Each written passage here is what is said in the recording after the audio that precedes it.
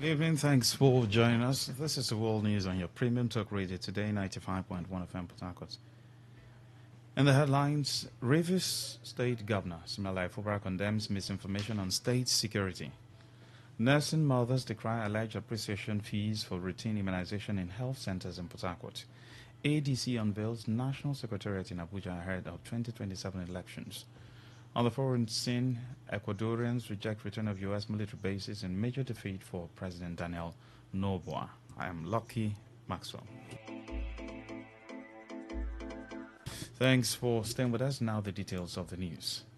Rivers State Governor Simalai Fubara has condemned what he described as a deliberate campaign of misinformation aimed at portraying the state as unsafe.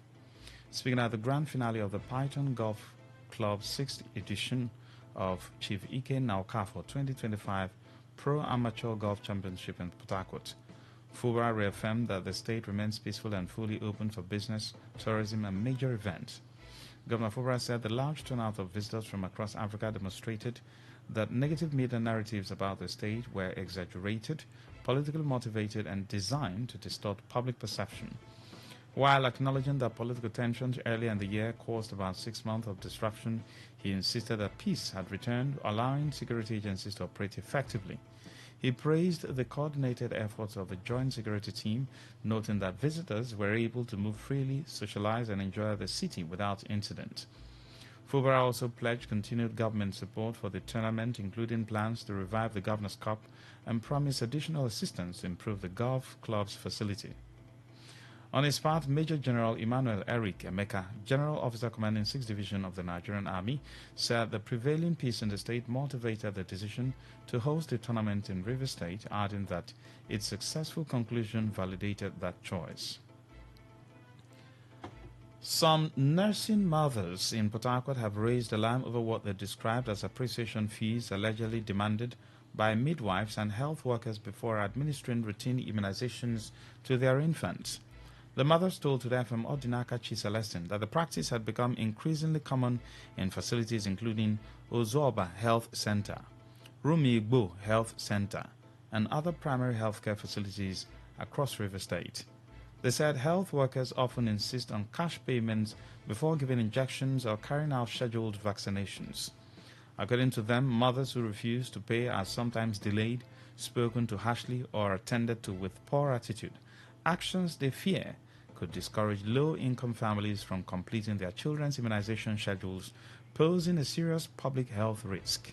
They don't make them as habits. They must settle them once they give your baby injection. I go there today now and say, I hope you will appreciate us. Also for health center. Mostly, almost all the health center. Both Mibo. Especially when they give your pikin injection, no go say no go give now. Make sure you no carry bad mind. Inject your baby. That means people that don't have money to appreciate them will not be able to take treatment from them. If everybody get money, this government hospital, they make them for people where they have no rich. But they're making everything difficult for us. Even when you go at an the drugs where they list out for them to give you. When you go, they go carry. Even though say they buy vitamin. Going for immunization now, it just look like a big deal, while it's something of going there with joy and free of mind. But now, if you go there to immunize your baby or take your TT, they will start asking you for appreciation. If you did not give them, they will start being harsh on you. When they take care of baby, they will just inject the baby anyhow they like because of you didn't appreciate them or you didn't give them money for the drinks. If I don't know any, I know about health center Zoba.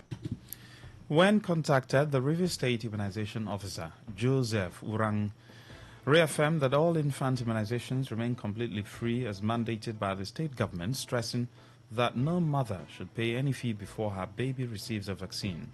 Government has provided everything that is needed for immunization. So any health worker that is charging for immunization services is doing the wrong thing, and the mother should not yield into it. We have placed our numbers. When they do that, they call. So that we immediately send people to that place to find out who is charging for immunization. Because anytime you go back there, the people will deny. Even the mothers who are complaining to you will not be able to show us who is actually charging for this. Government provided everything. Our fellow Nigerians will be taxing our own people, chasing people away. They have disease outbreak now. The next thing they will say government is not doing what it's supposed to do. Meanwhile, you still have people who are chasing away people from the health facility. But this thing is illegal, and we're saying the immunization is free. Government has provided everything. Vaccines, the syringes, everything is being provided. President Bola Tinubu has called on the Nigerian judiciary to take decisive steps to restore public confidence in the justice system, warning that justice must never be for sale.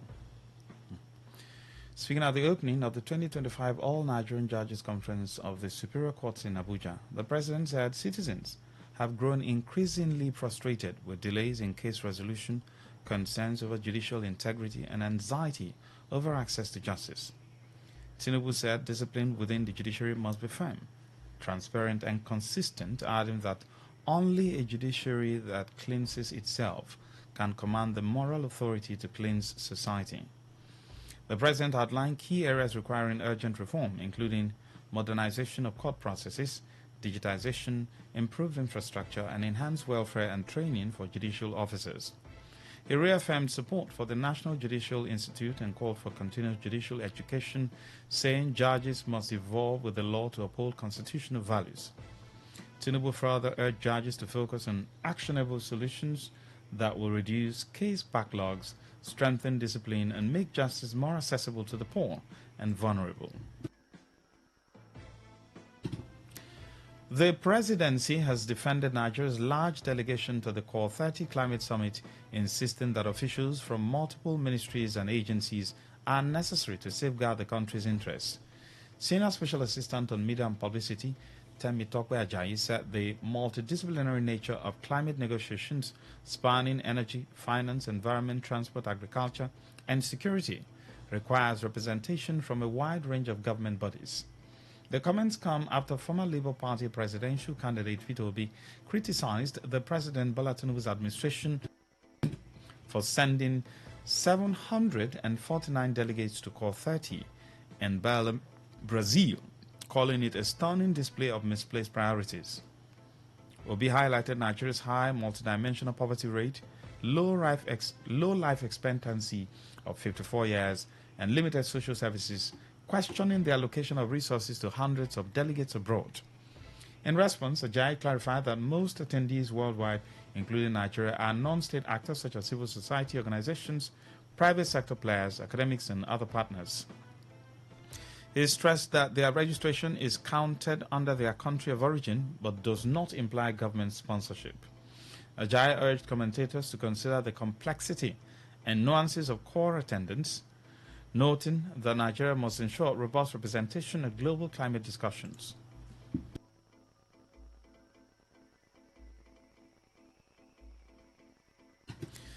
The African Democratic Congress ADC has officially unveiled its national secretariat in Wuse 2, Abuja, as the party ramps up preparations for the 2027 general elections. The inauguration was led by former Senate President and ADC National Chairman David Mark, alongside prominent leaders including former governors Rauf Aregbesola and Nasiru El-Rufai, former River State Governor Rotimi Amechi, ex-SGF Babache Lawal, and Senator Dino Melaye. Mark urged party members to stay focused on preparations for the 2027 polls, emphasizing that the coalition's goal goes beyond winning power. He accused the current federal government of hijacking democratic institutions and warned that the coalition seeks to prevent Nigeria's descent into a one-party state. The ADC was adopted as a political platform for the opposition coalition on July 2, 2025, and other notable members including Atiku Abubakar, Peter Obi, Emeka Ihedioha, Senator Ireti Kingibe, Solomon Dalong, Dele Momodu, Senator Gabriel Suswan, and former Chief of Air Staff, Air Marshal Sadiq Abubakar. Former ADC Chairman Ralph Mosu formally handed over the party membership card to David Mark and Rauf Aregbesola, confirming their roles as interim national chairman and national secretary. Senator Aline Dume has stated that the All Progressives Congress APC has no choice but to accept politicians leaving other parties amid ongoing defections, urging unity to strengthen Nigeria and support President Bola Tinubu's leadership. Nduma made the remarks in Abuja in reaction to comments by former Niger Governor Muazu Aliyu that the People's Democratic Party PDP had removed the cancer within its ranks through suspensions. Nduma emphasized that other parties, particularly PDP, were reluctant to play opposition or minority roles, adding that APC leadership has been welcoming to politicians seeking a new home due to crisis in their party. He also warned about the risk of an overloaded party likening it to a ship carrying too much cargo that could capsize. You're listening to the World News on Today 95.1 FM Port Harcourt. We'll be right back after the short break. Stay with us.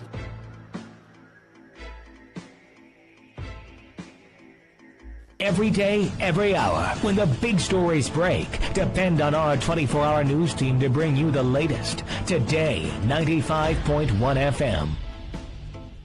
Thanks for staying with us. Now the rest of the news. The National Union of Electricity Employees, NUEE, has threatened a nationwide power shutdown following an alleged assault on Transmission Company of Nigeria TCN staff at the Egbu transmission substation in Imo State.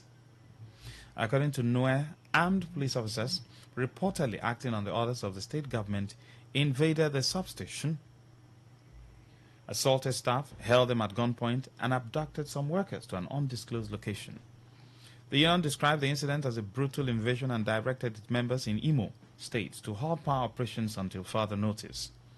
According to its acting General Secretary, Dominic Igwebike, NUE has demanded the immediate release of abducted members, compensation for damaged property, and medical attention for assaulted workers.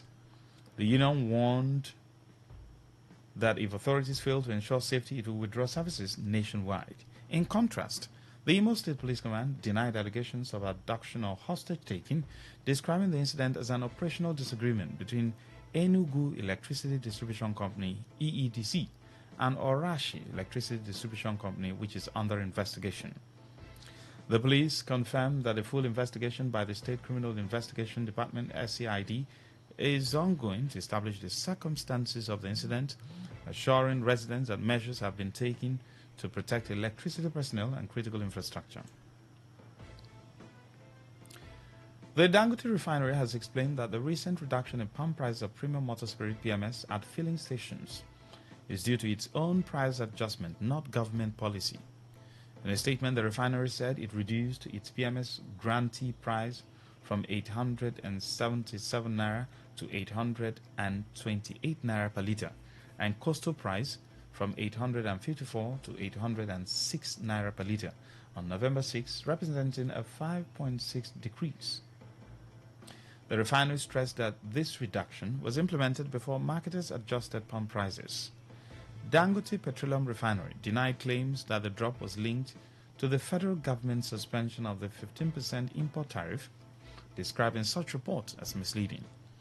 The refinery noted that the tariff suspension had been approved by President Bola Tinubu on October 21 and is unrelated to its internal price adjustment.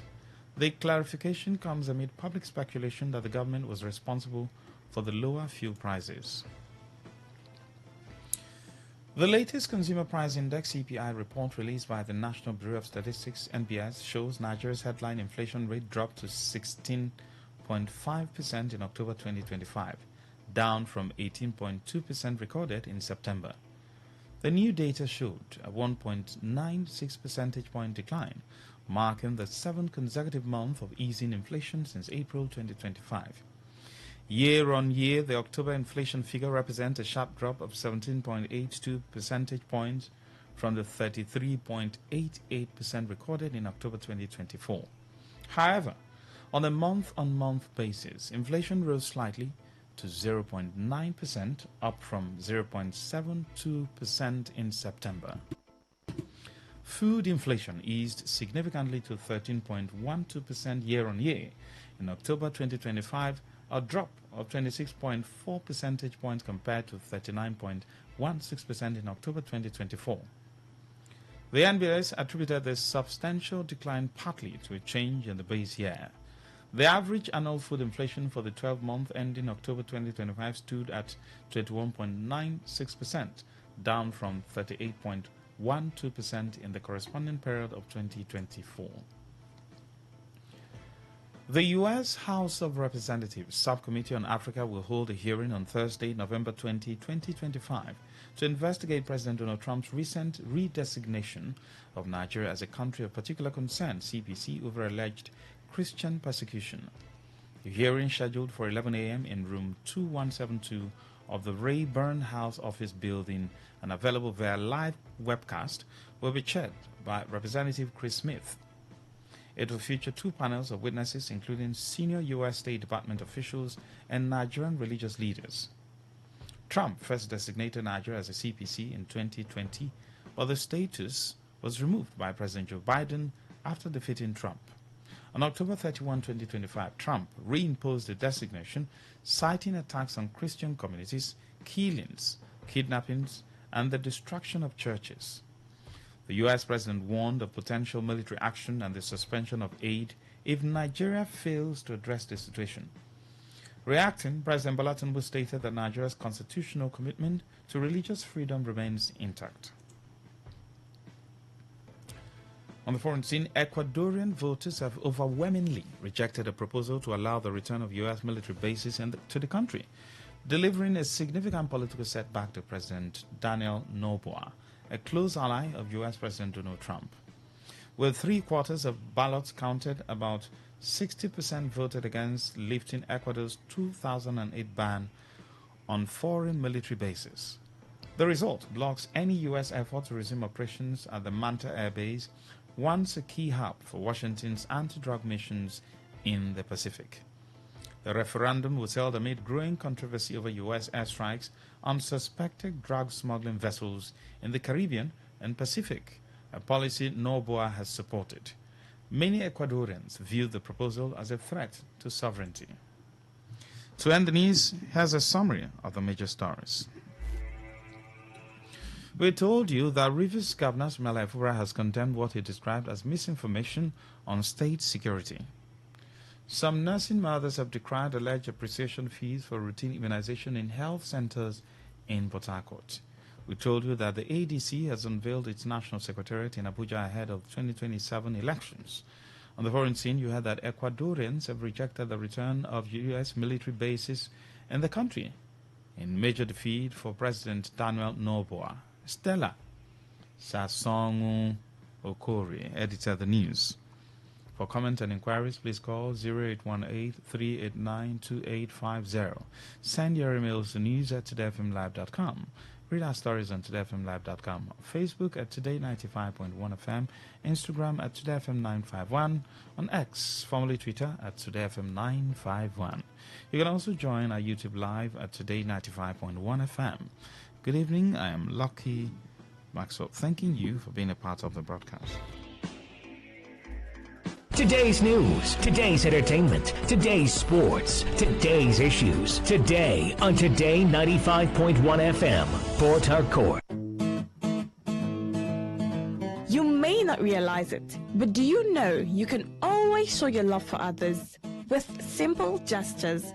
Here are some of them. Always look for the good in people. There are two sides to every story. We have our good and bad sides. So, look for the good in people. Focus on people's potential. Everyone has potential. So, rather than put them down, help them realize it. Choose to love. If you're given an option between giving love and receiving love, choose given because that is a more practical choice. Treat everyone as equals. This means letting go of all the prejudice and partiality.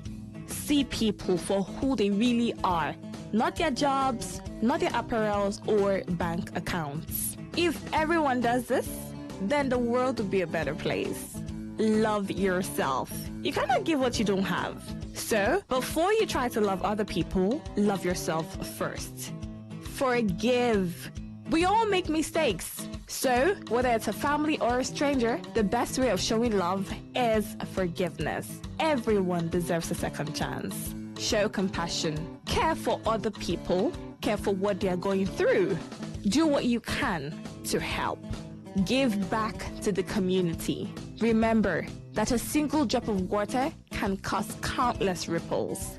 That donation, no matter how small, can inspire others to do the same. Smile, even to strangers.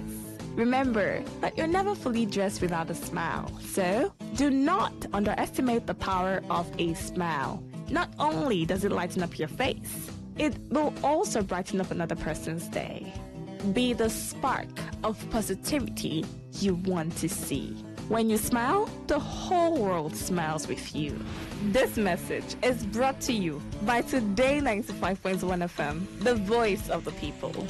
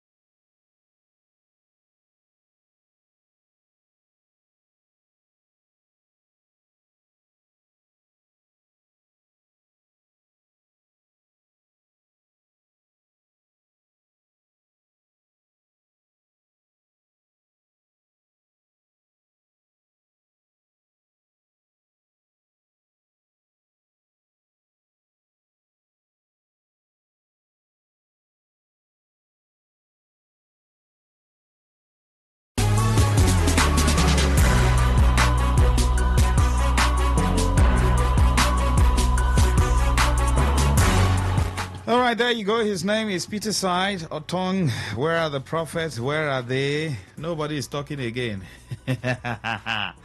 Nobody is talking. All right, everybody is quiet. Everybody is now quiet. Nobody is talking again. According to Amechi, says the pot is now bigger.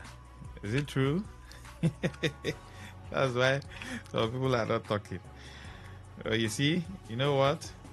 Whether you talk or you don't talk, I was having a conversation, just a side conversation with one of my colleagues, and he said, man, that, he was trying to compare it to something that happened recently, and he said, if Nigerians can stand up for their right, that whatever, all this nonsense that is going on in this country would have stopped. And he related it with, something that happened recently.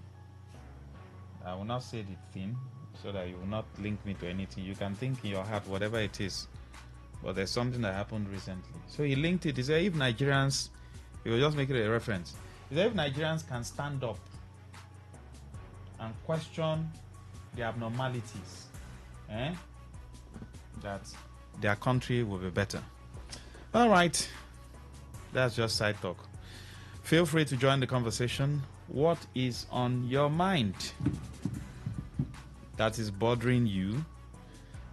You want to talk about it, but you don't have anybody to discuss with, to gossip with. Bring that gossip here. Just bring that gossip here. Right? 0810-9510-951. Good evening. Good evening, sir. Yes, please go ahead. Daniel Berry from Eneka. All right, sir. So many things on my mind, and they are bothering me. But because of time, I can't say them all. Let me start with Super Ego, then I migrate to house rents. The way houses are very, very... Oh, you see that Super Eagles thing, I don't even want to talk.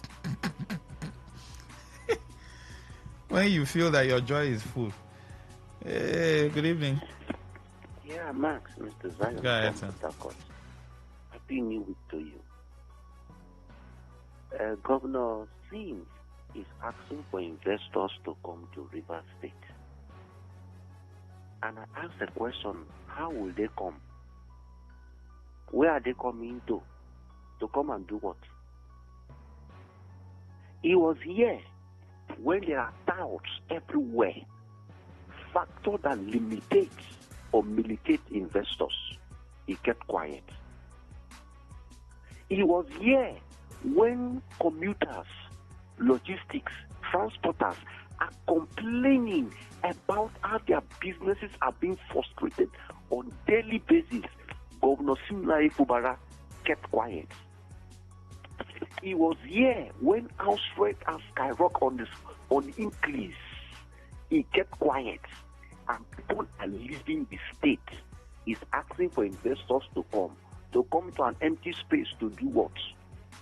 Let me lecture Governor Sim Fubara this evening. You want to lecture Governor Sim Fubara? Yes. No, I beg you. Okay, leave him. We could discuss him here. Okay. The state can only attract investors. Number one, population. Number two, a tranquil environment, which means taxation, everything. We talk about the people convenience.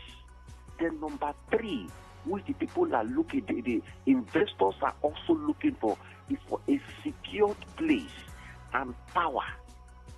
If he can fix these three limited ones, one, the rate at which shop rents and house rent are increasing. Number two, the touting and double taxation. These two major will attract more people that will be that investors will see a reason to come. Oh, there is a population there. Oh, let me bring silver's industry. There is population there. Oh, let me bring popcorn factory. There is population there. Oh, let me bring housing industry. Oh, more houses. Oh boy, let us go and invest about 2,000 housing in River State. This is how investors operate and reason. Mr. Governor, I beg you. Thank you very much. You know, if you're in the U.S., you can say, let me lecture President Donald Trump. And nothing will happen. Yes. There's a governor, I think, is it the California governor? The man they quarrel with Donald Trump. Oh. Yeah, so do press conference, he blast Donald Trump. Which governor get mind here to that one? They even go tie themselves to the center. Good evening. Hello? Yeah, can you hear me? Yes, sir. Go ahead, sir. I ran out of credit. I've recharged. No problem. Daniel from Eneka. Yes, sir. Someone wants to lecture Governor Sima. You are scared. No. I'm not scared. I'm not scared. You listen to me now. You understand?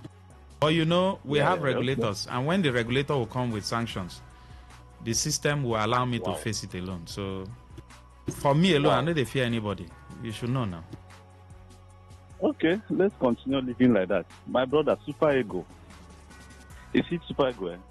Even in 2030, they are going nowhere. What makes you think so? I called your colleague. Yes, I called your colleague sometime last week in sports program. I told them they will not qualify. They say it's a lie. I still call them back today. They will know. I heard that they have not been paid since 2019. Master, are you aware of that? Yes, they raised that alarm, but they later said the matter was settled now. You later paid them after 6 years. See, brother, we are not serious in everything, both in sports, in academic, in everything. Nigeria, we're not that serious. Even in terms of development, we are not serious. 2030, they're not going anywhere. When they are serious, me and you go no. And if they want to take advice from me, they should start from an EFF, an EFF, sanitize. Secondly, my brother, the way rent they cost, you should say all of us no go they do Yahoo.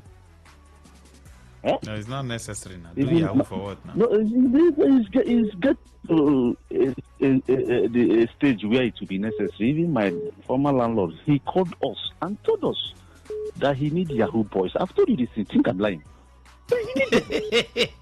I'm not lying. He in America here. He told us that he needs them. He evacuated. I will not lie against him. He gave everybody 6 months quick notice. Even though your month is ending, rent is ending this month, just stay months, 6 months and go. And I will not also lie. He now renovated. They have put POP. 2-bedroom flat of 350K. He pushed it to 1.3 million.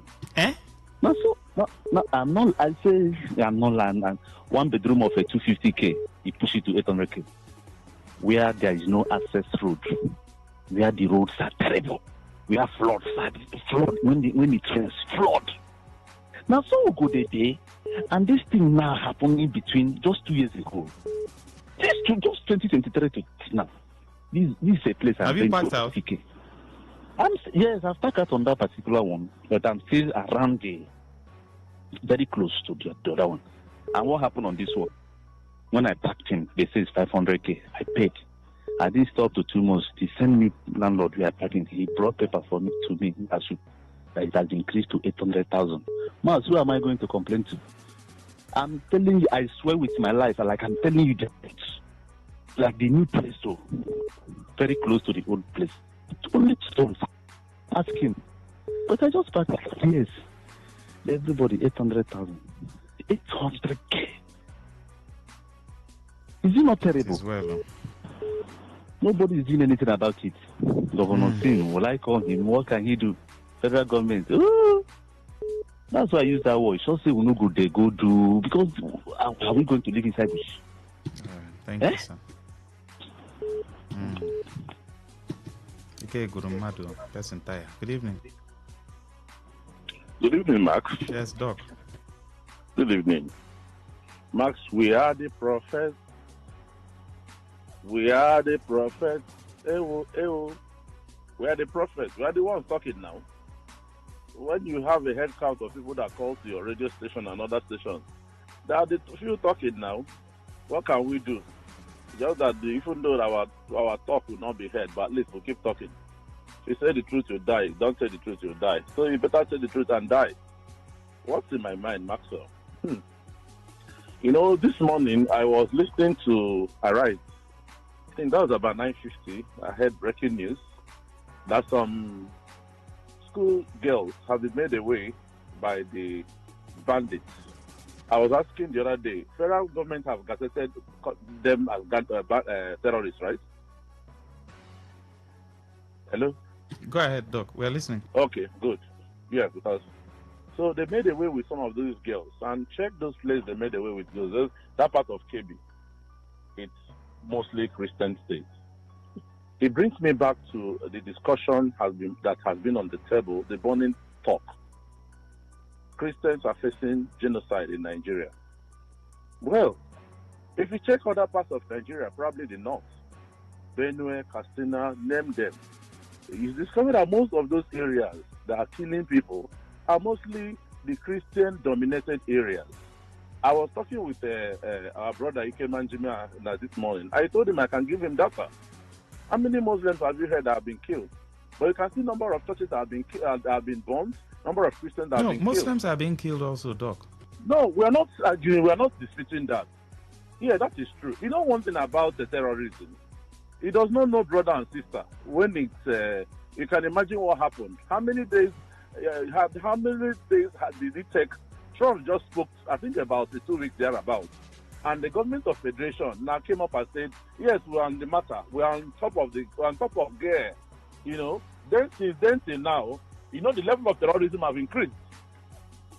It has increased. You can imagine number of girls. Only God knows. I'm surprised it has not been made public in any media house. Number of girls that they took from KB today. I mean, they've not told us the number of girls now.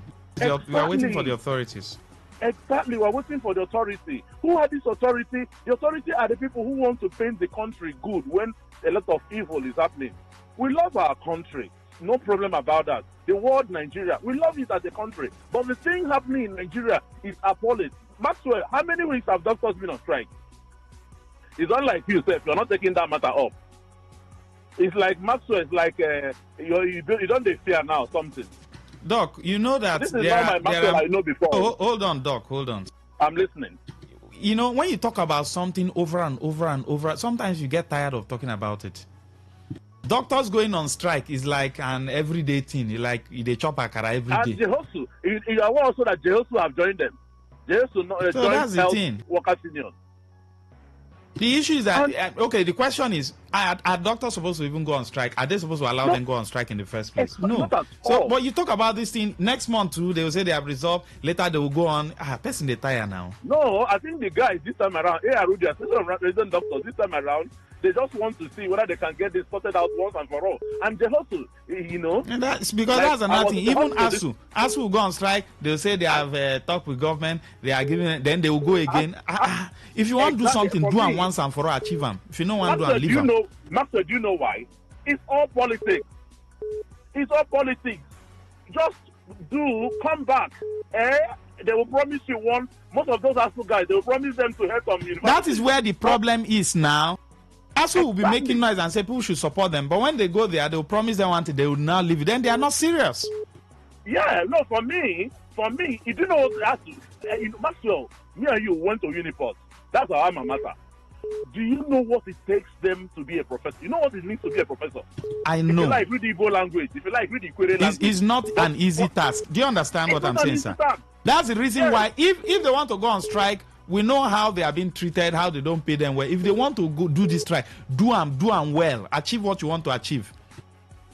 But politics will not allow them. So what do they want this public to do? Well, what the public wish to do is we keep talking. We keep talking because the pharmacists, the lab scientists, technologists, and even cleaners have all gone on strike in the hospital. Probably the only people working now is the nurses because nurses are pulled away from Jehosu. They are the ones working. What can they do? You can't admit anybody, of course. Where would they do the test? Which unit, which dietetics will come, team will come and review? Which pharmacy will come and review? Which lab scientists will do investigations and all that? Right. Thank you, Doc. And I tell you one thing, nobody's even talking. Thank you, Doc. What kind of country is this? That is my witness. Thank you, Doc. and have a blessed evening. Thank you, Doc. Some people are tired of talking about this matter over and over. Good evening. Lucky Maxwell, good evening. Yes, Robin Maja. God bless you and God bless Today FM. Lucky Maxwell, first and foremost, congratulations. So, what happened? We finally lost now during the penalty.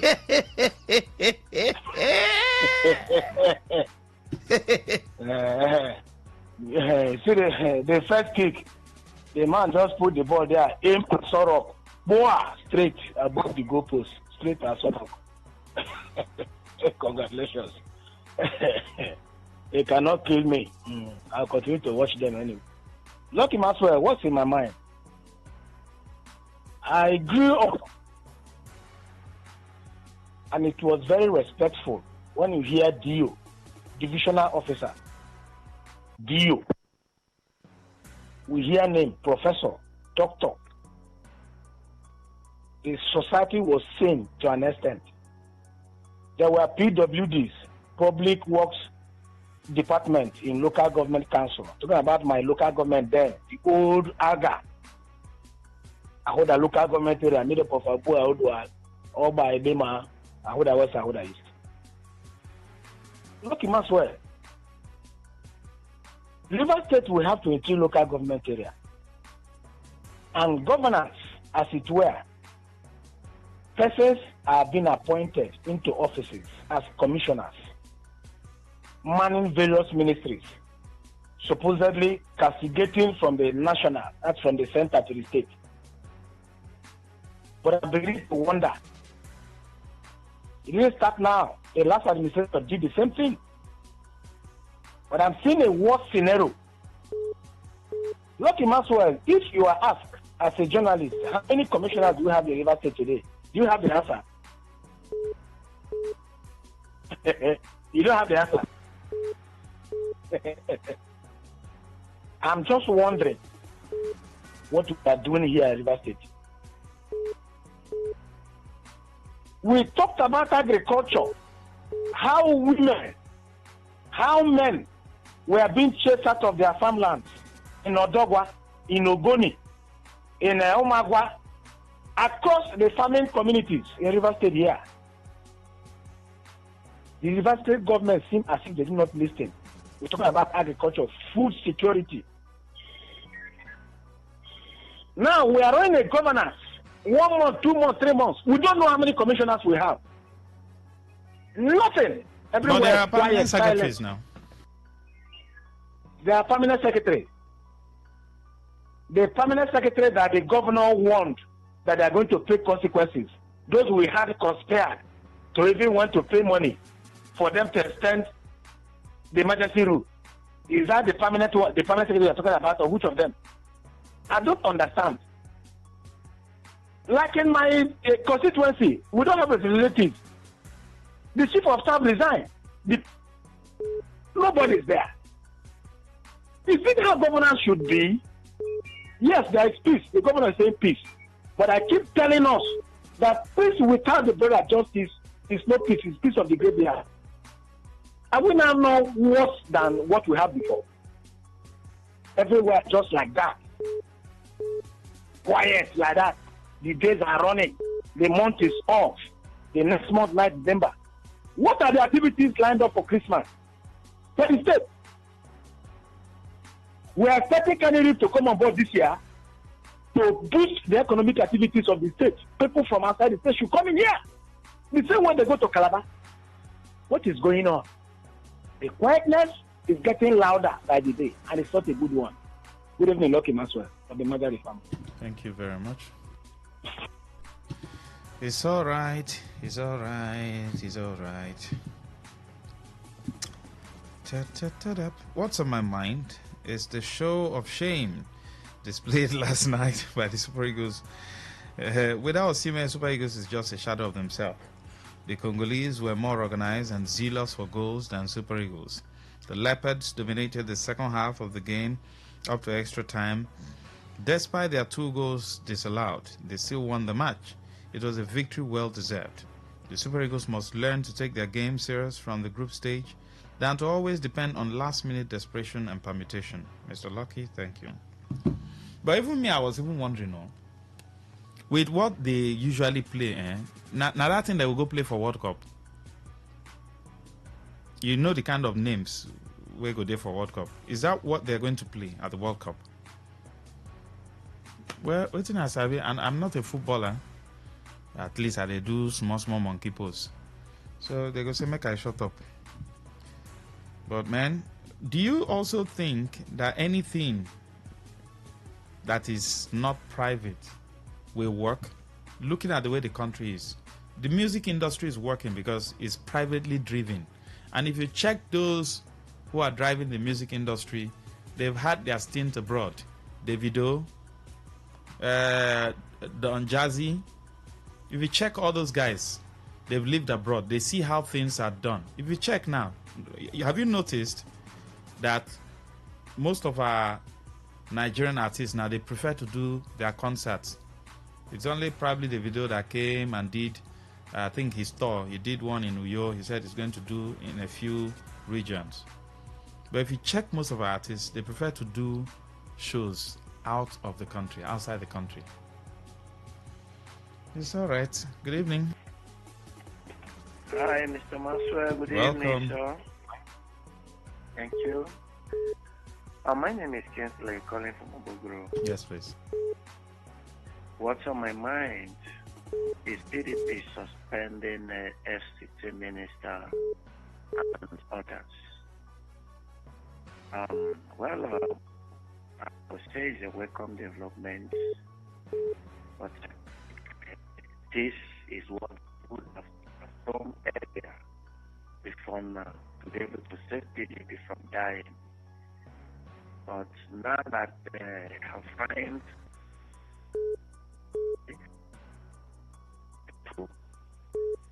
let me save your airtime, sir. Good evening. Hello? Yes, sir. Go ahead. Maxwell, good evening. Yes, sir. That's Congo. You see, I want to, what's my mind, has to go to Super Eagles of Nigeria. You can see that the situation of Nigeria now is responsible for what is affecting the Super Eagles. Let us retrace to 1996 Atlanta and some other years when Nigeria was Nigeria. For you to know that this Nigeria is not doing things the way it's supposed to be, and then the turnaround is that it's affecting Nigeria generally. You see, 11 players, good 11 players, will come out from one kitchen. Let them be picked. But now, this man will bring his own brother. This NFF, now wow, politicians. If they will remove this ethnic centrism and the political matter in football, oh God, Nigerians know how to play football. But the problem we have is that what the ills that is going on in Nigeria is affecting Nigeria in all spheres of Nigeria's life. Thank you very much. Oh, thank you. You say now, wow. That's why I asked. Do you think anything that is, because NFF is, partly government kind of, until probably you remove football from the NFF running it and put it in a private hand, that's the only way you can succeed, though. Well, so my man Maxwell, heaven has not fallen since the Buccaneers has been casted down. PDP, my MVP for the week. Henry Woko. Mr. John says, Max, the prophets in Nigeria have gone with the winds. It is laughable when I heard on your news that Tinubu is calling for judicial integrity. For who? He said, is he not the one empowering Wike to build houses for the judges? For what purpose? Is it not for favorable judgment, allegedly delivery from the likes of ... Where are the prophets? Nigerian integrity has been kasongoed by them, but the Nigeria is still possible and it is coming. Mr. John, thank you. Good evening. Hello, Mr. Masura. Yes, please go ahead. Mr. Masura. Yes, sir, go ahead. What is in my mind is that I could. Your line is breaking. Hello? Hi. So sorry, sir. Good evening. Good evening, Max. Yes, sir. How is the evening? Yeah, I'm Rocky calling from Anthony. Yes, please. Max, my people in Samanga village in Andoni local government are dying. You know what is killing them? There is no health center, there is no hospital, there is nothing to be write home about for the past 70-something years in Samanga and Oyo State. Max, every day my heart keep bleeding because even common as they will call malaria kill people in my village every day. I beg every government, let remember us. No. I beg the people are dying every day by day. Common, right. You get small from river, you get iodine to just go on top. Nobody to go to, nobody to attend to. Max, it has even worse. Chemists, we don't even have in my place.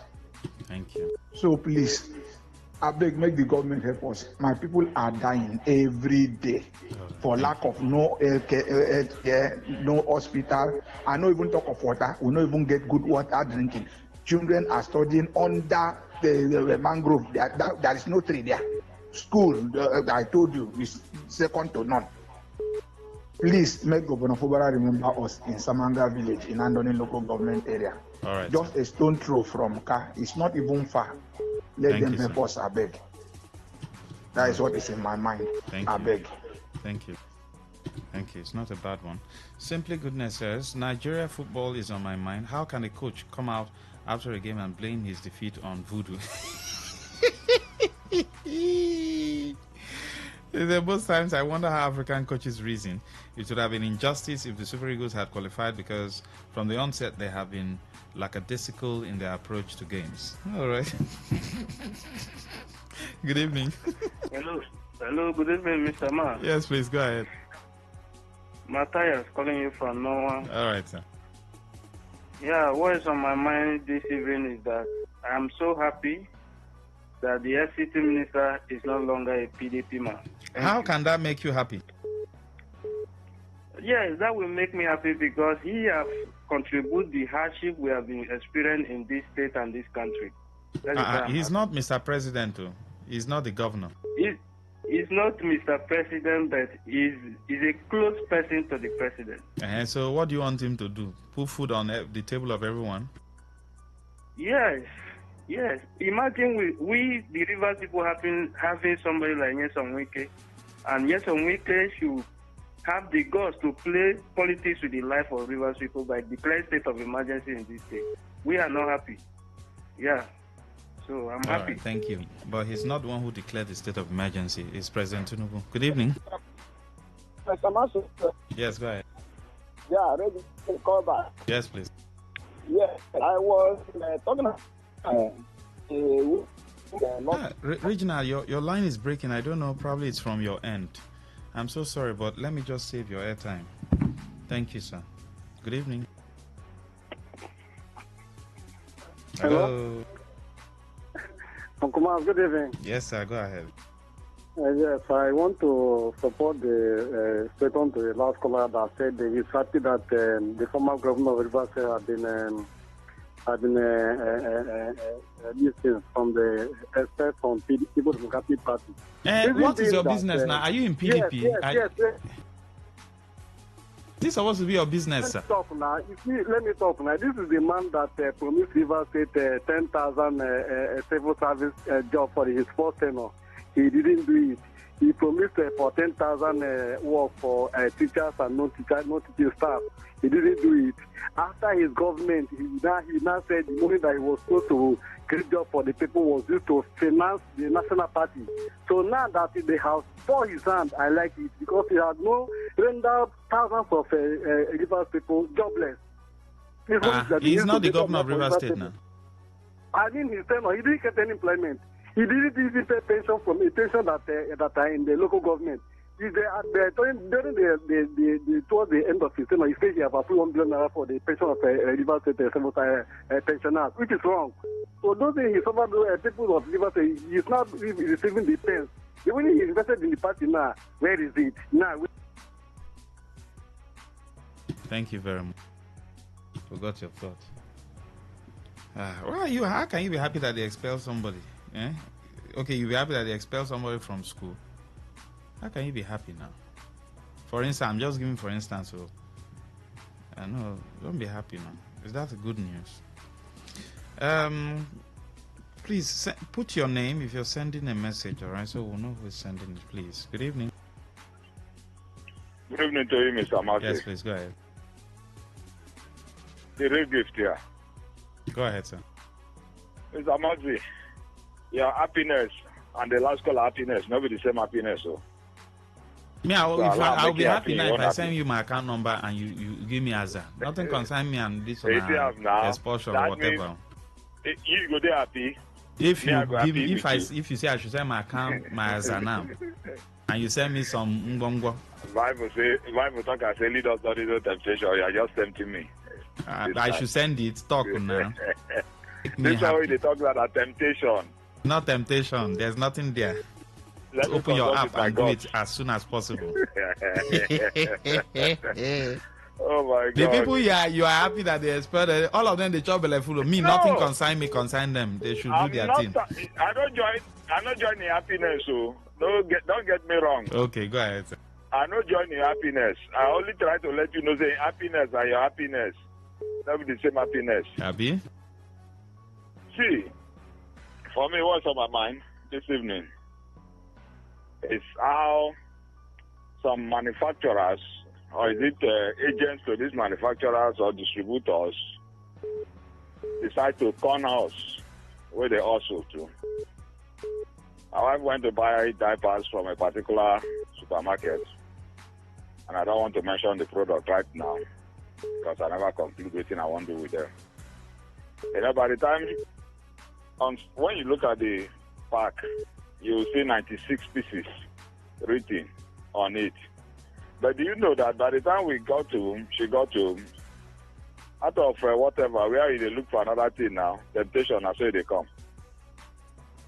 You now realize that the 96 pieces they wrote that you are seeing was written on a short piece of nylon and pasted to cover the original content in that pack.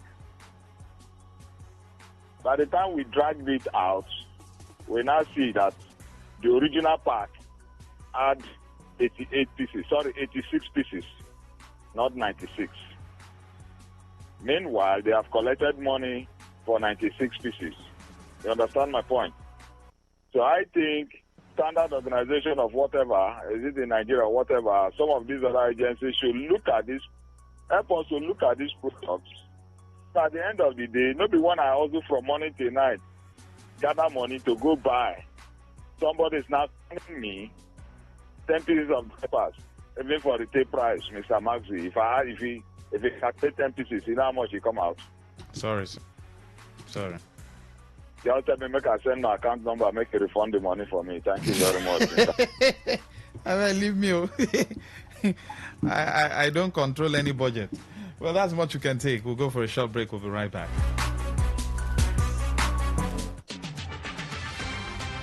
Today's news in 60.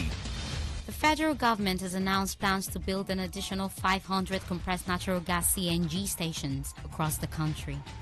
The Dangote Petroleum Refinery has denied a viral video suggesting it is working with the company to distribute petrol through dispatch riders. Commercial banks have asked customers to link their accounts to their national identification numbers NIN, or tax identification numbers, tax IDs, ahead of the implementation of the new tax laws. The Federal Competition and Consumer Protection Commission, FCCPC, have set January 5, 2026 as the deadline for full compliance with its digital traditional consumer leading rules. And on the foreign scene, Japanese tourism and retail shares dived today after China warned its citizens to avoid the tourist hotspot in a spat over Prime Minister Sanae Takaichi's comments on Taiwan. Today's news in 60.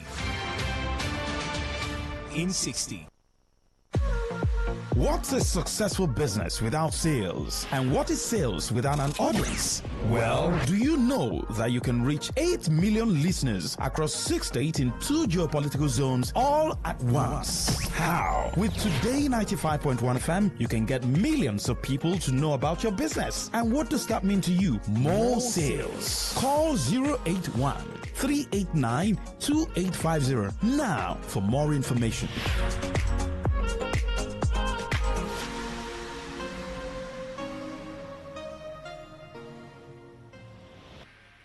Say no to the ordinary.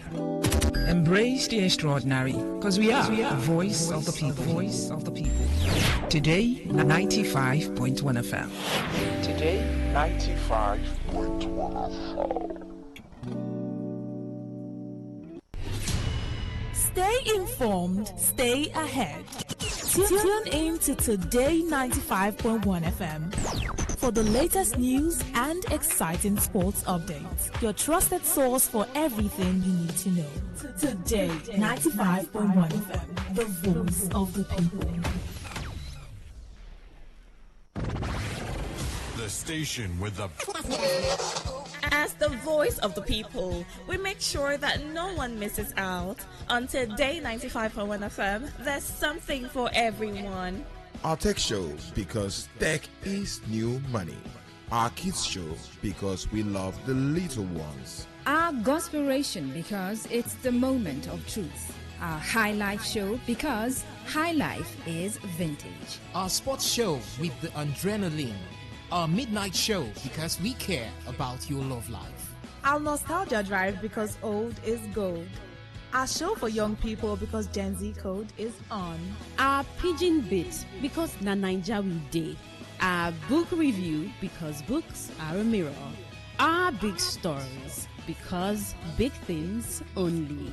Our health shows with seasoned health experts, because we care that you're healthy.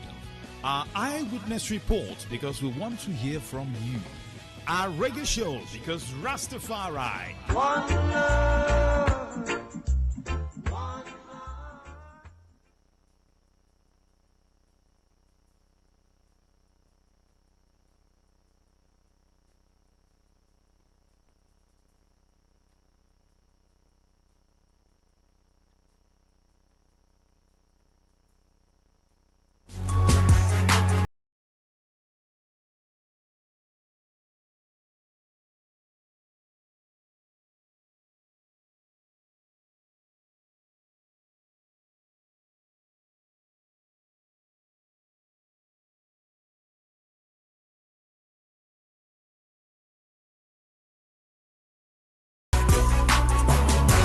All right, thank you for joining us. We have Dr. Vigo right here in the house. Dr. Vigo, good to have you. Welcome. Yeah, thank you very much. Good evening, everyone. All right, so you're looking at the summit coming up when? What's it about the summit? Who is to attend? What do you stand to achieve in this particular summit? Okay, greetings once again, my people. God bless you. My name is Apostle Dr. Clinton Wisdom, and I did this studio with Madam Olive, the masterpiece herself. Yes. Okay. You know, our people say when you encounter a good opportunity, you bring it home, and that's why we are here. And if you look at the environment today, you find out that our health system somehow have failed us, and that's why we always tell people there is need for you to eat healthy. That is, eating your food, your medicine as food, than eating your food as medicine than eating medicine as food. Now, what I mean is this: there's so many families that every night before they sleep they must take medicine, and it has become a routine. Now, you find out that those people during old age, they normally suffer waist pain and so many health challenge because of those accumulation of chemicals that have taken when they are young.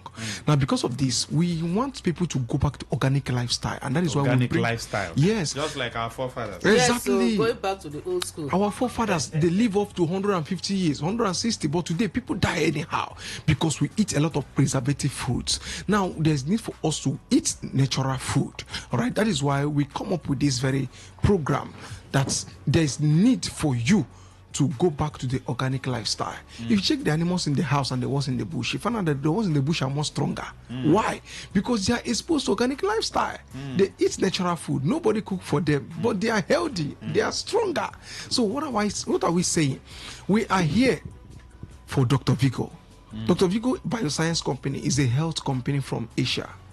This company are into production of both health products, beauty products, cosmetics, that is everything that is organic. There are so many people today they know they wear singlet again because they get so many challenge for skin, maybe stretch marks, korokoro and the rest. There is solution, permanent solution. What do they use in producing it? Now we travel to China to confirm the production of these very products. Now the company, we discovered that this company have 4 factories producing their products. Now among these 4 factories, we noticed that the products are produced from plant and natural extract. Yes, no chemicals. Now apart from that too, when we came back to Nigeria, we began to engage this product into treatment. In fact, as a matter of fact, this workshop we are having tomorrow, if you come, we are still going to show you some of the videos of our factories, our visit in China and the rest. So it is not fallacy, it's something that is very practical.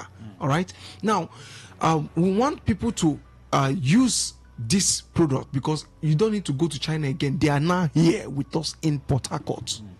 So it's at your doorstep. If you are having any kind of health challenge, please, there is a solution for you. And this workshop on the because of the campaign we're having tomorrow, this health campaign, there will be a free medical sensitization, free consultation, free medical checkup tomorrow. Remember, only tomorrow. You said free. Yes, so only tomorrow. Okay. Now, these free things, and apart from that, we'll also be doing some practical and giving some of these products free for just the first 10 persons that will be at the venue. The first 10 persons? Yes, only 10 persons. Yeah. The first 10. Yes, no, not too small. At least people will come on time. You know, say our Nigeria with Africa man time. They like to say, make a come on my own leisure, you know. Anybody, those first 10 will come on time, should say they are very serious. They really want to get solution to that very challenge. So even though na teeth problem, even though maybe you know they feel urinate very well, or people will be say they sleep in the night, they go urinate up to 20 times before morning. No, now you don't need to live like this now. Forget, even though they don't tell you say you go manage until you die, forget. There's what we call human body regeneration and restorative science. We'll go show you tomorrow now. We call it NMN. The full meaning is nicotinamide adenine mononucleotide. We'll explain this to you tomorrow. So try to be there. So what's going? Let's look at where is the seminar holding. Who is to attend? Okay. Now, is there any fee? The seminar is open to everyone. Okay. It have already been sponsored by Team Olive. Okay. All right, it's already been sponsored. You don't need to pay any money. Okay. So just come. If you can read and write, come with your writing material. But if you cannot read and write, say come carry yourself. Come. You get any sick person around you, also carry them. Come. Apart from the health aspect, we'll also be showing people how they can equally convert some of these health products to money because the company are looking for partners. So seeing first is believing. So now that's why we don't want to talk about the money aspect now. Come. Test the products, use the product, confirm the efficacy, then you can now identify yourself whether you want to be part of the company, you want to be one of the distributors, you want to be one of the service center where people can be coming to get the product. We'll connect you to the white man. At least you have a share with the multinational. What time? The time is 11 o'clock, country people. That's 11 a.m. Yes, tomorrow. Okay. 11 a.m. Okay. Venue is number 14, Honeymoon Plaza. Rumola Rumokuta Road is just along the road, the 2-story building. Honeymoon Plaza. So they do honeymoon there. Now the name of the plaza. Now the name of the plaza is a popular plaza. Okay. Yes, if either from Rumola or Rumokuta, just tell the taxi that you are going to Honeymoon Plaza. Okay. Along the road there, they will just stop you. First floor. First floor, yes, first floor. You will see Dr. Vigor banner there, you will know that is the place. Okay. And 11 a.m. Yes, 11 a.m. tomorrow. Country people, try to come because good, of course, say things like this, offer like this, no they last. So just come, maybe among the early birds. Remember, we dey give you other free tests. Okay. Free products one I go take tomorrow. So Exactly. make una try come early. If you finish, you finish. Exactly. Yes, so now those people will take and they will give their own testimony. Exactly. So try come early, make you follow for the people who will take them. Eh? Yes, now 11 a.m. Honeymoon Plaza. Number 14. Yes, so number 14 Honeymoon Plaza. You don't forget the plaza sef because the name now Honey. Honey.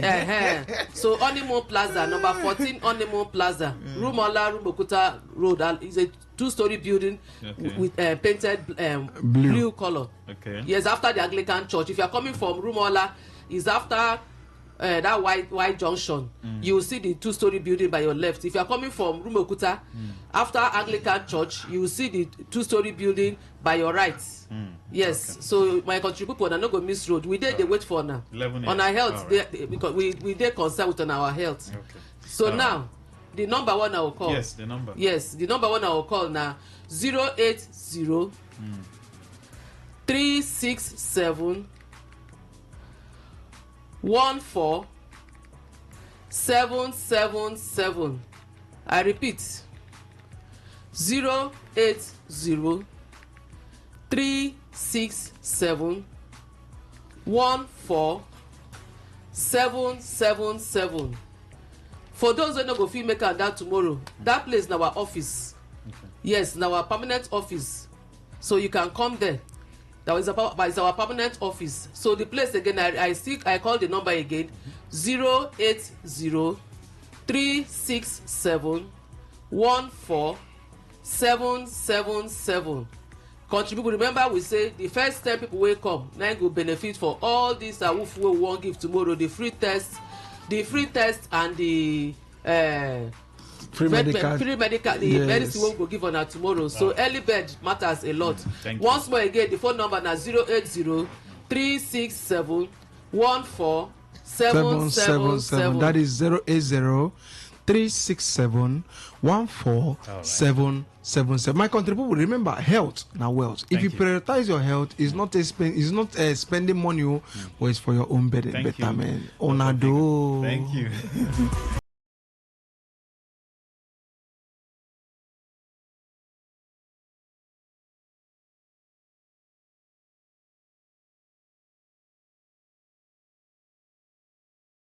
Welcome to Area Talk on Today 95.1 FM Port Harcourt. Good to have you on the show once again.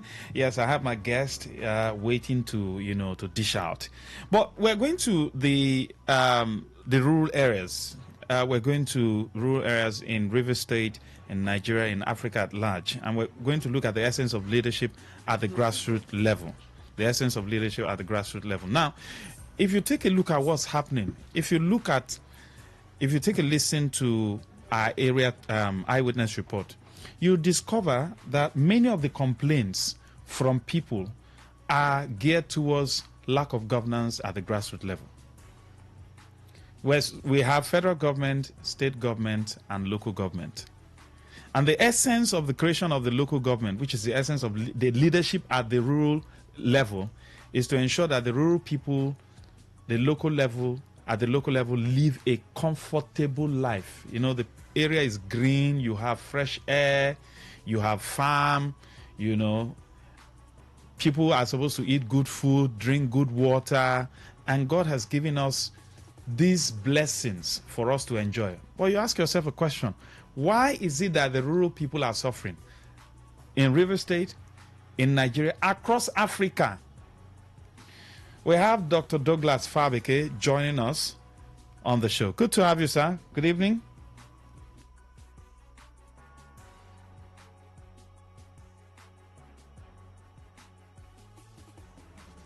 Yes, Doc. Good evening.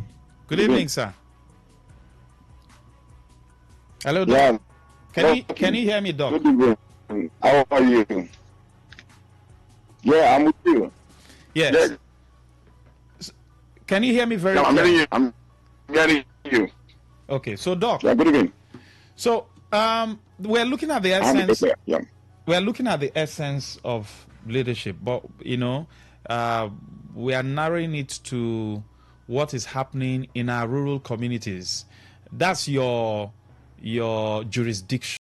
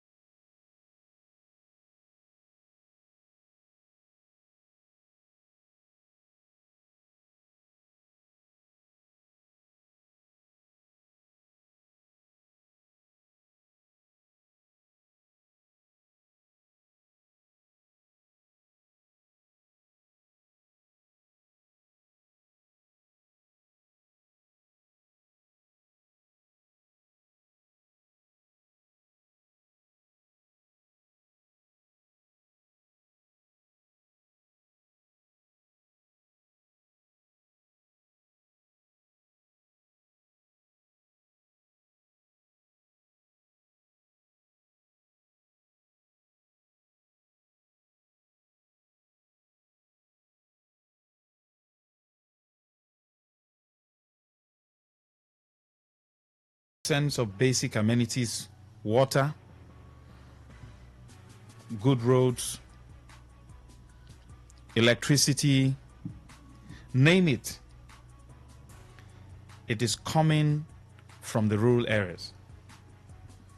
Why is it that leadership at the rural area has been neglected, has been bastardized? We have new local government chairmen, right? And we still have complaints of health centers. We still have complaints of primary schools that are dilapidated. Our reporters go to the field and they bring in this report. What is going on in the rural area?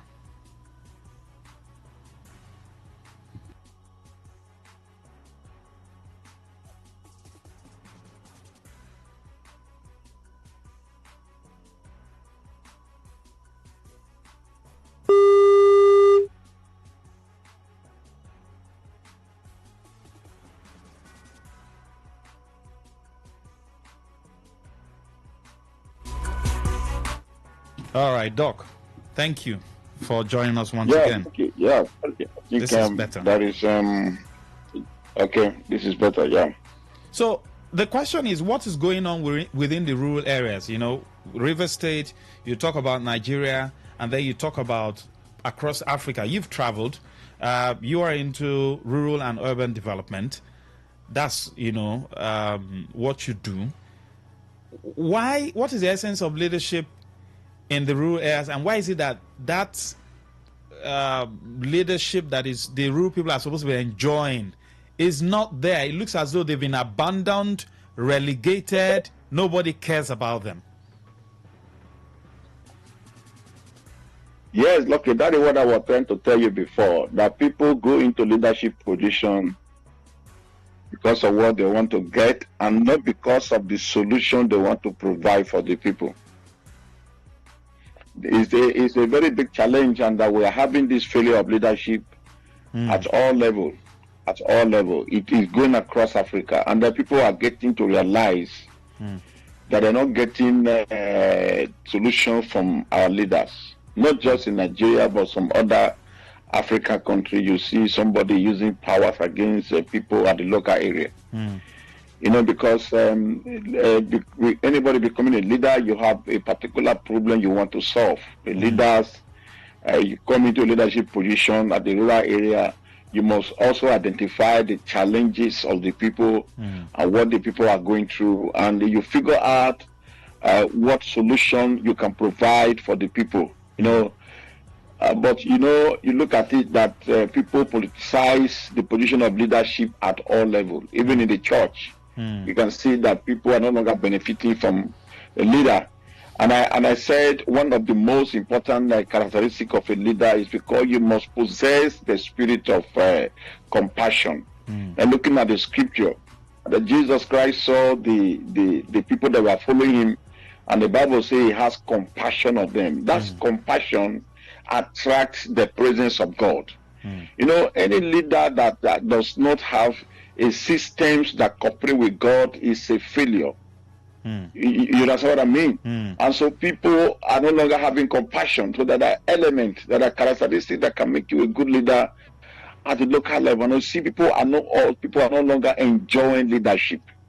When a leader appear in a situation, you cannot see that people used to get happy, people used to rejoice, people used to be, celebrate. But this time is no longer like that. Not just in River State, but in every other places where people are complaining here and there. And I think this thing, whether it's attached to the end time season or whatsoever, so I don't define. But at the same time, in some areas, people are getting it right. People are getting it right. Not just if you look at it, go across other countries in Africa. We have East Africa, we have West Africa, and you see people at the rural area also getting a solution for what. Because I was telling them, so when you talk about insecurity started from the rural area. Is that also?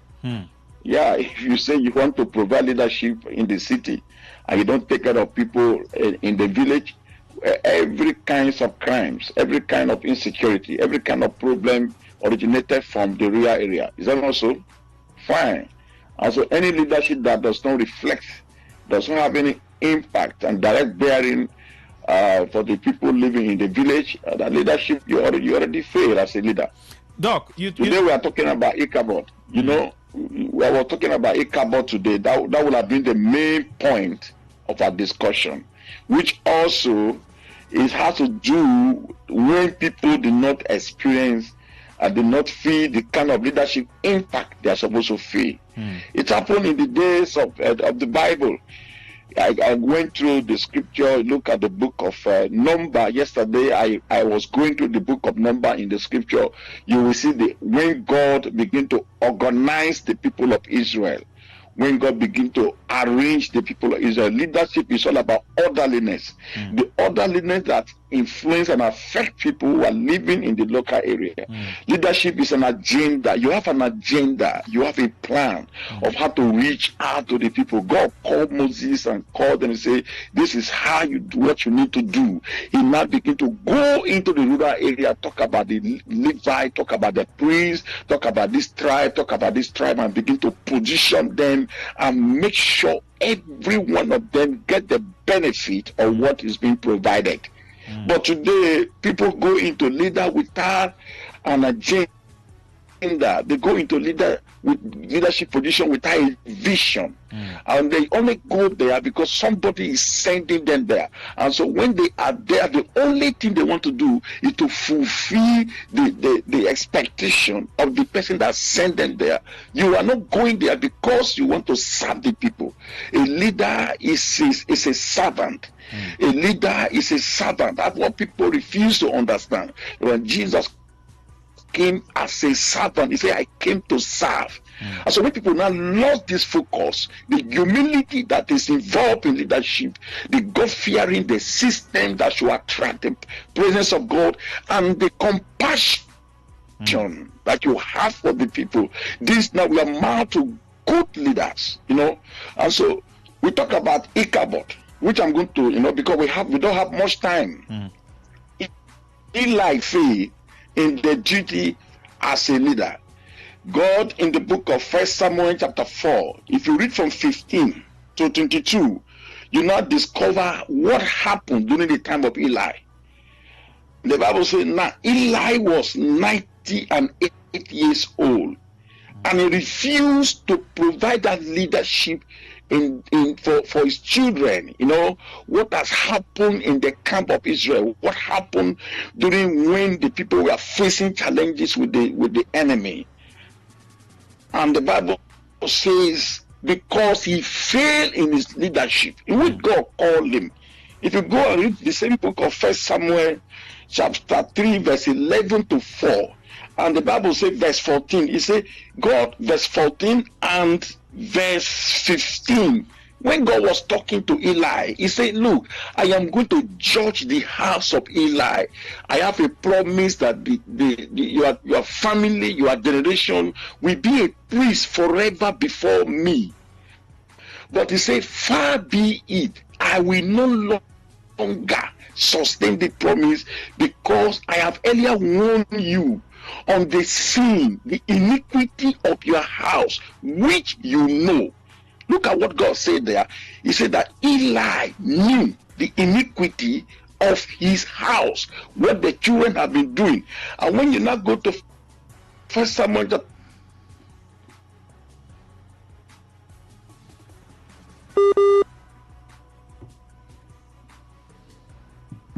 symbolized the presence of God. The ark of God came into their camp because they were being defeated. They were celebrating. Oh, we brought the ark of God, now we can win. You cannot see the empty noises in leadership. You don't even need to make noise. As a good leader, your attitude, the good work you do will make noise for you. Doc, let me ask you this question. Doc, can I ask you a question? You tend to relate our present day political leadership arrangement with what is probably happening in the Bible. Don't you think there's a contrast? Are they the same? They are not the same, but the leadership must have a root with the expectation of God, which related to what God have done before. And we have to go back to example. All these that are happening today are not what it has happened before. When you fail, you see the consequences of your failure. You see the judgment attached to your failure. Every leader has a principle. Every leader has a pattern. Now, you now begin to examine your own pattern in the context of the expectation of God upon the people. If your pattern is against the people, you will now see what God did to those leaders.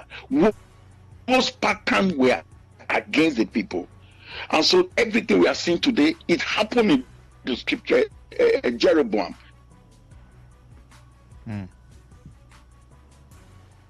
Particular content that God who made Israel to sin. So there was a particular pattern that Jeroboam carried to lead the people, and now made the people to sin.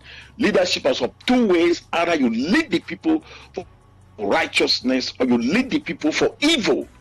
Your influence matter as a leader. And that is why I'm rooting it to the scripture. My own leadership as principle is rooted to the scripture. I'm a child of God, and not only that, God have interest in leadership. I was in North Korea. I left China to North Korea. Now let me tell you, if you come to this nation, you look at the high level of development. I was asking my friend when I get to North Korea, and I will ask one of the diplomats from Israel, and I said, look, the people that developed this place, are they spirit or they are human beings? Now, you now look at the design of a system that promotes the welfare of the people. That is leadership. You now look at a platform that enhances the growth of the people. That is leadership. You now look at the compassion that is embedded in leadership principle. The compassion. They don't know God. They don't go to church. But they have this element. They have these characteristics that provide the comfort that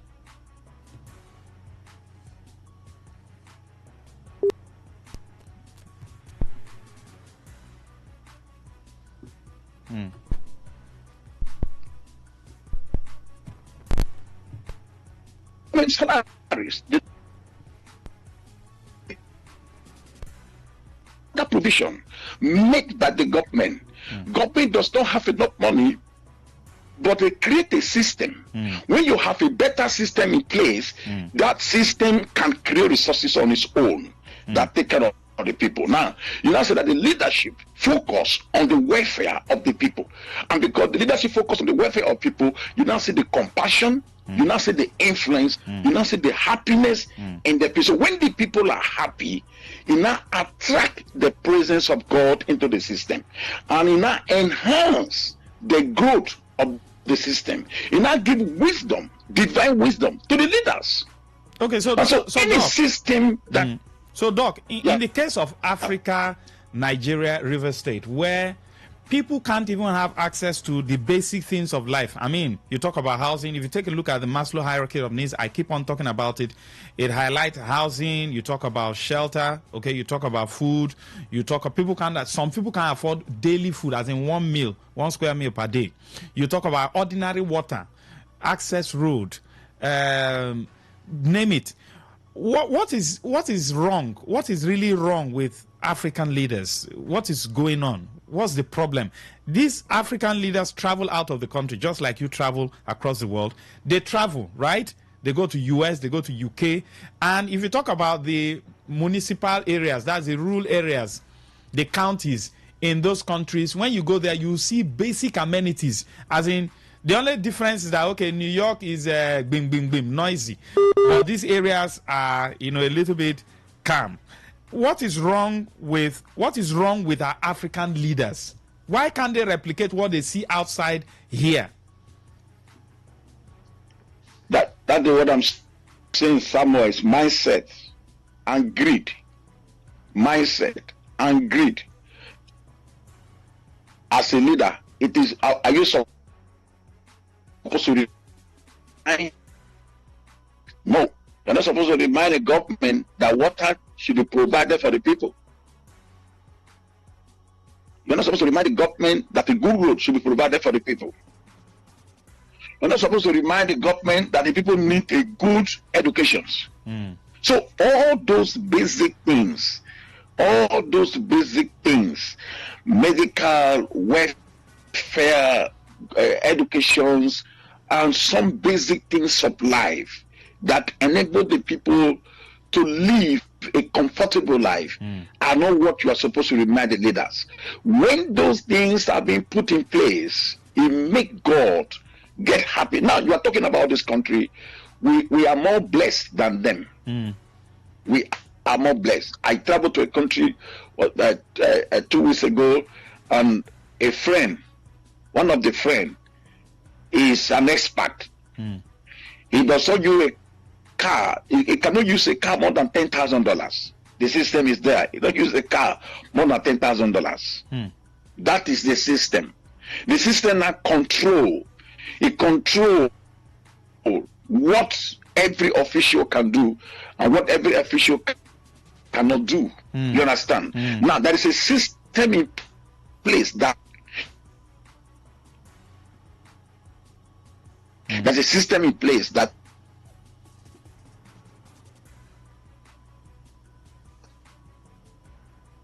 check how people should eat, how people should dress. So money you need to have in your account. Now, let me talk about the building. After a few minutes after 8, I just went and take my lunch. the door closed, and I try my key, automatically the door did not open. So I went to reception and I make a complaint. The man said that door is closed because I need to pay before I come back in. I got what I'm saying. So what I'm telling you now is they say, yes, he said, because I need to pay for the day before. Now, one of those days I couldn't pay on time and I left. So when I came back in the afternoon, the computer was telling me the reason why I should pay before I go out. Computer, I mean, it's a system. There's a system in place that enhance productions. Now, in leadership in Africa, we don't talk about productions. We don't talk about productions. We don't talk about the welfare of the people. Or when we enter into leadership position, the first thing we target is our enemy. How are we going to deal with this person? How are we going to deal with this person? And all these things, God doesn't like. God don't like it. The moment you use your leadership position to oppress the next person, you're already against God. And so when our system is against the will of God, is against the expectation of the people, is already in battle. God, you see, let me tell you something, Lucky. I told somebody yesterday, and I said, look, I open a Bible, the guy doesn't go to church, and I open a Bible, he doesn't believe in God, and I show him something in the Bible, and he read it, and he said, look, everything on earth is linked to God, whether we believe it or not. When you do well, you get a result. You get a positive result. When there is a system that promote, I keep saying it, the welfare of the people are the paramount vision of every leader. What problem am I going to solve? It is not a day here in Africa, a leader will go and be celebrating title. A leader will go and be buying houses and people know there is your houses and how many billion a leader will go in. Now it is not, you don't have a paramount vision of how to bring solution to the system that is against the people. What division they have. Now we're talking about what has happened. Now let me take an example from where I came from. We're talking an example from the challenges of what we have been facing on the environmental issues, the challenges of what we have been facing on the economic development of the people. Now the leadership, now you look at it. The government is not coming to look at the welfare of the people. I get what I'm saying. I get what I'm saying. They are not coming. Now, if you are coming to the Ogoni, you now look at the welfare of the people. But you now see the government will first talk about how to get from the people and not how to give the people. That's what I'm giving an example. I'm not against what people expected. I'm just giving an example. Now you see the Ogoni people, they have oil, they have this, not all Ogoni, all the other places. And you see the government coming about how the people have suffered maltreatment and human rights violations for years. Now the government have come back and say, okay, we want to drill oil. Now the government is not talking about what has happened to these people. How do we take care of them? The first plan that should come on board is how do we take care of these people? How do we develop these people? How do we put them back? How do we audit their health? These are the first plan. Now when you bring this first plan, God will promote what you want to do. But the reason why the people are always against the government, that is the system. It's not the people. When the system is anti-people, God will be angry with you. It's not the people. This thing you are talking about is a spirit. See, Lucky, God did not create us to suffer. I told my friend yesterday, I said, look, in Africa, we're not supposed to die and go to heaven. We're supposed to die.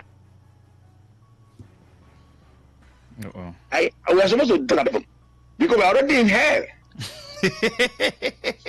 You're already in hell. When people die, they are supposed to just go to heaven to go and enjoy. Yes.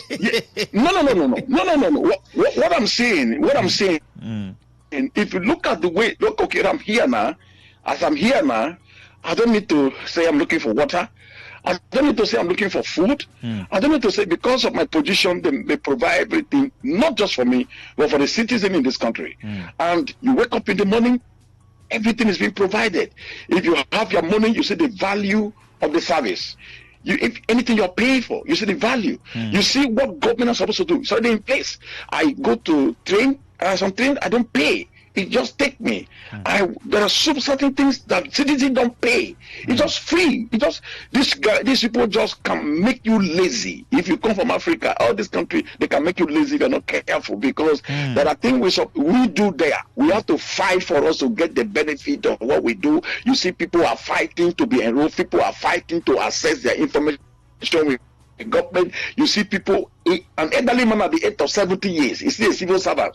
60 years, he is a civil servant. Now when you come to all this area, 50 years, the government retire them, the government give them food, the government give them salary, the government take care of the students, they go to school, they don't pay school fee, university is free, and all those. So what I'm saying is, if we die in Africa, we are supposed to come here as our heaven.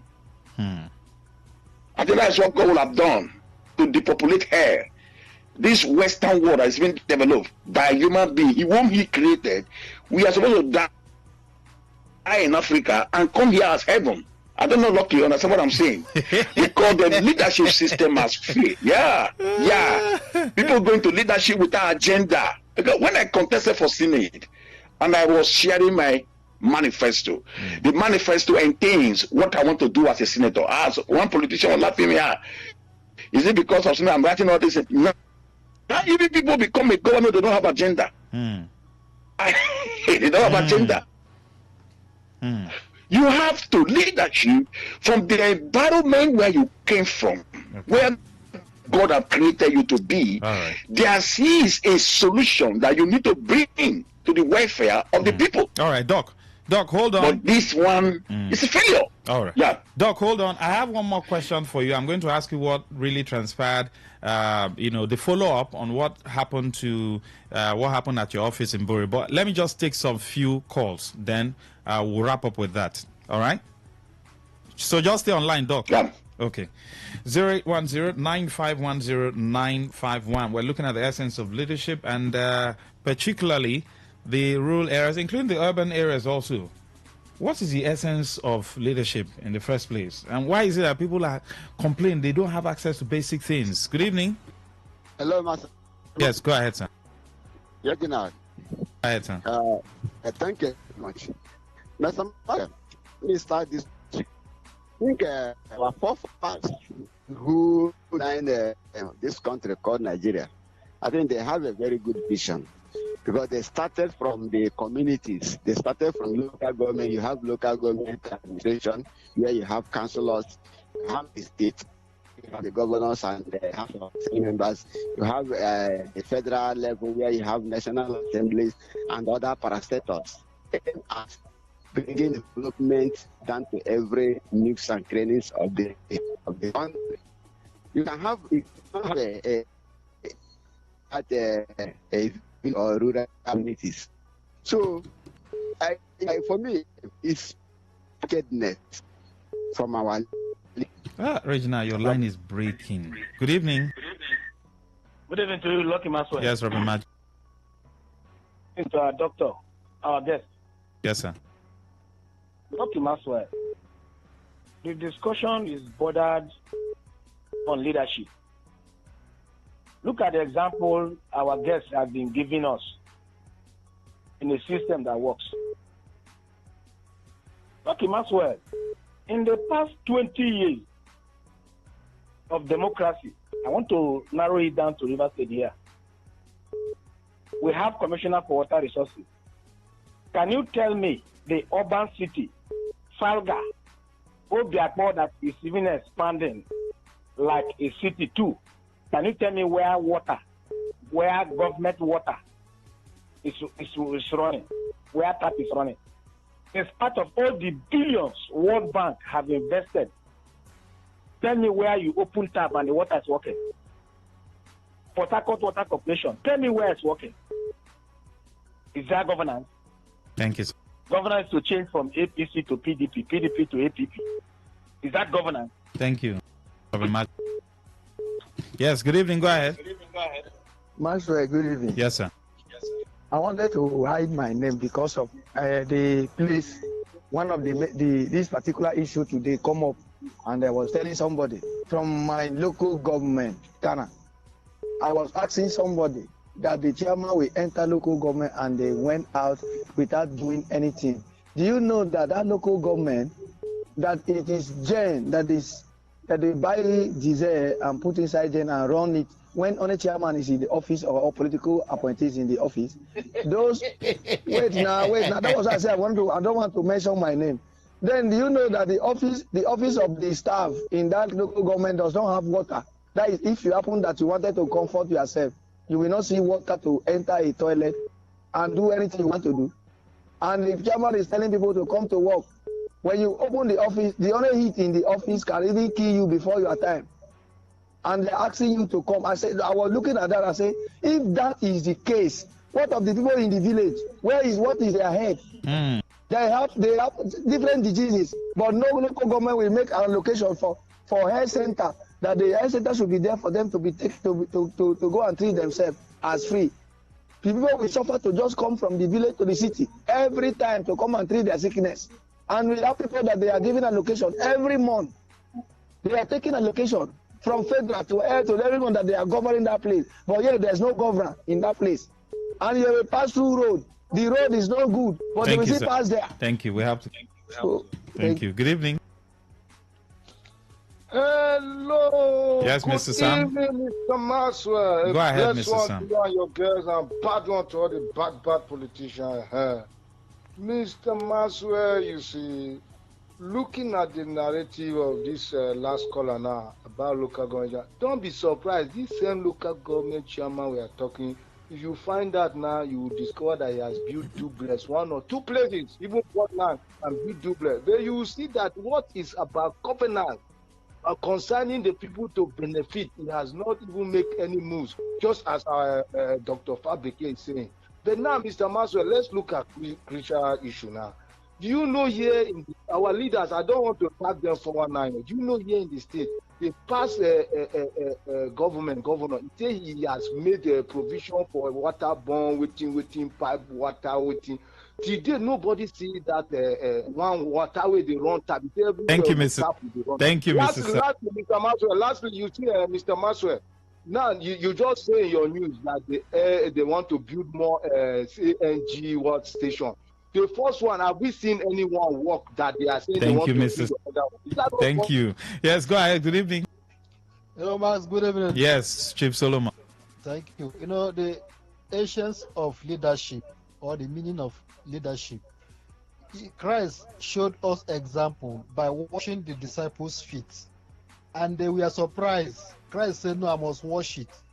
It's for example for us to follow. That's exactly the essence of leadership. But today, nobody follow those examples. Everybody is just intimidating each other, doing things, you know. You just want to acquire. You want to acquire everything within yourself. You will save to your unborn children. You know, you will just to selfishness. So that is not the example that Christ. Thank you very much, Chief Solomon. We'll just take one or two and then I'll go back to Dr. Fabeke. He's still online. We're looking at the essence of leadership, particularly at the rural, because from it now you start hearing complaint. Our road, no water, no this. I feel so bad. I feel so bad. Good evening. Maxwell. Welcome, sir. Like I was saying, this our leaders travel all over the world. And they media for vaccine and for education and so on and so forth. Is it that there is no money here? That what they go there for, they cannot replicate it here, despite all the resources and both human and material resources, financial resources that we have here. I think it's wickedness, because our forefathers planned this country very well, planned this country right from the local government level to the state and the district, and we should not lack for all these things. Thank you. So I wish that we have a generation that we make something to change, that we change from the present wicked leaders that we have in this country. All right. Thank you very much. Thank you very much. All right, we'll take this one. Good evening. Yes, go ahead, sir. Yeah, I'm still collecting my video. All right, sir. I think good governance. I think what, for instance, what the local government chairman is doing, to my own understanding, is good governance. Because once he entered the government area in Nigeria, he discovered that most. Oh, so sorry. Please, can you call back? Good evening. Yes, Maxwell. Dr. Chris. I am so happy that local government areas have become autonomous. And me and you know, because you were singing it when they got the autonomy. You were particularly singing it so much for them to hear that there is so much money in their pockets now, and as a result, they should do well. Yes, problem is not so peculiar with local governments, with a rural area, but it's more with them. The councillors that have been elected should buckle up, worry their local government chairmen, tell them that they have so much money. This is the era where local government should build long road and will commission it and will dance. Not state government again. State government now has more important things to do. So rural people should engage their populace. Even small open, what they call it, small scale, medium industries. Local governments can do that now to make their people happy. All those small roads, they should do them. I don't know whether it perturbs them when people talk and call them wicked leaders. People talk and say, God, deliver us from this wicked leader. Do they even hear it that we call them wicked leaders? Have they been able to ask themselves, why does the populace, why does the people call us, who are leaders, wicked leaders? Me, I know, because they don't do the things they ought to do. You were the one talking about how one person can, what you said was right. Governors, especially from River State, South states, each of them can build a refinery. We don't need to go far. Let's leave the northern own. But you see this, our South, starting from River State in particular, Delta, all the governors that have gone out can build in fact, River State in particular, a particular man that was a state governor in this state, the last administration, can build 3. Thank you. Over money. Thank you. Thank you very much. So when we call them wicked leader, they should go home and sleep and ask themselves, why do people call them wicked leader? That was the last statement made by your guest this night. They should think. Thank you, Doc. Right. Thank you. Thank you. All right. Dr. Fabike, are you still there, sir? Yeah, I'm still here. Lucky. So just a follow-up. I'm still here. Just a follow-up of what happened. You know, you laid a particular complaint of some hoodlums who came to your office in Bori when prayer was ongoing, and what happened? What has happened since then? Has the police made any findings? Yeah, the police is on top of the matter. That is what we are saying about leadership now. Nobody is fighting against anybody. But if you have anything against anybody as a leader, you are supposed to approach the person. Is that not so? Mm-hmm. Aha. It is that. Look at. Let me just. My attention is just called to this very particular verse. 1 Samuel chapter 3, verse 13. He said, "For I have told him that I will judge his house forever for iniquity which he knoweth, because his son made them vile before God and restrained them not, and he restrained them not." You see what God said? He said, "I will judge the house of Eli." You know, I used to tell people that when people say God, they change his mind. God used to change his mind. God can change his promise. He promised Eli, your family, your generation will be a priest before me forever. But that same God said, verse 13, he said, "I'm going to judge your house because of the iniquity you know. You refuse to restrain. The evil we don't restrain today, the evil we fight today, will restrain us tomorrow."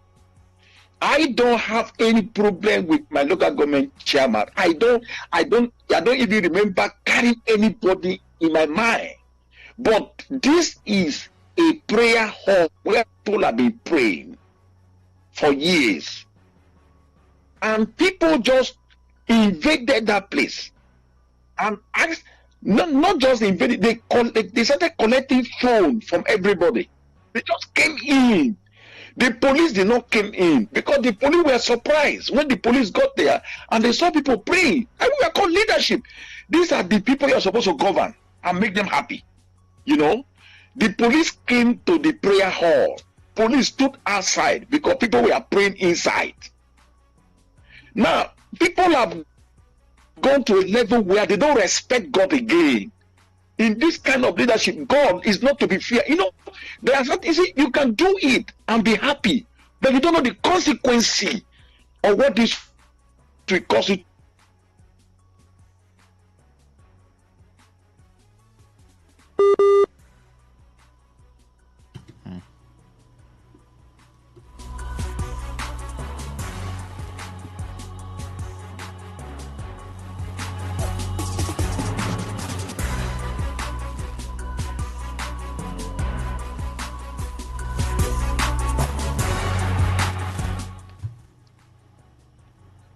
What happened to me? I'm not prominent public definition about the Ogoni. Yes, police tried their work. If not that the police were there that day,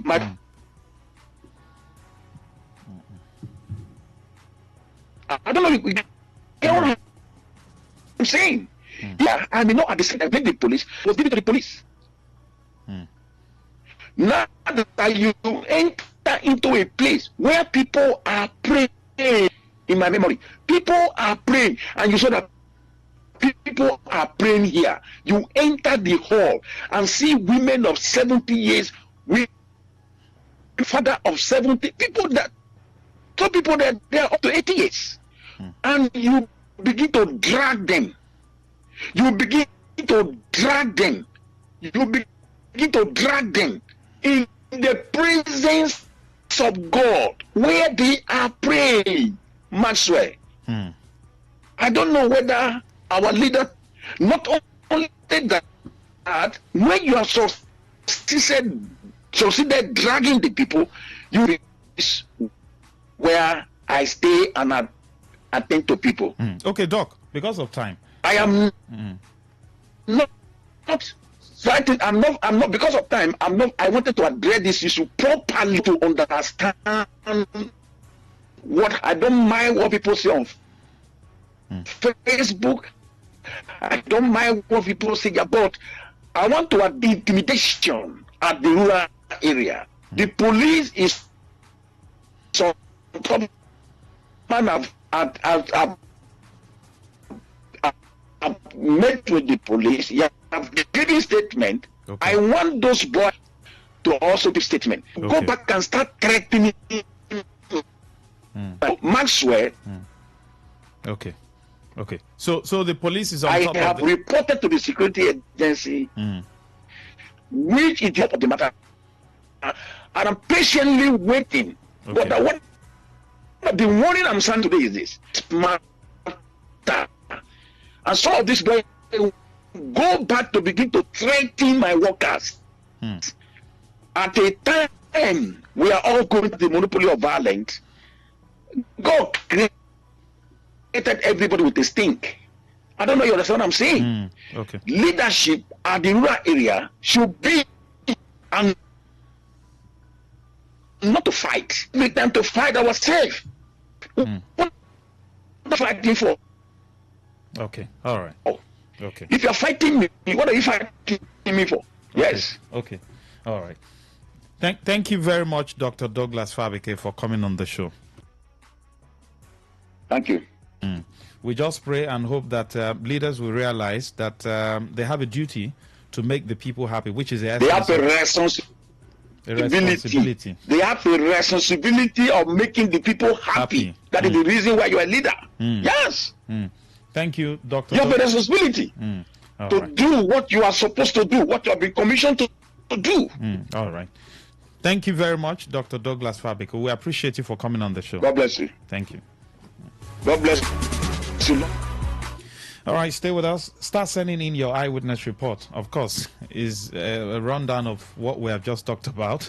We will now know if leadership at the rural level is better when we take this particular calls. Stay with us, don't go anywhere. Eyewitness Reports is up next on Today 95.1 FM. Good evening.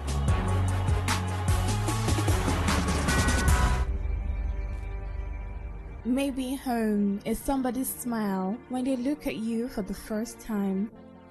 Maybe home is being a home to something you love and adore with all your heart, and that is what life, friendship, and love are all about. Maybe home is listening to all of your favorite shows on Today 95.1 FM. We create memories. We inspire comfort. We are the voice of the people, and we are home away from home.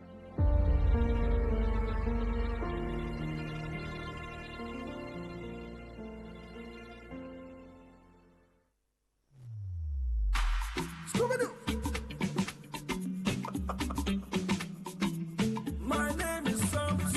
I hear me.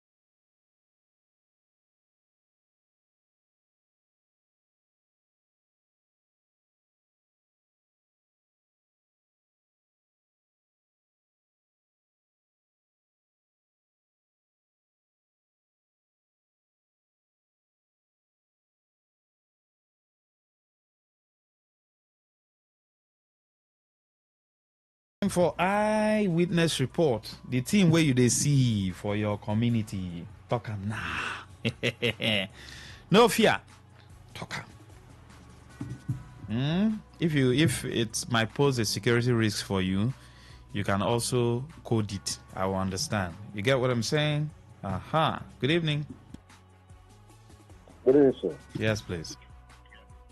I'm Walter by name. Go ahead, sir. From Port Harcourt. Yeah. My eyewitness is concerning this police on the road, especially at my 3.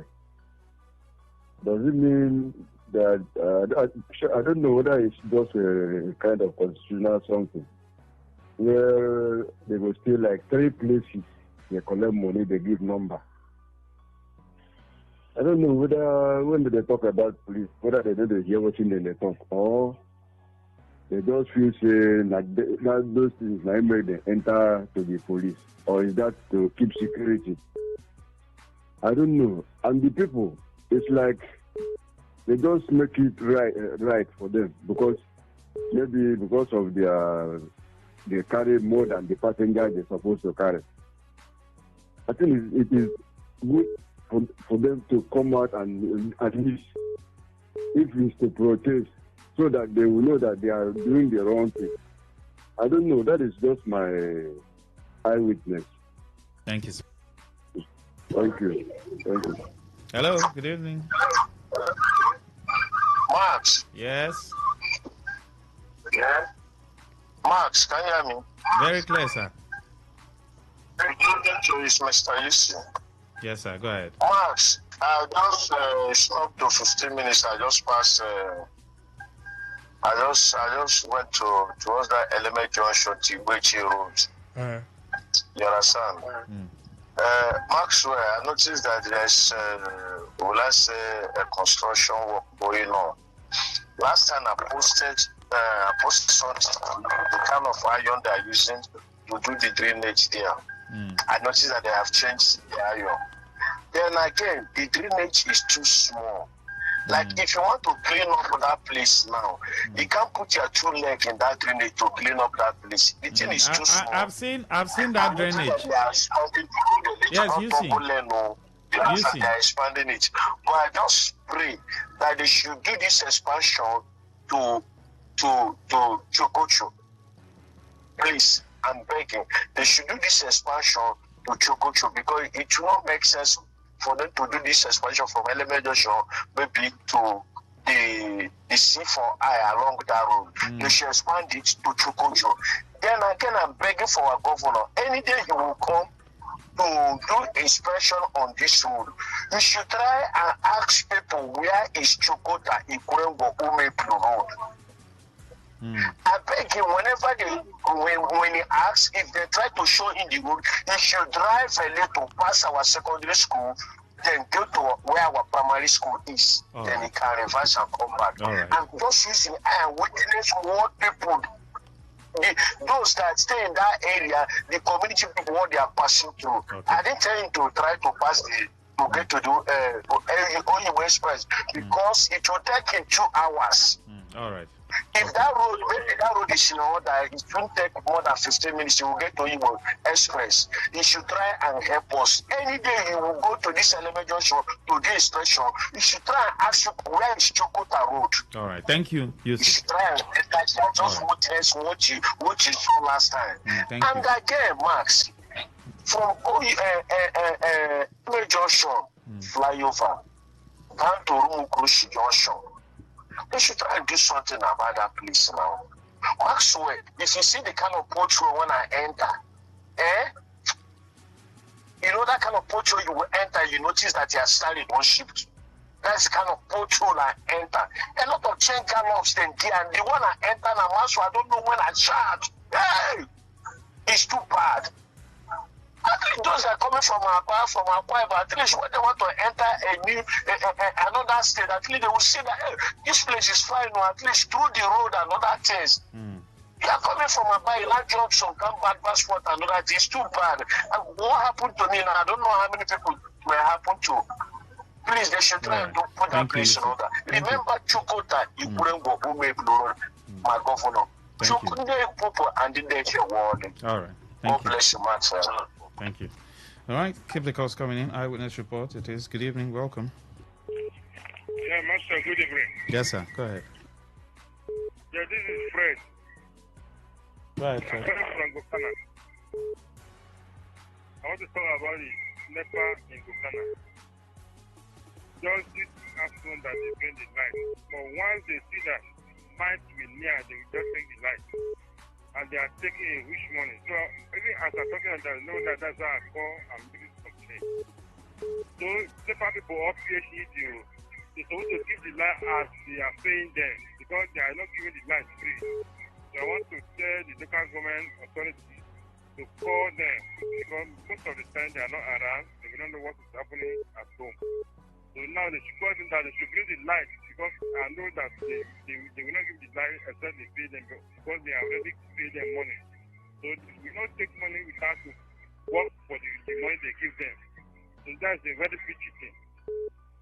Every time, if they will bring once the light is near, they will take the light. And light is the major time that they're supposed to use the light. So they should give the light as they pay them because they are not giving the light free. Thank you, sir. Thank you. Thank you. Our own, they will just bring it. It will stay for 30 minutes. They will take it. Then they won't bring it for 12, 13, 14, 15 hours. They will now bring it again for 20 minutes. They will now take it.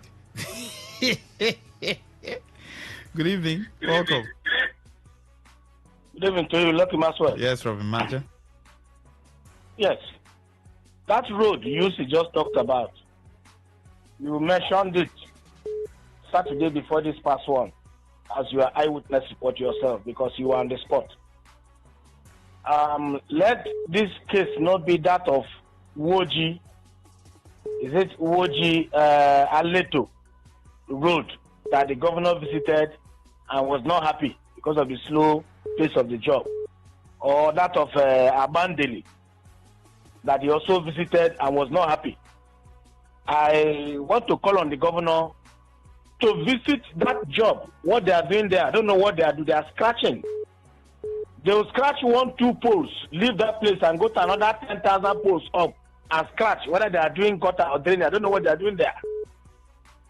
The governor or the Ministry of Works, the permanent secretary, should be visiting those people there. I don't know what they are doing, whether it's expansion or dualization of the road. Because the governor, I heard the governor speak when the place was, that road was rehabilitated last year. That popular borough pit that has consumed lives. The governor of Rivers State said the road, the economic importance of the road cannot be overemphasized because the road leads through to Abia State, Imo State, from Eleme Junction there to Chokocho, straight to Komoko, to the headquarters of Echi local government area. So if that road is being done by Rivers State government, the Rivers State government Ministry of Works should be there to supervise what they are doing there. Government cannot spend money to do a road, and within 3-4 years that road goes bad. I recall Osibanjo, when he was acting president, the former governor of Rivers State, Yesomuke, brought him, commissioned that road from Chokocho straight to Eleme Junction, and in less than 1 year the road went bad. People's money should not be spent in that manner. Then the road from Abua Junction that the governor has promised is going to enter it 2026 budget to dualize the road from Ahoda Junction to Abua Odua. That is a good one. I'm only calling to remind him that let him do that which he has promised to do. And that very junction, the government should consider doing overhead bridge there or flyover rather, because the economic activity going around in that area and the vehicular movement there is so huge as to save life. And the Tena Road in Ahoda, let him consider he has made peace. Thank you, Lucky Maxwell. God bless you. Thank you very much. Good evening. Hello, Mr. Maxwell. Yes, Reginald. Yeah. Mr. Maxwell, I am praying for a day that Governor Shefobra will visit my Imagine Pipeline Road. This is going around to visit the road to see those for himself.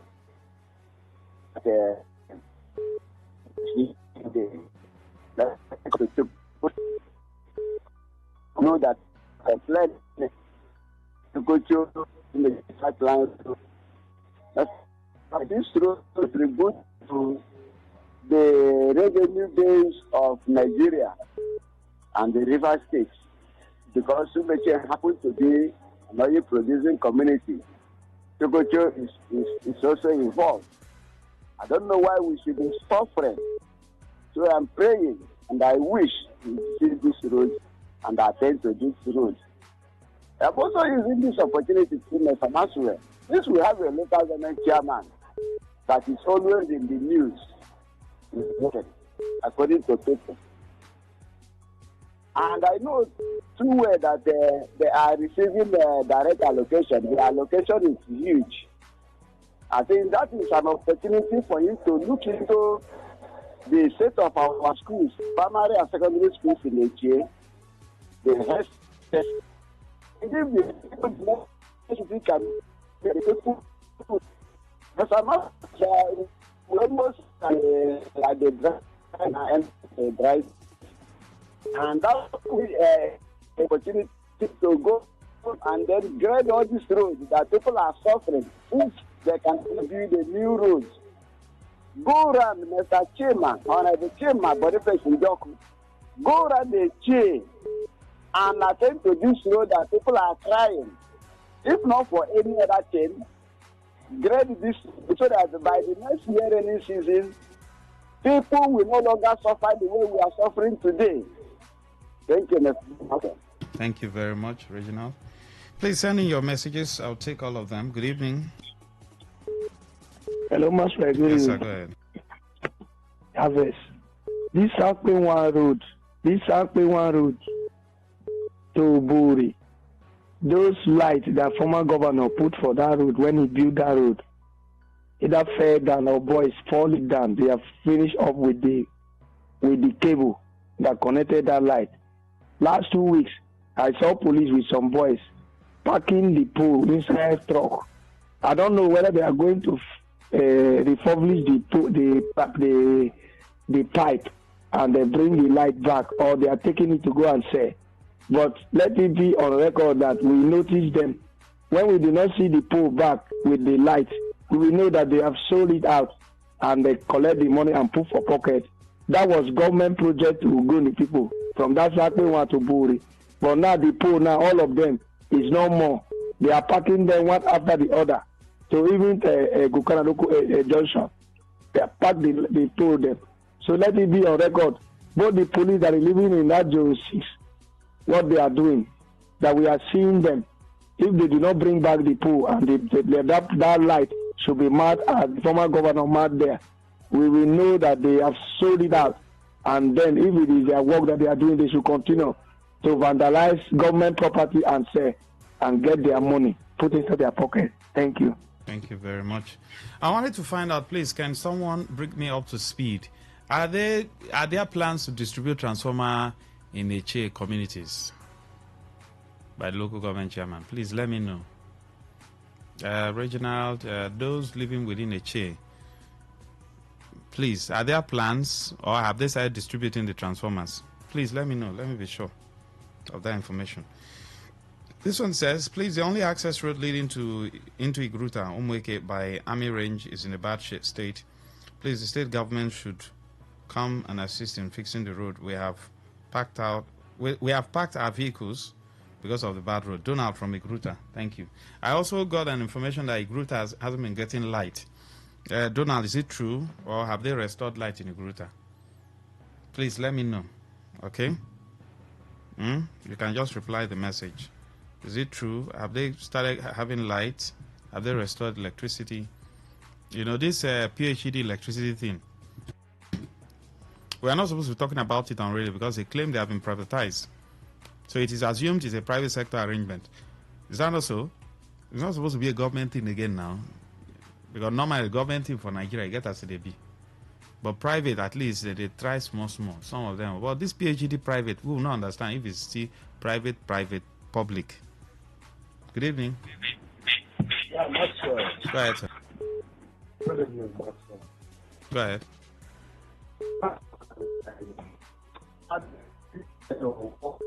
Along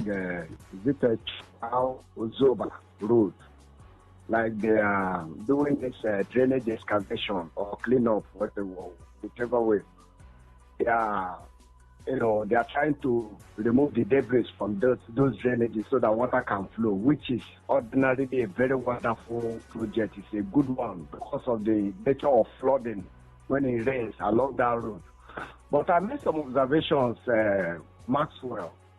One of them is the manual application to whatever they are doing there. I don't know who is in charge of that project, whether it's the state government or just community, because from what I see there, That couldn't be, I don't know.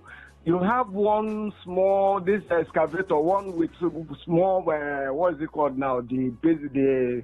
Well, just one small excavating machine there, just one. And you are wondering how long it will take him to go from down the beginning of Zoba or whatever, from Choba area to the end. I don't know how long they intend to go to. Now, that work has been on since, I think, going to 2 weeks now. Now, from where they do those things, what you call the manholes, the big slabs where they open, from where the water, I don't know, from the joinings, you have a group of 2-3 Hausa boys that are hitting those things, that are hitting it to open it. And from what you see there, you know that it will take them close to half of the day to open one of those things. You know, in this day and time, this age and time, where you have machines drill and pull machines.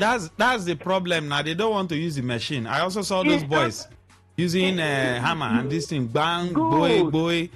Wonder how long it will take them to work on one of those things. Now, Maxwell, again, today, personally, I saw that the ones that are already opened, maybe because of the little rain that fell over the weekend or something, they are already full of water.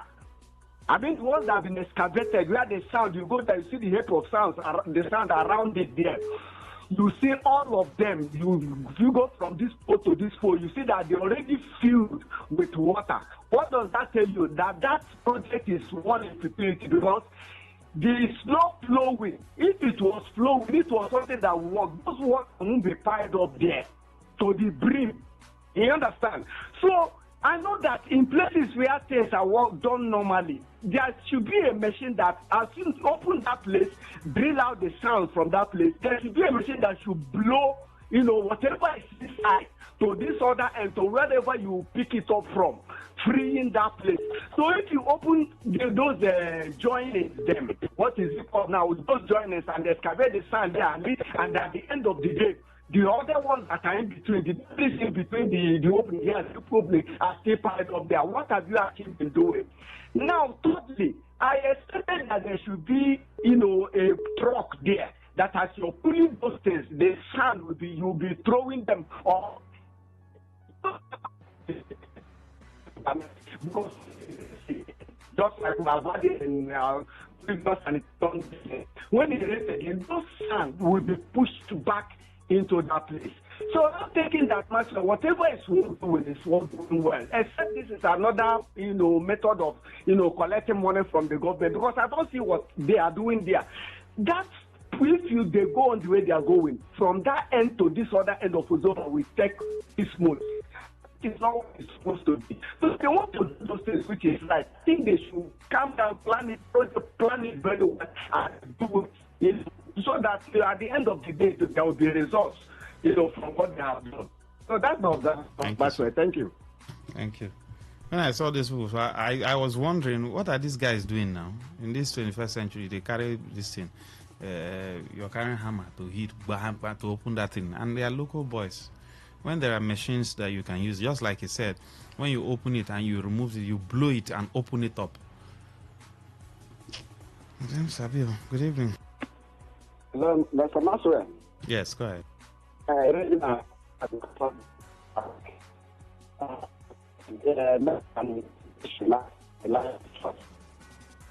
60 from Pama, the chairman has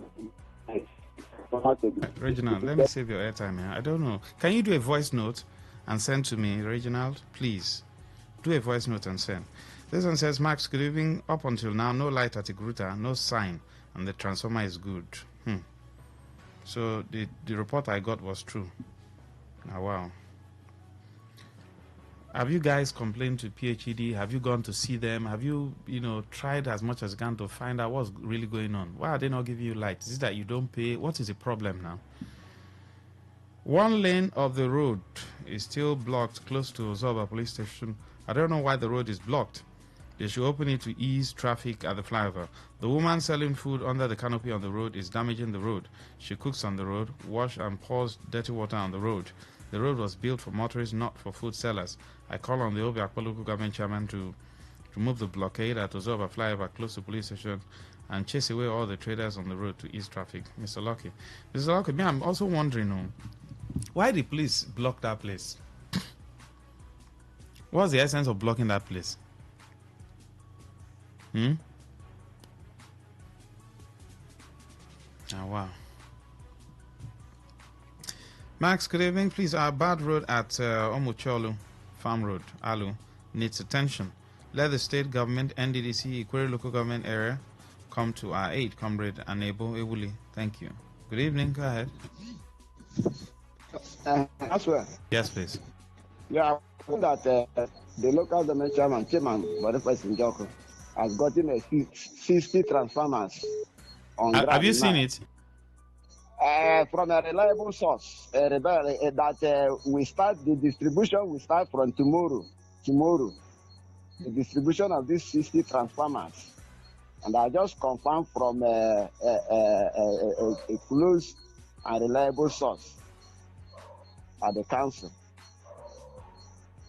Okay, thank you, sir, for the info. Yeah. Thank you, sir. Good evening. Hello, Max. Yes, sir, go ahead. Good evening. I'm Lucky by name anyway.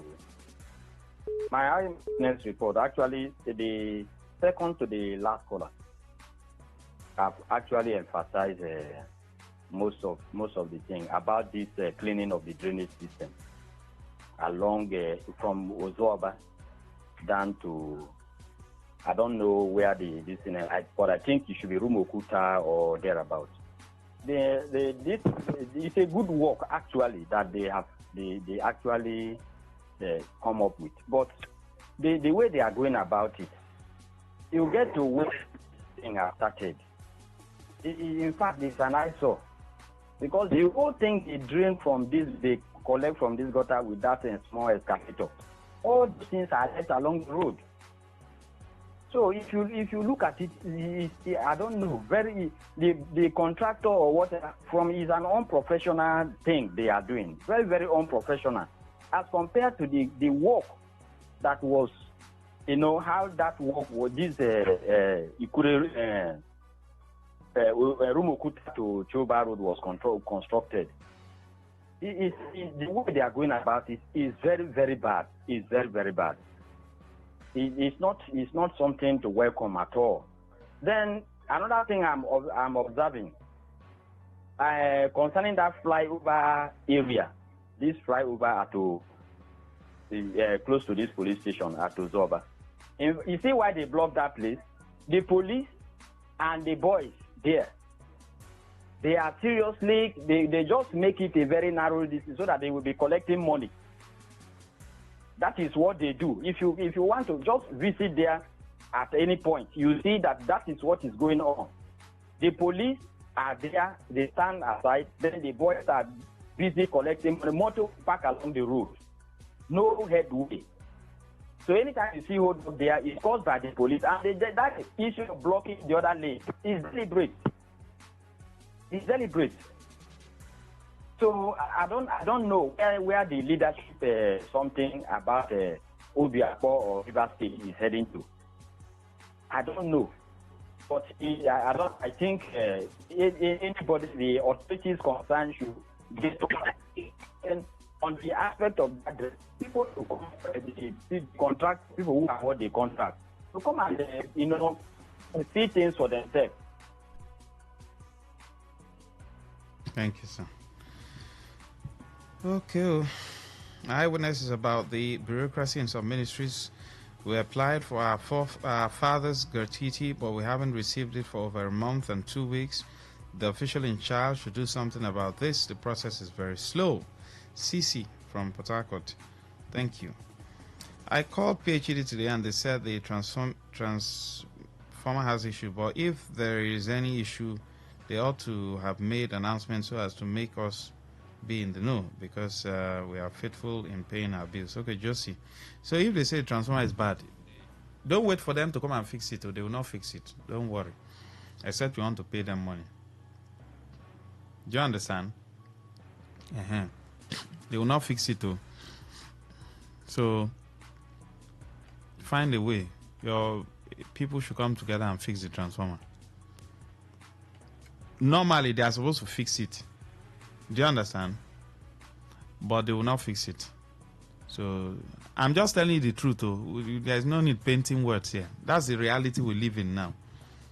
People buy transformer by themselves, do things by themselves. That's the reality in Nigeria. Okay, you said the transmitter. Okay, not the transformer, the transmitter. Okay, that's what is bad. I'm gonna go find money buy them now. And I then go stick on install and you go pay, and I go pay them. Then they will now restore electricity. That is the new reality. Don't stop deceiving. Nobody should deceive themselves. Good evening, Max. There's no light in Rukwaku town for the second week running since the beginning of November. They have started cutting light even when we are paying for darkness. Basim. That's the way it is. It's not when I hear PhD people talk, I just laugh. We deceive ourselves a whole lot in this country. Now I've broken it down. No need to deceive yourself. PhD, you might not do 24 hours. When people say they had 24 hours, I say where? Where are they get 24 hours electricity? Except in government house. Except in government and in very some selected area, if not generally speaking, where do they usually have 24 hours electricity? Tell me. So, if PhD is even, PhD won't be having issues. If they're even doing, 12 hours, in some areas 7, 14, just ensure that you just do it that way. You won't be having issues. But PhD, Then Sabi, good evening. Hello, Master. Good evening. Go ahead, sir. Yes. I'm calling from my GP area. Yes, please. Master, my eyewitness is that I've discovered recently that either due to this NDDC street light, people, that's yard owners, don't care to put this security light in their houses, in the front of their houses. If you look at the NDDC light is very high. The pole is very high. If you look down, even the light here doesn't cover, the light of that depot doesn't cover properly, in the front of the yard. But if you look at the yard, front is very dark. And when you from one beginning of a particular street to the ending, you see almost darkness. So either because of this prepaid, this new prepaid now that makes people not to care to put security lights in their various buildings. I don't know. I don't really know. But it makes the city look somehow dark. That is my. I'm sorry. Another eyewitness is this. Okay. Federal Secretariat.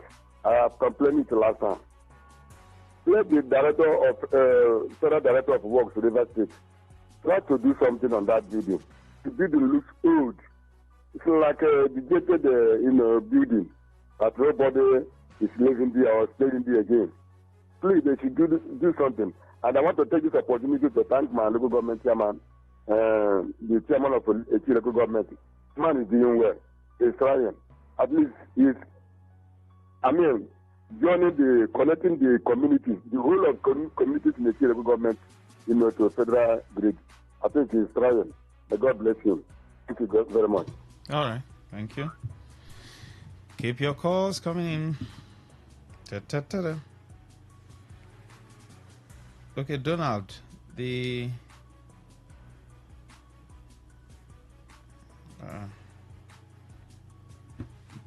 don't understand. The light goes and comes intermittently. As in, which of the light now? Max, good evening. We don't have NEPA light here at Gruta. A close friend that works with PhD told me to relocate to another area. Like Gruta will never have light because the people there, and especially the community people, don't pay bills. That's why.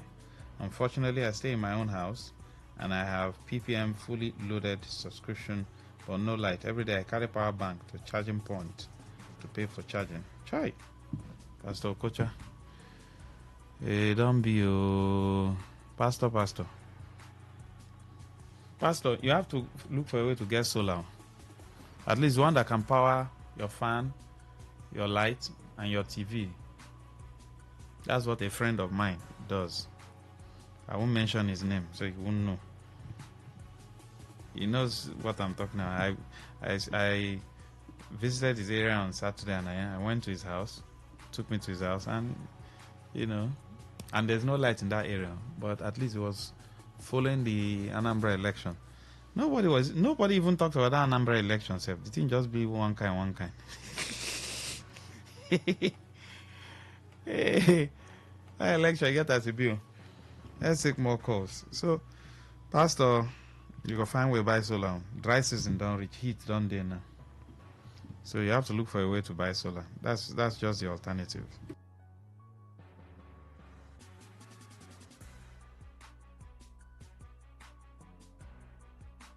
Good evening, Maxwell. My eyewitness is on Azikiwe Road. After ETC, if you are going to government house. I earlier complained about that road as failed. I'm happy to inform you that they started work on that road. They started work on the other lane leading to government house from UTC. With what I noticed, it means that this government, they are really listening to us. They are hearing what we are saying. So I'm advising people not to give up. We should keep on shouting, talking. They are listening. It's just a matter of time to do the right thing. We'll keep quiet. It won't help matters. We should just... Thank you. I remember when you made mention of that road, but the frustrating part is that naturally, okay, let us assume that the people in government don't know that some of these areas lack these basic amenities. Okay. Now, when people mention it on the radio and they get to know about it, what is expected of government officials is to go there, do assessment, and then work starts. Right? That's what people want to see. The problem is when people talk about a particular thing over and over and over and over, you get tired. That's the truth. You can't talk about a particular thing for too long. Just like what I was telling Dr. Chris, you talk about ASU strike, enemy strike, this one. I mean, what is that one, Seth? Is government supposed to allow doctors go on strike? Oh, because they don't get treatment here, so they don't care. It's not even supposed to be heard of. It's not something they are supposed to talk about. It's not something we're supposed to talk about on radio. Are you supposed to banter with your child outside? You have good money. You have plenty of money. Then you are now bantering with your child outside. Why your child should eat rice without meat or eat gari and soup without meat? Is this something you're supposed to be discussing outside? I don't understand. There are things you're not supposed to talk about. We're not even supposed to talk about gratuity and pension on radio. It's abnormal. Because these are things that are supposed to be automatic. Just like God has programmed the whole earth, right? There's time for rainy season. We are even the ones using climate change and using all manner of activities to change the way God has designed things. But you plant and it grows. It's natural. That's how some of these things are supposed to be. But black man will want you to shout. Then when they now finally do small, people now be dancing. Away. It's abnormal. It is what? Abnormal. So even those in authority should know that it's not normal. So even if the people are so daft, the people are, they don't even know what democracy is all about. I mean, if your eye don't tear, you should be able to help those who are still blind. Is that not so? Not to now oppress them because they are still blind. I'm talking about the mind now. Okay, our people don't know what governance is all about. You who knows, who have been in office, who is still in office, shouldn't you at least do some certain things that will make them happy? We just finished talking about leadership, 7 to 8. The essence of leadership, especially at the rural areas. Most of these complaints now are from rural. Even in the urban area, there are issues. So, I mean, don't you feel ashamed? You drive Jeep with convoy. You go to a particular place to go and inspect the road project. And while you're driving, there are primary schools around. Roofs are falling. I mean, how do you feel? I'm just asking you, how do you feel? You feel happy? I beg, Mona, give me space, make I pass, John. My witness tonight is about what I'm passing through in Ugruta concerning power failure. 24 hours darkness every day, and the worst thing now is that the moment I got home, my landlord greeted me with demand for NEPA bill payment. Yeah. Silver Arbor. Which NEPA bill now? And I say, I need to get light. Who they come bring NEPA bill now? Now, wow. Please, Maxwell. That's your friend Sola. Okay. Okay, Ma, I've seen your message. I'll reply. Hey. All right, keep the calls coming in. So please, capacity is not in noise. Capacity is how far you have gone in ensuring that your people are comfortable. As for assembly members, if you like amass everything, if nothing come out, you better go and buy transformer and give to your people. That's the essence of life. Amass this one, amass this one, amass this, so that they can be praying good prayer for you. If you see where some people are praying bad prayers for our political leaders, is that what you want? Do you know when old people they pray good prayer for you, they walk? Oh, young people too. Some places what they need is just one transformer, 500 kVA. It go kill you. They drive convoy. One car can buy how many transformer? Then you drive, they enter village way dark. Then when you get to your house, you now put on generator, lister, and you happy say you get capacity, political capacity. I better shift, Joe. Take call. Good evening. Hello. Go ahead, sir. Mark, good evening. Yes, please. Please, I want to ask, is there any insecurity in my tree to add this flower? Any what? Any insecurity from my tree to add this flower? Because, okay, because from Bishop Okoye to Ajib Runabout, you see police on the road. You pass Ajib Runabout to Ajib Flower, you see police. By other judge, you see police. From morning to as soon as 6 o'clock, they will disappear. So I want to know why there's security in that they are holding people every day from morning to 6 in the evening, they will disappear. And I want you to help me tell the DPO in that place that all the money that is collecting every day, it will keep it for his retirement too. Because only him, he has Bishop Okoye, he has before that Adventist church, he has both sides in Adventist church, he has in other church, he has in Ajib. Only one DPO controlling that area. It's too much. So please help me and talk to him. I know that you are closer to him. Thank you. Thank you, sir. Good evening. Oh, we're out of time.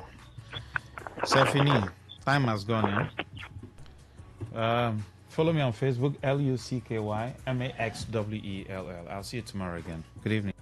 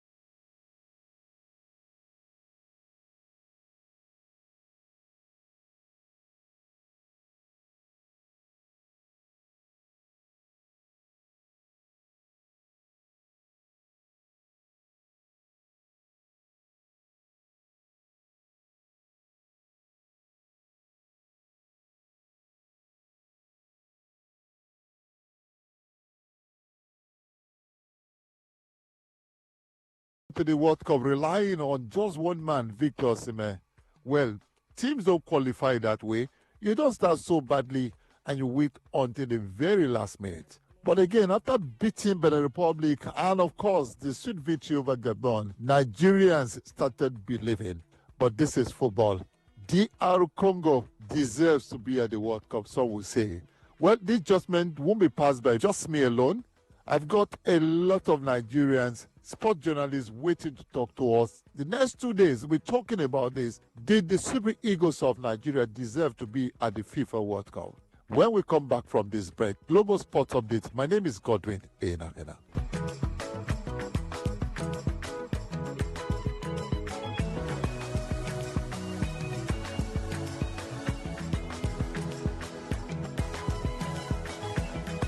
Welcome back at this straight up. We're going to be speaking with Nigerian journalists, sport journalists precisely, and we're talking about if Nigeria deserve to be at the FIFA World Cup. So I've been asked this question that, based on the performances of the Super Eagles of Nigeria, all the way from group stage, where they couldn't top a group with Lesotho and Zimbabwe in it, if the Super Eagles of Nigeria deserved to be at the FIFA 2026 World Cup that will be taking place in America, Mexico, and Canada. And my answer is simply this. If they made it to the World Cup, regardless of how they made it, then they deserve to be there. Because if they had, fought through the group, even if they didn't top their group, a group that most people would have expected them to come out on top of, and even if they went through the playoffs, if they had actually defeated DR Congo in the African playoffs and then gone on to win the intercontinental playoffs to make it to the World Cup, then they deserve it. The route may have been longer and more tedious and not expected from the Super Eagles of Nigeria, a highly ranked team in Africa. But if they made it through all the steps, regardless of how long and how extra, I would have said that regardless of the performance that we've seen, they deserved to go to the World Cup. Albeit they did not make it. And so, based on that, they shouldn't even go.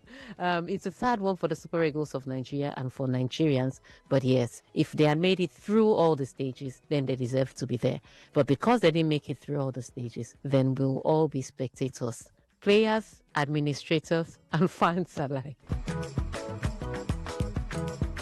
We did not deserve to be at the World Cup. We have had a shambolic World Cup qualifiers, not winning in your first 4 games of the qualifiers, 3 draws and 1 loss, including draws at home, is not good enough form. Yes, we got a lifeline, which was this playoffs, but again, you cannot give what you do not have. It's just so clear and obvious that Nigeria is a one-man team. I know it sounds ridiculous, but the evidence of what we've seen over the qualifiers shows we are a one-man team. Those first 4 games, we couldn't get a result. Victor Osimhen did not play. As soon as he was out today, we looked shell-shocked and out of sorts. So no, we do not deserve to be at the World Cup. Nigeria had a very topsy-turvy qualification, and anyone who's been through, 4 coaches and still hopes to qualify with under-par performances is not really being fair. But at the last minute, the dying moments of qualification, our team turned up the heat. It looked like we saw a coach who losing is not in his philosophy. Obviously, since he took over, we all know what happened with Mali. But with the 4-0 thrashing of Benin Republic and going away to Polokwane to get the result against Lesotho, that gave us some hope, unfortunately. Even plus, of course, the 4-0 thrashing of Gabon. Do Nigeria deserve to qualify? Any team that gets, or any person that gets a carryover has another opportunity to make it count. But, like someone did put it, we failed our final exams. And I'm not surprised. I'm not really perturbed. It is what it is. Did we deserve to qualify on the night with what DR Congo played? I think it's the better team that won. So we have to go back and see how we'll go back to that drawing board. I hope it's not filled right now. The Super Eagles do not deserve to play at the World Cup. Some of us actually saw it coming. We had a feeling that we won't be playing at the second consecutive World Cup. But because of the chance that presented itself via the playoffs, we have to be optimistic and positive about the chances of them featuring at the 2026 edition. But again, it has not happened. And it's just the story of the whole qualifying series from the start under the Passero, Finidi, and now Shell. They just couldn't get it going. It just wasn't working. Shell had a good chance to make it happen because he had some good results working for him. But at the end of the day, we don't have a team. We have a team of individual brilliance, especially Victor Osimhen. It's clear that without Osimhen, the Super Eagles can't win football matches. And that's a serious problem. Whenever a player is out, you just feel the team can't get to the necessary heights. So it's a painful loss against DRC because they started well and just fizzled out. And when it goes into penalties, you know it can go either way. But the lessons must have been learned again, I hope. And the plan has to be about qualifying for the next World Cup in 2030. It's official. We're not playing in 2026. The mission from the NFF or whoever is in charge is to get them to the next one. And I hope that that is eventually achieved. So overall, in answering the question, the better team won. The team that deserved to play or represent Africa in the Interconfederation playoff, the DRC, were the better side and deserved to be there. Definitely not Nigeria. No, we don't deserve to be at the World Cup, for sure. We don't. We don't. We have to look at ourselves in the mirror. First, we must pay for administrative issues. No, you can't always get away with these things. You know, going to the World Cup, winning against the DRC and whatever, will paper over the cracks. It will cover the shame. So it's important that, yes, we come into acceptance of where we are as a footballing nation who has lost its spark administratively and on the pitch. So this is justice. And I think for DRC, it's fair play because they were pretty good and deserve to go through. So yeah, Nigeria, we don't deserve to be there on the basis of how far. And I hope that we learn. We use this as a very important opportunity to reflect and do things properly. If not, it will happen again. Depends on the angle it's being looked at from. I honestly don't think it should be about whether we deserve or not. We played through the qualifiers. The results don't come as expected. We changed coaches. So, it looks like the team without Osimhen can't seem to bring anything. And I think, to be fair, our hopes got raised a bit. You know, since Eric Child took over, we didn't lose any game. Even the ones tonight, it will be counted as a loss overall, but we didn't lose in normal time. So I think for me, it's not about, it was a rescue mission. I mean, we're a big side, so even if we have a blip, we've seen teams suffer blips. Portugal, Italy, Germany, and most of them are going through the playoffs. So it's not bad or horrible per se that we actually got a chance to go through the playoffs. So unfortunately, it didn't happen. Back-to-back World Cup misses. But I won't join the proxy of whether we deserve to be at the World Cup because we didn't perform well from the start. We're not the only big side missing out, but I think we were just unlucky today. Thank you. Among the top teams on the continent, we arguably had the easiest group in this World Cup qualification phase, and somehow we still managed to drop points to Lesotho, Zimbabwe, Benin Republic, and South Africa. If that is not an indication of our lack of readiness at the world stage, then I don't know what is. We don't look like a team who can compete at any level. We don't look like a team who has quality, at important areas in the game. Aside from Victor Osimhen, you look around the pitch and it's just filled with mediocre players, filled with players who are at the very best average. when you consider that most of these teams that we played against, we're playing against their local based players, we're playing against their players who are doing it in their country, going toe to toe with players that were imported from Europe. It is a shame. It is an indictment on where Nigeria football is at the moment. And I think the results we got, our current standing, our current lack of World Cup football is a clear indication of where we currently are. It's a clear indication of our status as a footballing nation. Like I said, one day definitely not enough. We're going to be talking about the Super Eagles for the whole of this week. Tomorrow, definitely we'll be back. And of course, we continue from where we stopped today, the Super Eagles and the World Cup fiasco. My name is Godwin Inakana. Thank you for listening. See you again tomorrow. Don't forget to keep praying for Nigeria in all situations. They say give glory and thanks to God Almighty. God bless Nigeria.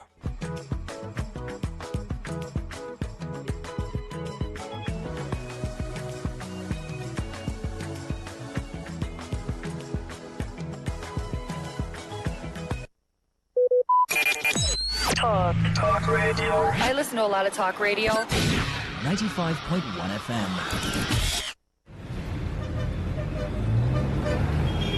Live from the Garden City of Port Harcourt, Nigeria. This is Today 95.1 FM.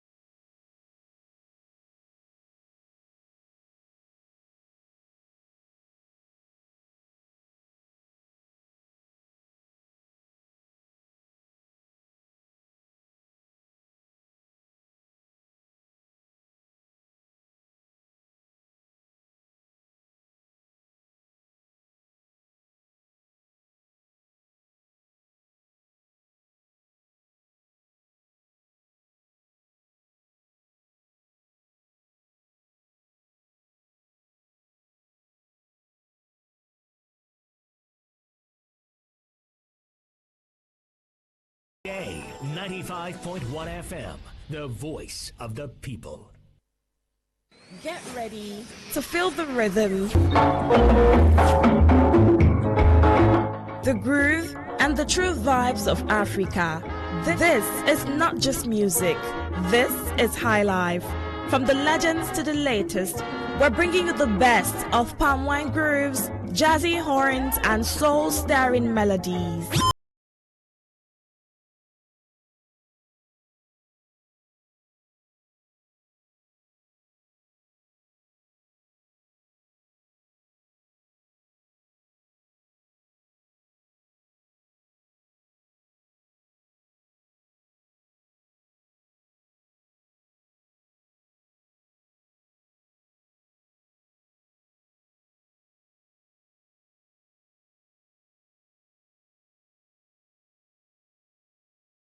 here.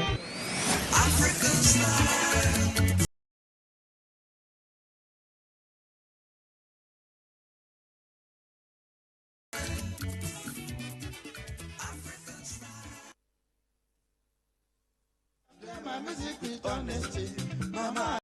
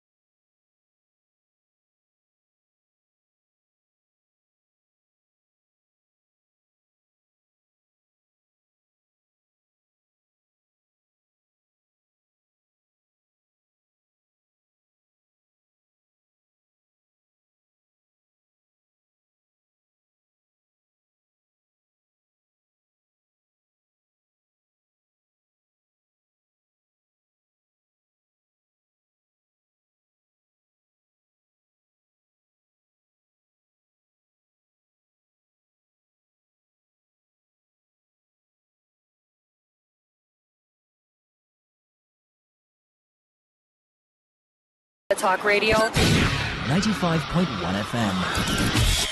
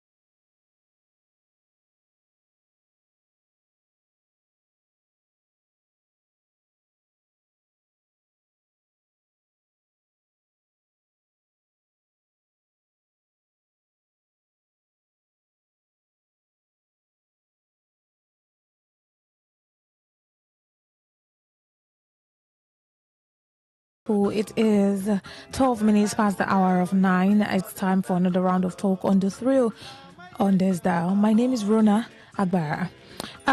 Before I got to the office this evening, I was stuck in traffic, and that moment, I think I was stuck in traffic for like an hour or so or more. And at that moment, thoughts were just running through my head. I was just thinking about a lot of things. I was lost in thoughts. And then the thought of sometimes certain things happen to you in life and you start to think about the essence of everything, like everything I'm trying to do, everything I'm trying to achieve. In the end, what's the most important thing? I don't know why the thought just came to my mind. Maybe because I was feeling a bit sober. Certain things I was thinking about. But then I started to think, in everything that I am doing, what is the most important thing in all of it? Chasing money, trying to get finances up, trying to, establish good, healthy, positive relationships with people, trying to, build a business, trying to, have your life all put together. What is the most important thing? Because sometimes we get carried away with all these, issues and challenges, and we lose track of what the most important thing is. We lose track, or we lose sight of the most important thing in all of it. For some persons, they might say, for me, the most important thing in everything that I do in my life is money. For some other persons, they might say, what I want is happiness. I just want happiness. For some other persons, they might say, oh, the essence, the important thing, the most important thing in my life I'm trying to do, amongst other things, is family. For some other persons, it's their career. But whatever the most important thing is for you, this is just me reminding you that you should always put your gaze there, put your focus on the most important thing for you. What is that thing that is most important? That is where your mind, your heart, your efforts, your attention, everything should be, tilted towards or channeled towards. All right, let's get into the thrill. That was just, on a side note because, I just had to say that, let it off my chest. Let's get into what we have for the thrill tonight. So some days ago, I read a post about pomo, popularly called pomo, that's hides and skin, from cows. Hides and skin, that thing that we call pomo, or pomo, I don't know how people they call it, but yeah, I call it pomo because I eat it, you eat it. It's something that we used to cook. A lot of persons, some persons, that's their favorite thing to eat when they cook or when they want to eat.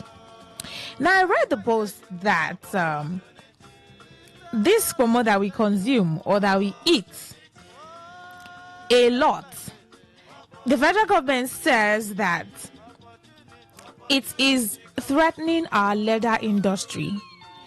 That is to say, this pomo that we eat a lot, or a lot of persons consume, you go to the market, you always buy pomo. You want to cook, you always put pomo in your soup, in your stew, in any delicacy you're making. that consuming that pomo a lot, the consumption of it, is threatening our leather industry, according to the federal government. And they say that the threat is over $5 billion.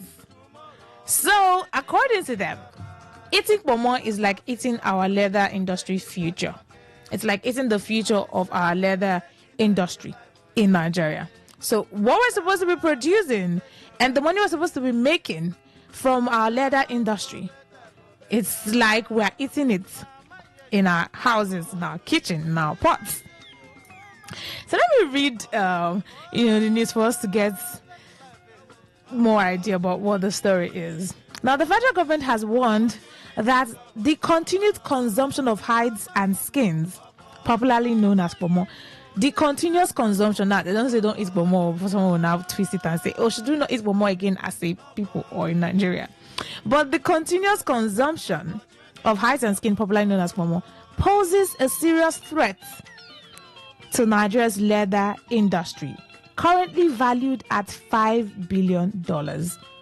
Speaking at a national campaign against the consumption of pomo, okay, there's even a campaign against the consumption of pomo, held on Thursday in Abuja. The Director General of the Raw Materials Research and Development Council, Professor Nnayelugo Ikemonso, said the practice, that's consumption of pomo, deprives our local industries of vital raw materials needed for leather production and export. Because that's what we use to produce bags, belts, every leather works.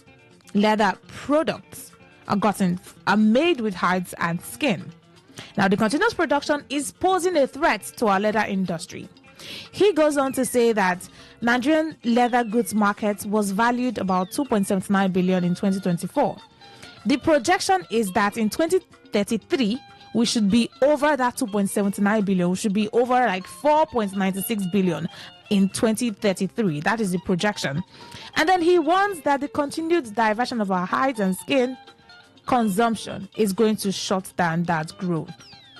It's going to cause that growth to derail. Now, from an economic and industrial standpoint, pomo, hides and skin are Nigeria's most valuable raw materials. So most of the raw materials we use for our leather productions are hides and skin. That's what we possess as a nation. Now, a vibrant leather industry with enormous potential for job creation, foreign exchange, contribution to GDP, and all whatnot. If there is a continuous consumption of these raw materials, which is pomo, we might not be able to achieve the projection that we have, according to the federal government, for 2033 to have over $4.96 billion in our leather industry.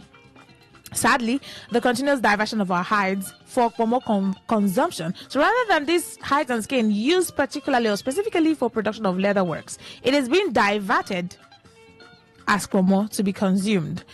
And that denies our industries access to quality raw materials. It weakens our tanning and leather and manufacturing sector. It diminishes Nigeria's competitiveness in the global leather markets, because just like I illustrated, it's like we're eating our leather production growth. It's like we're eating our growth in the leather production, in our houses, in our kitchen, in the market. Now, according to him, the global leather value chain is estimated over 420 billion. Okay, I'm not going to, burden us with all those billion details. But yes, the essence of this post is that continuous consumption of pomo is a threat to our leather industry in Nigeria. Now, the DG emphasized that the campaign was not just to undermine cultural or dietary choices. Now, they did not say that don't eat pomo, right? But the continuous consumption, but to ensure that hides and skin are channeled into productive industrial use for national benefits. It is important to clarify that this campaign is not against your food preference.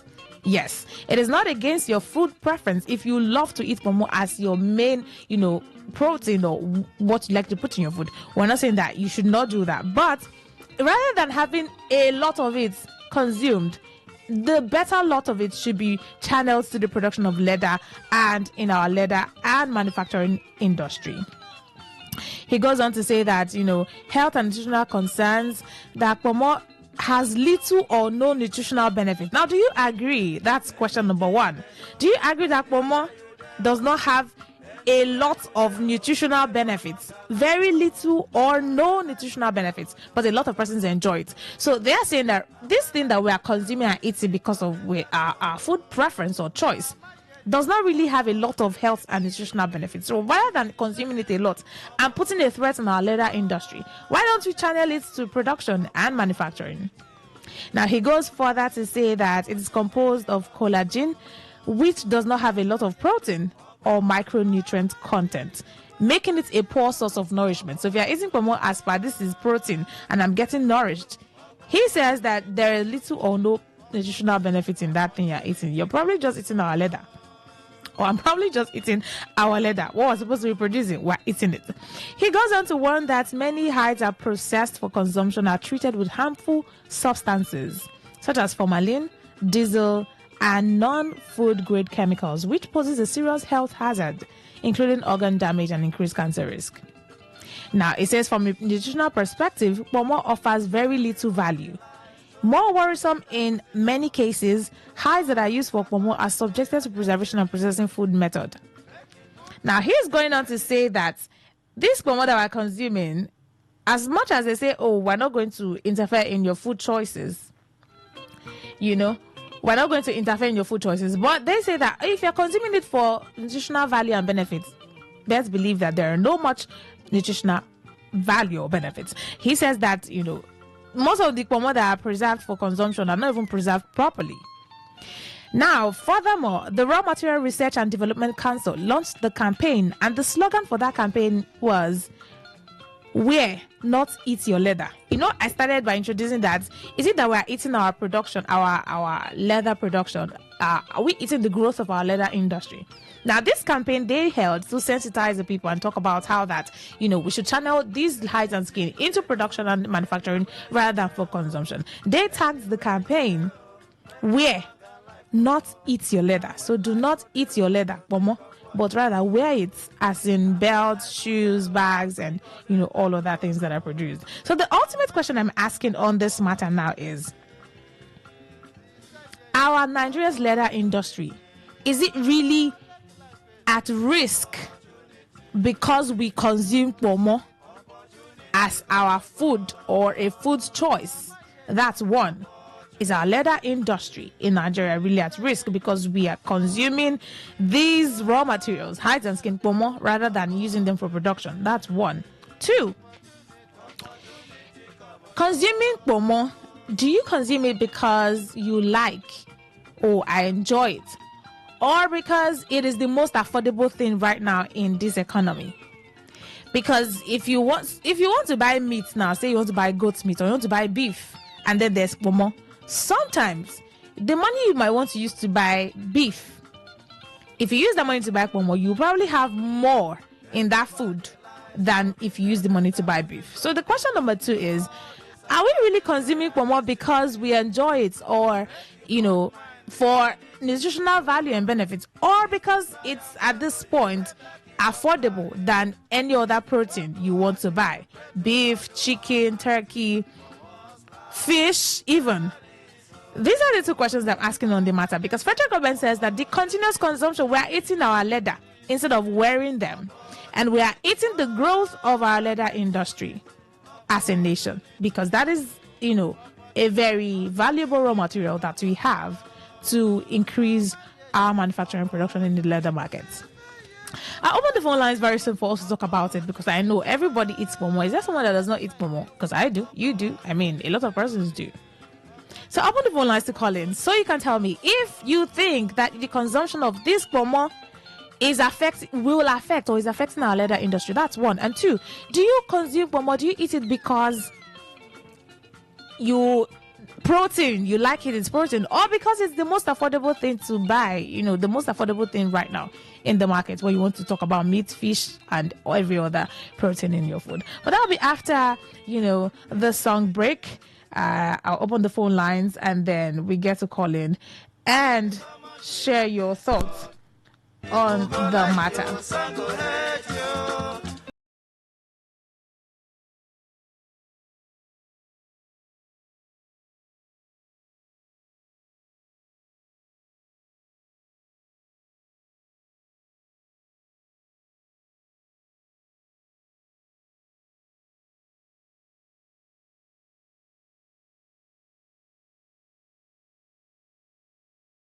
This is Today 95.1 FM.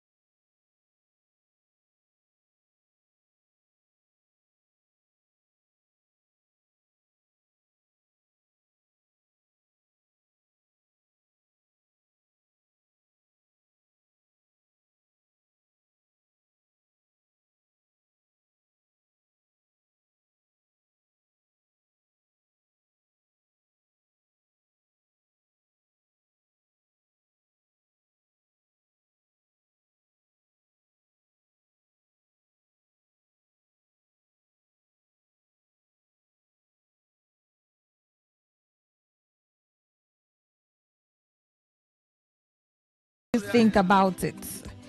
Do you agree with what the federal government says? Federal government says that we are eating our leather production, that we should wear it and not eat it, that the continuous consumption of hide and skin, Bomo, is a threat to our leather industry in Nigeria, because there's a projection that, in 2033, we should have gotten to a certain amount or level, in our leather industry, in our manufacturing industry. So I asked the question, are we eating our leather industry growth? The consumption of Pomo, is it really a threat, to our production and our leather manufacturing industry? That's the first question. And second, you have to answer the question of, do you consume Pomo because it is the most affordable thing right now rather than, meat and other things? Or because you just want to, because he says there are no nutritional value or benefits. 0810-951-0951. That is the number to call. Let your call come in and let's have, a good time on the radio. 0810-951-0951. Hello, good evening. Good evening to you. All right, go ahead, please. Our federal governments are confused. Are they telling me that eating of pomo or kanda, that may high price of fuel in this country? Eating pomo or kanda, that may high price of fuel in the market. Eating pomo or kanda, that may they are borrowing money from outside and share it for themselves in this country. Or eating kanda or pomo, that make insecurity. They all over across of this country. They are totally confused. All right. Anywhere they see come on Nigeria, we take it and get a little breathing. They are signing by all means to block it. Is this how government rule people that they are calling themselves citizens of the country? All right. I don't believe that federal government know what they are saying. They are totally confused. Right. And that is why I'm using this opportunity and call on America to come and help us in this country. It's not in the hand of this. All right, thank you. That's okay. That's not the conversation. We're not talking about America right now. But yeah, thank you for your thoughts. All right. For more consumption and our leather industry. Hello, good evening. Hello, good evening. Yes, good evening to you. Yeah, you see, these people, and there's no headway. Is our leaders. So they want to tell us that all the mineral resources that we have in Nigeria, all the mighty mineral resources of gold, crude oil, and the ones gold, and all the things that we have in Nigeria, it is not Bomo. That is our problem. It's a raw material now. It's a raw material for production. What has happened to the ones that the limestone and all the raw material that we have that we are not utilizing? That we cannot even build a refinery, no working refinery. Now they want to build one more factory, a leather factory. That's what that will be producing, giving us $10 billion. While a crude oil that is everywhere in Nigeria cannot even do anything. All right. Cannot give us power, ordinary power, light, NEPA, OCO. All right, thank you. 08109510951. Hello, good evening. Rona Agbara, good evening. Yes, please, good evening. Welcome. Yes. Rona. Yeah. Well, another name for Bomo is Kanda. Okay. I think that's the most popular around here. Oh, because everyone has been saying Kanda. Okay, you didn't know before now. Well, I'm used to Bomo. Okay. Yeah. So now, these are our clueless leaders. Let me remind them that Ajokuta Steel Company is lying fallow. That's a company that should be generating billions of dollars to the Nigerian economy. You know, if they had talked about the nutritional value and the effect, I wouldn't have made this call. Okay? But talking about the economic, side of it is where I don't know how I'm taking it. Go to Enugu State. Nigeria used to be prominent exporter of coal. That industry is lying fallow in Enugu State. We used to be, like your last caller said, the refineries that ordinarily, if we extract our crude here and refine it here, we know what money we will be making is dead, is lying there. So you don't think that the continuous consumption of this Kanda is our problem? threatening our if we industry? begin to produce, if we stop eating pomo now, we'll stop borrowing money. Is that what they are telling us? Well, we'll be self-sufficient as far as finance, money is concerned. All right, I got your thought already. Thank you. And then let them look for something and tell us and do. All right, 08109510951. Hello, good evening. Hello, good evening. Yes, good evening to you. My name is Failo, and I'm calling from Port Harcourt. All right, go ahead, please. Yeah, Rona, I want to know what is the percentage of Momo or Kanda that will be consumed that actually will affect the production of hides and skin, otherwise known as leather. So you tell us the percentage so that we know. It's not a matter of telling us that the eating of Momo is affecting it. What is the percentage? Or in other way, if it is affected, why not? Okay, this is what we are going to do. Give a legislation. Let there be a legislation banning the consumption of pomo or banning social consumption of pomo so that it will not affect the production of hides and skin. I don't know whether you understand what I'm saying. It's like these our leaders. They will just wake up in the morning and just issue one statement like that without thinking. Even we that are not in position of authority, we even know more than they. I'm telling you the fact because you can't just say consumption of pomo is affecting the production. Okay, now ban it now. Issue a legislation now so that there will not be more consumption of pomo, so that we cannot use the material for production of hides and skin. All right, got So it. that's my take. Sir Innocent is my name. All right, thank you. Hello, good evening. Hello, good evening. Rona. Yes, please. Good evening to you. This is Honorable Chris O'Chris. All right, go ahead. You remember when I told you that this administration since 2015, I keep on campaigning, telling people that they don't have anything to offer. Now, pomo that I've been helping my great-grandmother the problem of APC that they want to ban people not to eat pomo. Pomo that just helped me day before yesterday. I make my okra soup. I enjoy it. I have even eaten 2 pomo today. On the road So here. you don't think that the consumption... Now they want to seize the joy. If I want to buy meat, the butcher, during the time of my father, they used to go to market and cut meat and come back. We use our hand and cut. We share it. But today, butcher now are sharing meat, like say you dey cook mama put 5, 10 pieces or 9 pieces to 1.5. Pomo now where I don't they manage, APC don't they carry their problem now, they go for pomo. All right. Now I no open my prayer topic for them. They should leave pomo alone for me. All right, got your I thoughts. don't need the leader. Where would they wear rubber So you slippers? don't think that the consumption is a threat to our industry? Who told you? Who tell you that one? Say, all right, got your thoughts then. Hello, good evening. Good evening. Hello. Hello, good evening. Good evening. Welcome. All right, go ahead, please. The factory where they say they want to process data, did they have it here? Do we really have the factory? If the factory is there, is there anybody that's stopping them from buying those pomo and do what they want to do? Are you hearing me? Yes, I can hear you loud and clear. So then, I'm not sure what you mean. Pomo is on the same part that they do. I don't find it more.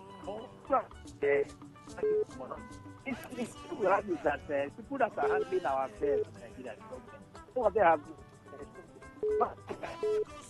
all right. And anything you don't talk. I think pomo is what now? By don't buy pomo with the little ones that they cannot be. Look at people are telling them to keep the salary. We don't have healthcare. Our healthcare system in Nigeria is going to rise over now. I don't want to talk about school. All right. Got your thoughts. We have a lot thoughts. of problems. Things that are bothering us so much that they need to put their energy. They say they kidnapped some students in one of the northern states. They keep us to jack. There are a lot of things they need to talk about and see how they can put. They come here and they talk about what we waiting. All right. Got your thoughts already. Hello, good evening. Hello, good evening, my sister. Good evening, my brother. Thank you. Matthias calling you from Noah. All right, go ahead. Yeah, my sister, I don't know how this Nigerian federal government want the poor people of Nigeria to survive. I don't know what is the problem with the poor people. Let them allow us to breathe now. The pomo that you can manage in the market, they are coming up with pomo again. Yesterday was Saturday. We cannot get money to buy bottle of drink. Bottle of drink now is 1.5. We are using the sachets to console ourselves with our poverty. Now they are coming up with pomo while they are going to the market buying chicken. If there is no leather in the market, no problem. Let the company close down now. right. Are we being seen that again? Is it not rubber everywhere? Everybody now is wearing rubber. So you don't agree that the consumption of that is going to affect our leather industry? My sister, this federal government of Nigeria, I don't understand them. This is the worst government I've ever seen in my lifetime. They are not. All right, got your thought already. Yeah. Good evening. No, Rona. Good evening. This is Chief Solomon calling. All right, go ahead, please. Is it the consumption of pomo? They say it's what I'm just hearing you. Oh, okay. The federal government says that the continuous consumption of pomo is a threat to our leather industry, being that it's a very important raw material that we have. So the continuous consumption is going to threaten, production of leather as a nation. Okay. So the question I'm asking is, do you think that continuous consumption of yes, because this leather, since we don't have much forest to get more animal, the little animal we train, we train. Yeah. So the pomo now, if we begin to consume them, there will be no much want for production. So you agree that yes, you agree that it's a threat if we keep consuming it rather than wearing it and producing it. Because there's a campaign that we should wear our leather and not eat it. Yes, I agree with the government. All right. Thank you. Hello, good evening. Hello. Good evening. How are you? I'm very fine, thank you. Go ahead, please. Yeah, for me, I think this is the most laziest government ever in the history of Nigeria. And the fuel subsidy is gone. They have saved money for fuel subsidy. They are still borrowing money. Which way Nigeria? They are still looking for 250 billion. They will give PDP governors to defect to APC. Is it the meaning? What do they mean? For those who believe in what do you call it again? I think Moabi. Yeah. For those who believe in Kanda, let me follow that one I know very well. Kanda. For those who believe in that, who patronize those people that sell it, what do you want them? I believe masses. See Chris is crying about it. People believe in it, many, because it's affordable to them. Why would they always make policy that will hurt masses? It's the most wicked government. Let them have everything. God bless you. All right. Thank you for your thoughts. Hello, good evening. Evening. Rona. Yes, please. Yeah, expert. All right. I'm calling from a bureau, Mama. Okay. Yeah, I have seen that our problem now is Bomo or Kanda. That's why we don't have good roads and electricity and refinery. No wonder. That man at Abuja with white hair have lose their focus. I pray for Nigerians. All right, thank you for your thoughts. Go ahead. Amen. Hello, good evening. Hello, good evening. Yes, please. Go ahead. Yeah, thank you very much. My name is Franklin. Okay. We are not talking about the consumption. People, please pay attention for a while. Just listen to me. I know the government, they are not doing their best. I know. They have their laxity, they are not doing well. But when it comes to consumption of this leather we call Kanda, my sister, everybody listen to me. It's not healthy for you. Let's not talk about the health benefit of it. Let's talk about the risk of you just consuming it alone. Have you seen the preparation? Have you seen how it's gotten? First of all, this is not cow skin. These are shakis. These are donkeys. They roast them with tires, carbonized, soaked in, and they soak these things in formalins, in chemicals to get them soft. This is not healthy for anybody to consume. Please stop the consumption of this. I don't care about the leather aspect of it. We don't have any factory here. But I'm talking about your health risk. It's not healthy for you in any form. Thank you. Right. Thank you for your thoughts and contribution. Hello, good evening. Hello. Yes, please. Please speak up a bit so I can hear you well. Good Good evening. Go ahead. Your voice is still very low. Very, very low. Hello? Hello. Can you speak up a bit? Your voice is... Yes, yes. Just maintain that tempo. Thank you. Okay. My name is Chigozie. All right, go ahead. Calling from Cyprus. Okay. You see, I was listening to your program now. Hello? I'm here. Go ahead. I can hear you. You see, this is our Nigerian government. They are confused. Our leaders is confused. Look at the whole Nigeria that's not refinery. There's nothing like anything that generates anything like that, anything for the youth. Now they are talking about the pomo. What is the pomo? So compared to Nigeria economy, what does pomo produce for Nigerian economy? Where we have oil, every mineral resource that God bless us more than any other country in this world. Okay. That's not in Nigeria. Just take it. All right, got your thoughts. 08109510951. Now, the federal government says that the continuous consumption of kanda, let me use the popular parlance that everyone is familiar with, pomo, kanda, hides and skin, is going to affect or is a threat to our leather industry. Do you agree with that? Hello, good evening. And I also asked that, do you consume pomo because it's the most affordable? All right, go ahead, please. Yes. Where did the carriers they go save? They just divert our attention. We are waiting for Trump to come out to put this country in order, to fight this service for us. Are they talking about pomo? What pomo? Eh? The most important, what of cuisine? What of cuisine in this country? Let them do one idea so we'll be able to put this in order. All right. Thank you, Abeg. Thank you. Hello, good evening. Hello, good evening. Yes, please. Yeah, this is Akoni Chekon for Umomoy. All right, go ahead. What can that be a problem to whosoever that want to ban it now? How would they even ban it?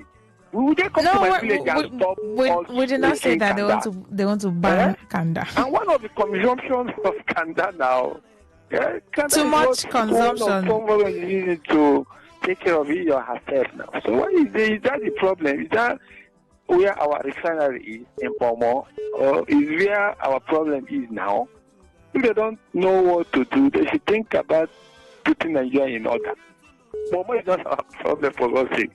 All right. Pomo is everywhere, and leather is everywhere. What are they using leather to do now? What is our own problem? All right, got your So you thoughts. think a better thing to do, not about Pomo. Pomo is not our problem. All right. Thank you very much. Thank you. Hello, good evening. Hello, Rola. I call again. Okay, go You ahead. see, anything that is not good for our health, government should ban it. Somehow, for our fellow saying, what's in the pomo is not. They don't know that it's not. Most of this a donkey skin. You will boil it with different chemicals before you eat. It will not be good for your health. It's better easy to manufacture leathers. All right. Something that can wear. be useful for you. All right. You see, so. Oh, sorry, that call dropped. I'm sorry. But yes, I got your thoughts already. You know, according to the campaign by the federal government, the campaign is tagged or was tagged, wear your leather, not eat it. Wear, not eat your leather. And I've been asking, the consumption of pomo, is it going to affect our leather industry? Hello, good evening. Yes, good evening. I'm Mr. Frank. All right, go ahead, quickly. Okay. Yes. That is what you're talking about. It's not about this country. Before I was born, my mother was buying pomo. Do you know the name my mother used to call pomo in Ogunawe? Ipanama. Oh. Ipanama. That's what used to call Kanda in our language. Kanda have not killed anybody. Let's look for a problem. Let them go and use cocoa and what they call it, rubber. It is rubber that used to produce leather and waterproof. What Kanda? Kanda don't have anything to do with human beings. I've seen when they put Kanda, they use to olive to prepare Kanda. Let them close their mouth. What the people condemn what they got crazy. Since I was born today, I'm up to 50 years. I got 3 children. I never died with that skin because it's normal skin. It's a skin when they kill that when they kill that animal. All right, got your thoughts. The animal, you Thank you. Let them stop it. It's wrong. All right. Thank you. Thank you. Hello, good evening. Yeah, good evening. Yes, please. Hello? Yes, I can hear you. Yeah, this is Honorable Chris. See, if they can be able to point out to one person that Pomo or Kanda don't kill for this country, I will stop eating Kanda. All right. And I will ask them to go ahead and ban the eating of Kanda in Nigeria. Let them just point to one family that Kanda kills. All right. Chief, do you know anyone that they Kanda Pomo kill in your community? Point to one, let me come and ask them. All right, got your thoughts. All right. Okay, hello, good evening. Yeah, good evening. How are you? I'm fine, thank you. Go ahead, please. Yeah, I'm Kembillion. Okay. For me, I wanted to know if Kanda have a health implication. Why can't they ban this cigarette also? Yes, I believe cigarette is more dangerous. To die young, they even wrote it. They are taking it because politicians are taking it. I don't see anything. This anti-human, anti-policy. So right. that excuse did not fly. All right, thank you. Those poor people are eating, they're complaining. So let them bring blueprint. They don't have anything to offer Nigeria. This APC-led federal government. Got your thoughts. Hello, good evening. My sister, good evening again. Yes, good evening to you.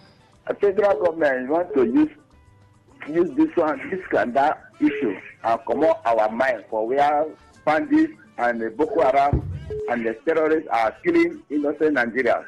They want to use this one and remove our mind there.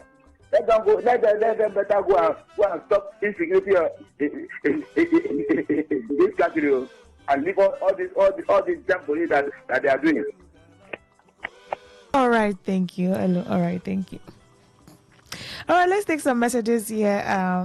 This one says, good evening, lady presenter. I'm Ebere Up Jesus from Port Harcourt. Let the truth be told. There are so many animals that can produce leather, apart cow's skin, aka Pomo or Kanda, in Nigeria leather industry. All right, yeah. Nigeria leather industry is not at risk because afam, okra, water leaf soup. Without Kanda, the soup no balance at all. God help us all. All right, this one says, good evening, Lady Rona. Reverend Oyedikachi Amadi in Omuma. On a lighter note, Nigeria needs to be alive before they put on the best leather clothes on the body or on the leg. Also, the federal government should provide solution to this challenge and not complain to gullible Nigerians. All right, for WhatsApp messages, this one says, I ate Pomo today and it was lovely. Government is just catching cruise with its citizens and trying to deviate from the major issues in the country. They should continue. In Patient Jonathan's voice, Jay from Ajip. All right, let's take more calls and then we'll go to Facebook to check for comments. 0810-9510951. You can drop your comments on Facebook on our page, Today95.1 FM on Facebook. You can just go drop a comment there and I'll be sure to read all of your comments. Hello, good evening. Hello. Hello, good evening. Yes, please. Yeah, this is David Mechanic calling from Negrita. All right, go ahead. Federal government saying that Pomo is threatening their Kanda industry. The insecurity is not threatening Nigerian existence. The corruption is not threatening Nigerian development. It's Pomo that is threatening. It's only Pomo that they see. They did not see the insecurity. They didn't see the corruption that they are dwelling there. Listen, APC made them find out that in Nigeria. All right, thank you. 0810-9510951. A few more minutes to wrap up the show. Call me and tell me what you think. Do you think that, the consumption of Pomo, Kanda, height and skin is affecting or is a threat, to our leather and manufacturing industry in Nigeria? Hello, good evening. Yes, please. Hello? Yes, I'm taking your call. Okay, I'll call you back again. Okay. I beg federal government and our leaders. Let them leave us. Let us eat the Pomo. Even if it's a snake Pomo, let them leave us. Even if it's not good for our health, let them leave us. After all, their government is not good for our health. So let them leave us, let us eat Pomo. Instead of that, if they say it's not good, let them declare state of emergency on Pomo. So that, State of emergency on Pomo. Of Pomo, every state. Really? State of emergency of Pomo. All right, got your thoughts, but that one was funny though. How can they declare state of emergency on Kanda now? Like, hello, good evening. Got your thoughts already? Yes, good evening. Hello. Yes, please. Hello. Good evening, sir. Please move away from your listening device so that it does not interfere with your call. Okay, can you hear me now? Yes, clear. This is Manuel calling from Pipeline. Okay. Okay. You see, when I was small in those days, we eat kanda. This kanda you're talking about. Yes. It's never jacket, it's never camel, it's never horse. Now, correct nama. Nama kanda, we eat that time. But due to government has spoiled everything, we can't afford the nama kanda and chop. Now, we now enter into eating jacket, eating camel, eating all those kind of things. They have done this country very well. We leave those ones for them. Do you know that before, if you buy kanda, you look at people who eat kanda as poor people. That's the main number me too. Number kanda. Yeah. The people who buy it as poor people. All right. Got your thoughts. But now we cannot afford that normal kanda. All right. We have to rush the camel and then we fight with them, Nadia. All right. When they buy, we buy. Let them buy. Let us buy. All right, got your thoughts. All right, let's check on comments on Facebook. And if I can take one more call, I'll just do that before I wrap up the show. It's almost, 10. The world news comes up at 10. Let nothing happen to Pomo. It's widely accepted everywhere in Nigeria. At least the so-called $5 billion won't be felt by us anywhere. But the most poor households survive on Pomo to serve as meat to their food. Please, we are yet to survive about yesterday's football match. Let federal government mind what they tell us now so we don't pour anger on them. From Eli Buchi Wadi. Alright, this one says, them go explain tire, but more go see enter pot. From Emako Basi. This other one says, bad leadership is the cause of everything. Godwin Oyeche. All right, all these comments are on Facebook. You can still drop your comments. I have a few minutes. I can still take more comments on Facebook and maybe one more call. But if the time permits. If the call comes in now, that will be my last caller on the show. Hello, good evening.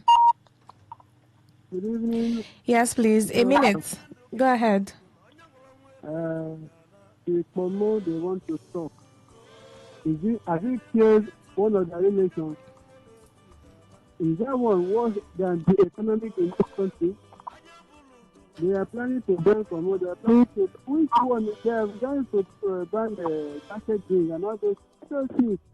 Why is it that this government is taking Nigeria? All right. All right, thank you. All right, that is the size of our package on the show. Thank you all so much for your calls. Thank you. I appreciate your calls, your messages, your contribution on the matter, and your comments, WhatsApp messages, regular text messages, comments on Facebook, and your participation. Let's do this again tomorrow. Keep a date with me on Today 95.1 FM, 9 p.m. tomorrow for another round of talk. My name is Rona Agbara. Thank you so much for listening. Stick with us. The world news comes up at 10. Right after that, World Today and Focus on Africa. Have a very good evening.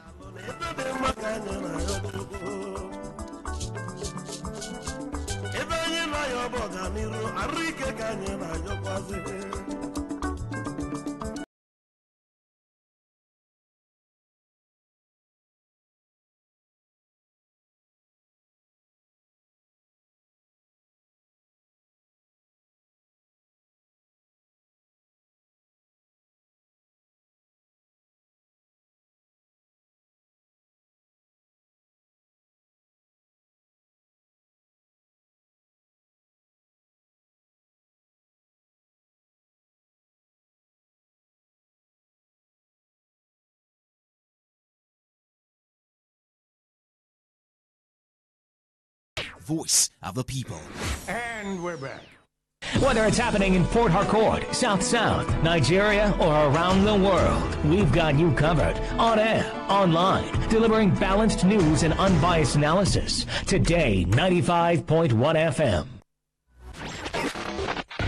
This is Today, 95.1 FM, Port Harcourt. News.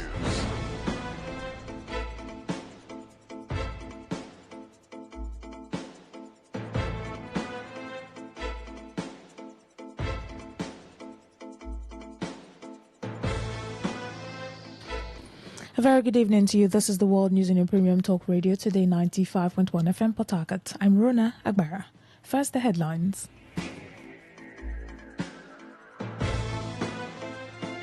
Former chairman of PDP in Rivers State, Robinson Name Ewo, backs dissolution of state executives. President Bola Tinubu calls for integrity and efficiency in Nigerian courts. On the foreign scene, South Korea proposes military talks with North to prevent border clashes. Details shortly.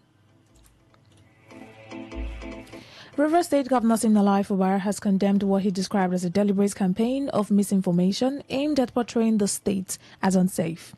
Speaking at the grand finale of the Python Golf Club's 6th edition of Chief Ikenna Okafor 2025 Pro Amateur Golf Championship in Port Harcourt, Fubara reaffirmed that the state remains peaceful and fully open for business, tourism and major events. Governor Fubara said the large turnout of visitors from across Africa demonstrated that negative media narratives about the state were exaggerated, politically motivated and designed to distort public perception. While acknowledging that political tensions earlier in the year caused about 6 months of disruption, he insisted that peace had returned, allowing security agencies to operate effectively. He praised the coordinated efforts of the Joint Security Team, noting that visitors were able to move freely, socialize and enjoy the city without incident. Fubara also pledged continuous government support for the tournament, including plans to revive the Governor's Cup, and promised additional assistance to improve the golf club facilities. On his part, Major General Emmanuel Eric Emeka, General Officer commanding 6th Division of the Nigerian Army, said the prevailing peace in the state motivated the decision to host the tournament in Rivers, adding that its successful conclusion validated that choice.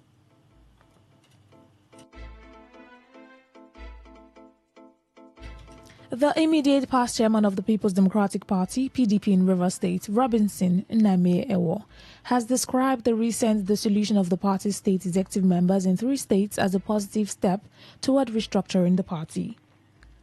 In an interview with Today FM's Sandra Kenneth, Name Ewo outlined some of the decisions reached at the PDP Congress, emphasizing that the party remains supreme. He spoke on plans by the party leadership to strengthen its structure, aiming to build a more unified force with a common objective. It's the highest decision-making body of the party. It has ability to do and undo, to elect new officers that will oversee the affairs of the party over the next 4 years, formulate policies for the party. It also has the power to discipline members that are involved in anti-party activity. It's for the party now at the center to make decisions and see how they can put up a new structure for the party at the state level. This is what the party will now do. I welcome it wholeheartedly because it will give the party at the state a new face. Name Ewo further welcomed the expulsion of the FCT minister, attributing the party's struggles with internal democracy to the minister and some other individuals. He accused the minister of deliberately undermining the PDP, adding that the party's decision, which he described as long overdue, will be respected. The FCT minister has been involved in anti-party activity since 2023. When he lost the presidential ticket of the party in 2000, Atiku emerged the winner. He formed what we call then G5 governors who worked against the party. Beyond that, today on national TV, every media houses, every forum is telling Nigerians and indeed the world that he will support Tinubu for a second term. This is pure anti-party activity. And the anti-party activity to such extent that he deserved to be expelled from the party. And the decision the party made at the convention is worthwhile. It's long overdue. That is to cleanse the party and give the party the face it requires.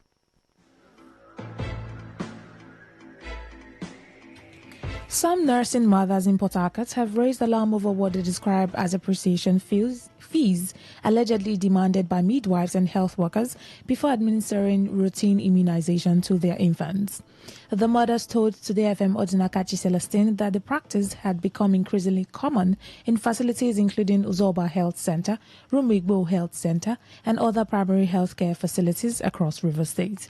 They said health workers often insist on cash payments before giving injections or carrying out scheduled vaccinations. According to them, mothers who refuse to pay are sometimes delayed, spoken to harshly, or attended to with poor attitude.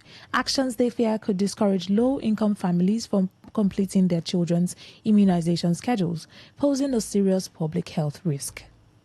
They don't make them as habit. They must settle them once they give your baby injection. I go there today now and say, I hope you will appreciate us. Also for health center. Mostly, almost all the health center. Both Mibo. Especially when they give your pikin injection, no go say no go give now. Make sure no carry bad mind. Inject your baby. That means people that don't have money to appreciate them will not be able to take treatment from them. If everybody get money, this government hospital, they make them for people where they are no rich. But they're making everything difficult for us. Even when you go at an enter, the drugs where they list out for them to give you. When you go, they go carry. Even though say they buy vitamin. Going for immunization now, it just look like a big deal. While it's something of going there with joy and free of mind. But now, if you go there to immunize your baby or take your TT, they will start asking you for appreciation. If you did not give them, they will start being harsh on you. When they take care of baby, they will just inject the baby anyhow they like because of you didn't appreciate them or you didn't give them money for the drinks. If I don't know any, I know about health center Zoba. When contacted, the Rivers State Immunization Officer, Joseph Urang, reaffirmed that all infant immunizations remain completely free as mandated by the state government, stressing that no mother should pay any fee before her baby receives a vaccine. Government has provided everything that is needed for immunization. Any health worker that is charging for immunization services is doing the wrong thing, and the mothers should not yield into it. We at least our numbers, when they do that, they call. So that we immediately send people to that place to find out who is charging for immunization. Because anytime you go back there, the people will deny. Even the mothers who are complaining to you will not be able to show us who is actually charging for this. Government provided everything. Our fellow Nigerians will be taxing our own people, chasing people away. They have disease outbreak now. The next thing they will say government is not doing what it's supposed to do. Meanwhile, you still have people who are chasing away people from the health facility. But this thing is illegal, and we're saying the immunization is free. Government has provided everything. Vaccines, the syringes, everything is being provided.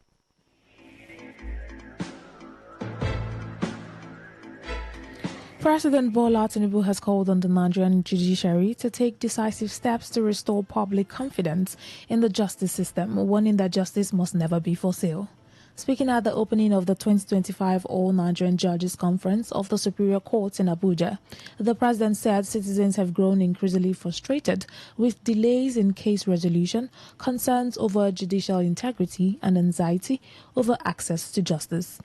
Tinubu said discipline within the judiciary must be firm, transparent, and consistent, adding that only a judiciary that cleanses itself can command the moral authority to cleanse the society.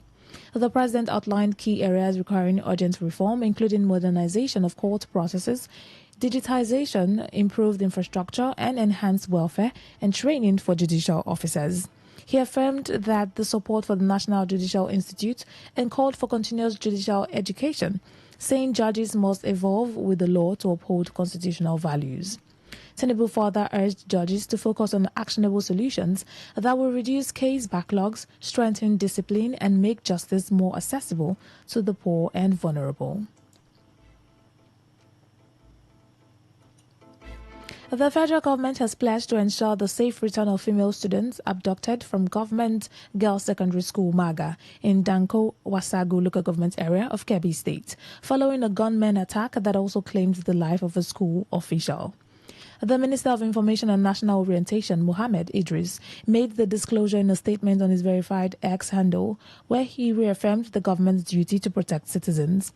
Idris said the government expressed deep and serious concerns for the victims, emphasizing that it's shared in their pain and is committed to bringing the girls home safely.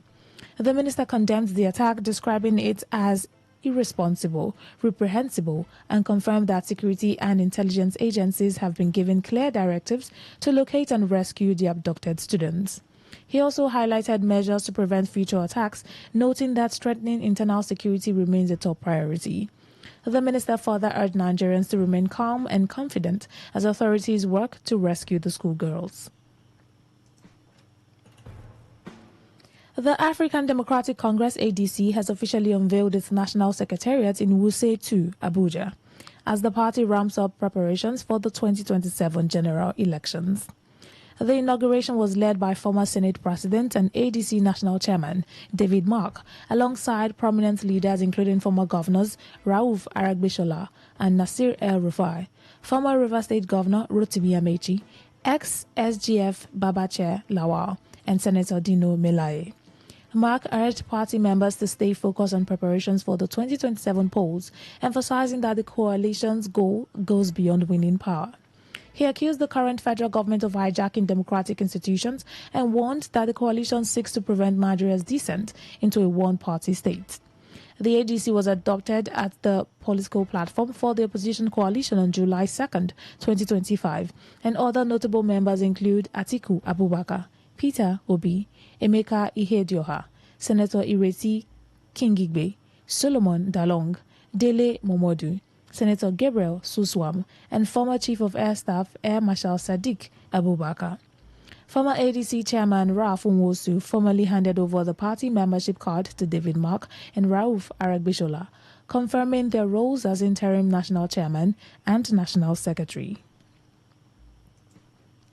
You are listening to the World News on Today 95.1 FM, Voice of the People. After the break, more news, foreign and sports stories. Please stay with us. Every day, every hour, when the big stories break, depend on our 24-hour news team to bring you the latest. Today, 95.1 FM.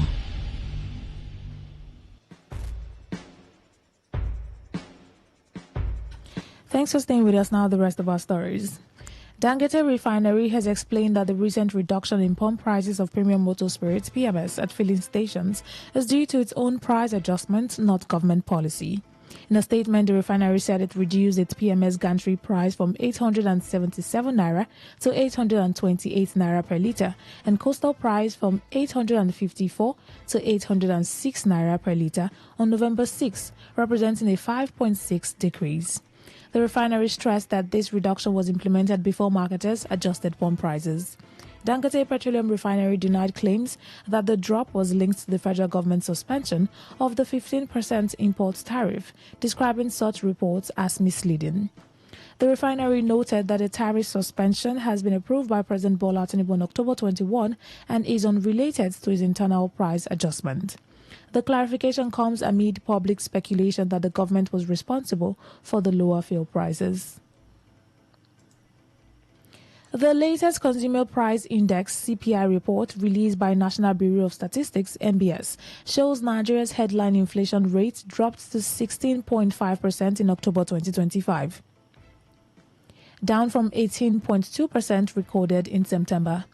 The new data showed a 1.196 percentage points decline, making the seventh consecutive month of easing inflation since April 2025. Year on year, the October inflation figure represents a sharp drop of 17.82 percentage points from the 33.88% recorded in October 2024. However, on a month-on-month basis, inflation rose slightly to 0.9%, up from 0.72% in September.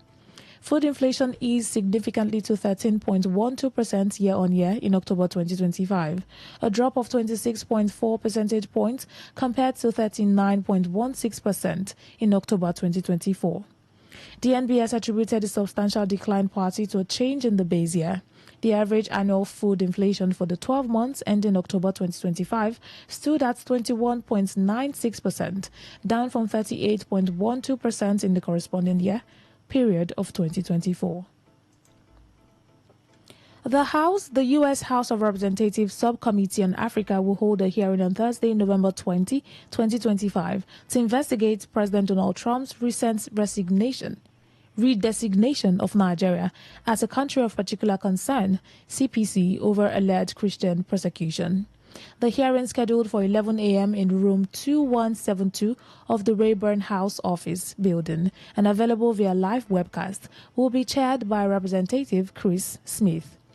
It will feature two panels of witnesses, including senior U.S. State Department officials and Nigerian religious leaders. Trump first designated Nigeria as a CPC in 2020, but the status was removed by President Joe Biden after defeating Trump. On October 31, 2025, Trump reimposed the designation, citing attacks on Christian communities, killings, kidnappings, and the destruction of churches. The U.S. president warned of potential military action and the suspension of aid if Nigeria fails to address the situation. Reacting, President Bola Tinubu stated that Nigeria's constitutional commitment to religious freedom remains intact. The issue has also drawn international attention, with Pope Leo XIV expressing concern over violence targeting Christians in Nigeria and other countries, calling for peace and unity among all communities. On the foreign scene, South Korea's military has proposed holding talks with North Korea to prevent further border clashes following a series of recent incursions by North Korean troops.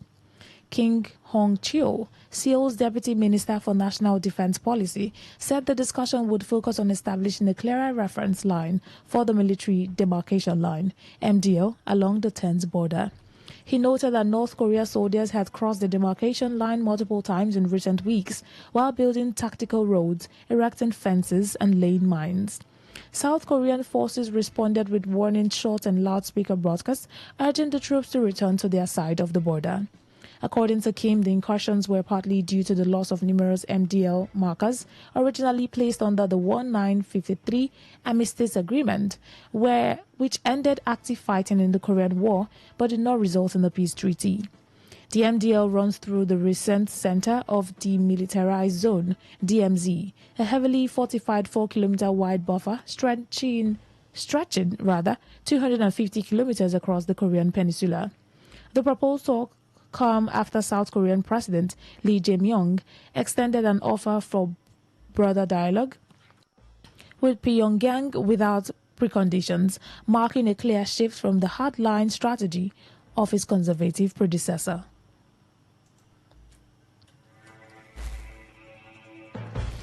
To end the news, here's a summary of the major stories.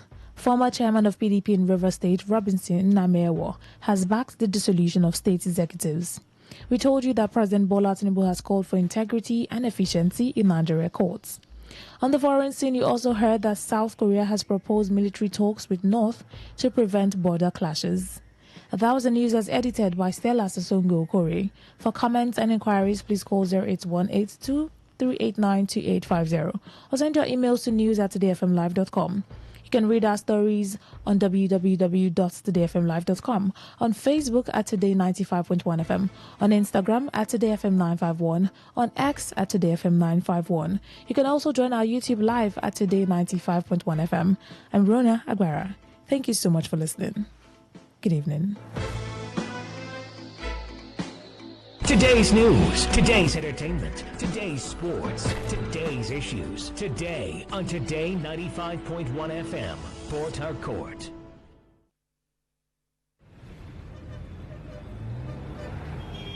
Live from the Garden City of Port Harcourt, Nigeria. This is Today 95.1 FM.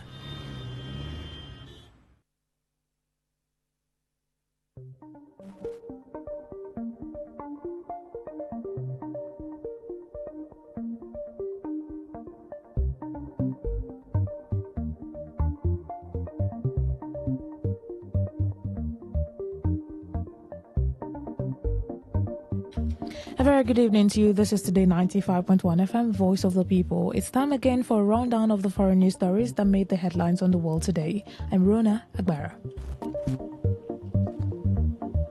First, the headlines. Gavi's global HPV vaccine drive prevents 1.4 million cervical cancer deaths. Thousands protest against government in Mexico as clashes leaves 120 injured. Ecuadorians reject the return of U.S. military bases in major defeat for President Daniel Noboa. Bangladesh court sentences ousted Prime Minister Sheikh Hasina to death for crimes against humanity. Details shortly.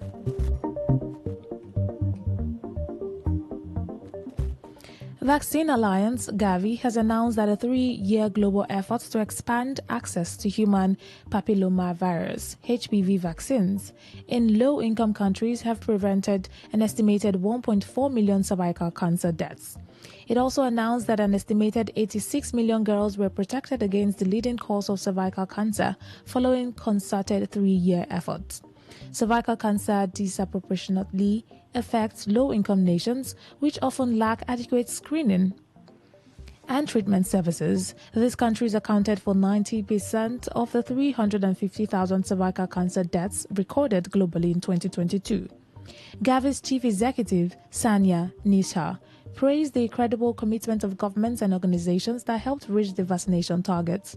Across Africa, coverage increased from 4% in 2014 to 44% in 2024, surpassing Europe's 38%. Police authorities have revealed that at least 120 people were injured in clashes during the anti-government protests in Mexico City. Thousands of demonstrators marched in Mexican capital on Saturday to protest against violent crime and President Claudia Sheinbaum's government. Sheinbaum said the marches, which also took place in other cities, had been funded by right-wing politicians who oppose her government. The rally was organized by Gen Z youth groups, drawing support from citizens protesting against high-profile killings, including the assassination just weeks ago of European Mayor Carlos Manzo, who had called for tough action against cartels. Ecuadorian voters have overwhelmingly rejected a proposal to allow the return of U.S. military bases to the country, delivering a significant political setback to President Daniel Noboa, a close ally of U.S. President Donald Trump. With 3/4 of ballots counted, about 60% voted against lifting Ecuador's 2008 ban on foreign military bases. The result blocks any U.S. efforts to resume operations at the Manta Air Base, once a key hub for Washington's anti-drug mission in the Pacific.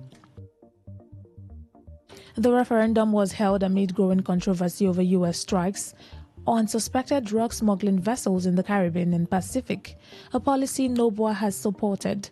Many Ecuadorians viewed the proposal as a threat to sovereignty. A Bangladesh court has sentenced ousted Prime Minister Sheikh Hasina to death for crimes against humanity, triggering cheers in a packed Dhaka courtroom as the long-awaited verdict was read. The 78-year-old was tried in absentia after defying multiple court orders to return from India to face accusations that she ordered a brutal crackdown on a student-led uprising that toppled her in August 2024. The ruling broadcast live nationwide lands just months before Bangladesh heads to its first election since her overthrow, scheduled for February 2026. Bangladesh has struggled with political unrest since the collapse of Hashina's autocratic rule, and election-related violence has escalated sharply. The United Nations estimates that up to 1,400 people were killed during the crackdown, a central focus of the prosecution case. Chief Prosecutor Tajul Islam said ahead of the verdict that he hoped the decision would satisfy the public thirst for justice and signal an end to impunity for state-led abuses. Prosecutors filed 5 charges against Hashina, including failure to prevent murder, crimes that qualify as offenses against humanity under Bangladeshi law.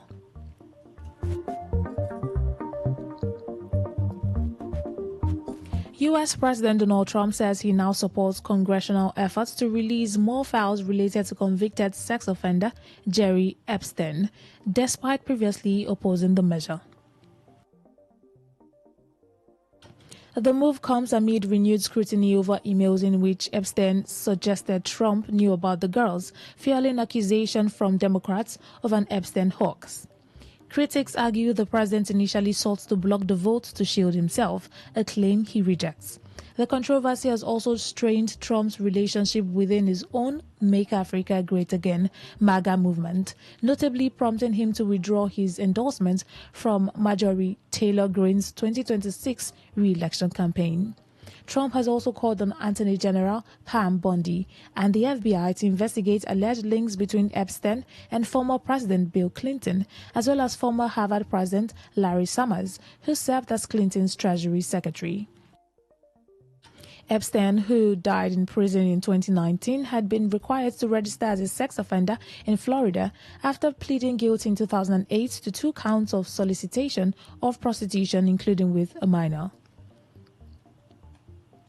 U.S. state federal agents have descended on the city of Charlotte in North Carolina as part of U.S. President Donald Trump's expanding crackdown on illegal immigration, the Department of Homeland Security, DHS, has said.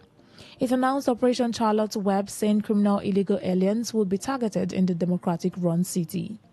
Loyal officials, including Mayor of Charlotte, Lee Vels, released a joint statement criticizing the operation, saying it was causing unnecessary fear and uncertainty in the community. Since Trump's return to office, he has deployed troops to Washington, D.C., Los Angeles, and Chicago to deliver on his promise of the largest deportation program in U.S. history. Several church members doing yard work at a church in East Charlotte fled into woods when agents arrived and detained one man, the Charlotte Observer reported, quoting the church's pastor.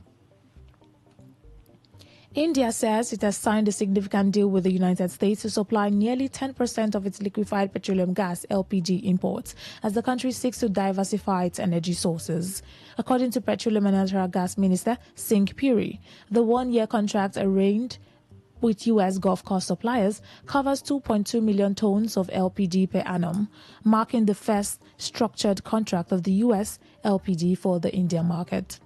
The deal comes amid a rocky period in India-U.S. relations. Tensions spiked in August after President Donald Trump raised tariffs on India goods to 50% and criticized India for purchasing discounted Russian oil, alleging it was indirectly supporting Moscow's war in Ukraine.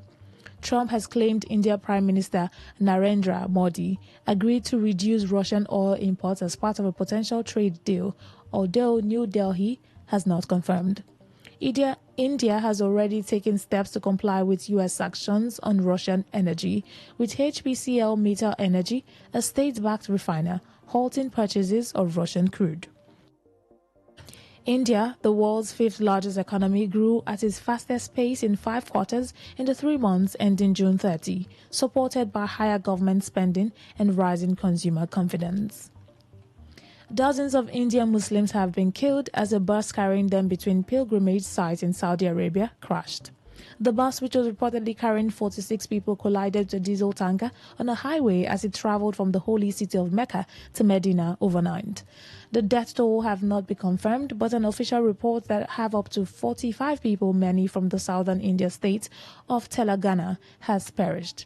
Diplomats and politicians expressed their condolences over the tragic incident. Prime Minister Narendra Modi wrote on social media that he was deeply saddened and his thoughts are with the families who have lost their loved ones and that he was praying for the swift recovery of all those injured. The Indian consulate in Jeddah said a control room has been set up to provide helplines. Japanese shared links to the tourism industry has crashed following China's warning to its citizens against traveling to Japan. Meanwhile, relations between Tokyo and Beijing has plummeted since Japanese Prime Minister Sane Takachi suggested earlier this month that Japan's military could intervene to stop China from taking control of Taiwan. In a sharp escalation of the dispute, China's Ministry for Foreign Affairs advised citizens to avoid travel to the East Asian country, claiming that the Prime Minister Takachi's comments has increased risk to their personal safety and lives. The issue continued to reverberate as Japan's stock market reopened earlier today. After the weekend break, the shares of airlines and retail outlets taking sharp falls department store in center Mutoskoshi fell more than 11% in the afternoon trading, while its rival Takashimaya tumbled about 5%. Iran said it had begun experiments to induce rain after a long drought created a water crisis in the country. A cloud seedling fight was conducted on Saturday over the country's largest lake, officials said. The process involves spraying particles such as silver iodide and salt into clouds from aircraft to trigger rain. For the technology to work, it needs existing clouds. The water scarcity has been described by some of it as worst in a decade. Public service announcements have been urging people to use water sparingly. Tehran is now in its 6th year of drought. That story from Iran concludes tonight's edition of The World Today as produced by Odinakachi Celestine of the news department. But before we go, here's a summary of the stories that made the headline. We told you that Gavi's global HPV vaccine drive has prevented 1.4 million cervical cancer deaths. You heard that thousands of people have protested against government in Mexico as clashes leaves 120 injured. We also told you that Ecuadorians has rejected the return of U.S. military bases in major defeat for President Daniel Noboa. Finally, Bangladesh court has sentenced ousted Prime Minister Sheikh Hasina to death for crimes against humanity. Till same time tomorrow, do have a lovely evening. Thank you so much for listening.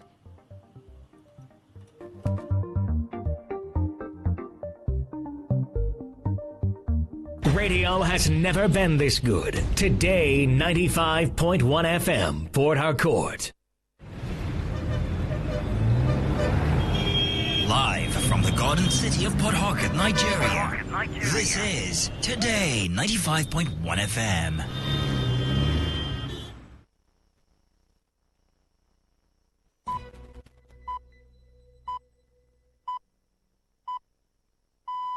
BBC World Service. I'm Yasha Michelle in London with Focus on Africa.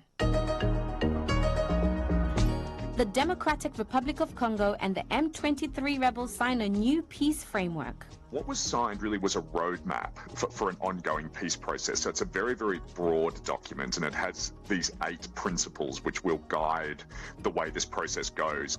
Will this lead to permanent peace?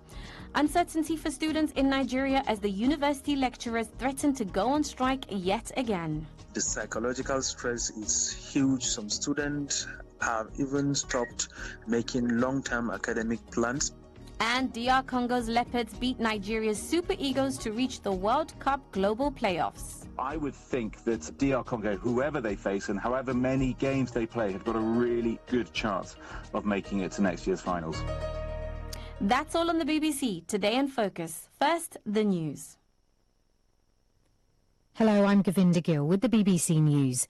The former Prime Minister of Bangladesh, Sheikh Hasina, has been sentenced to death for crimes against humanity.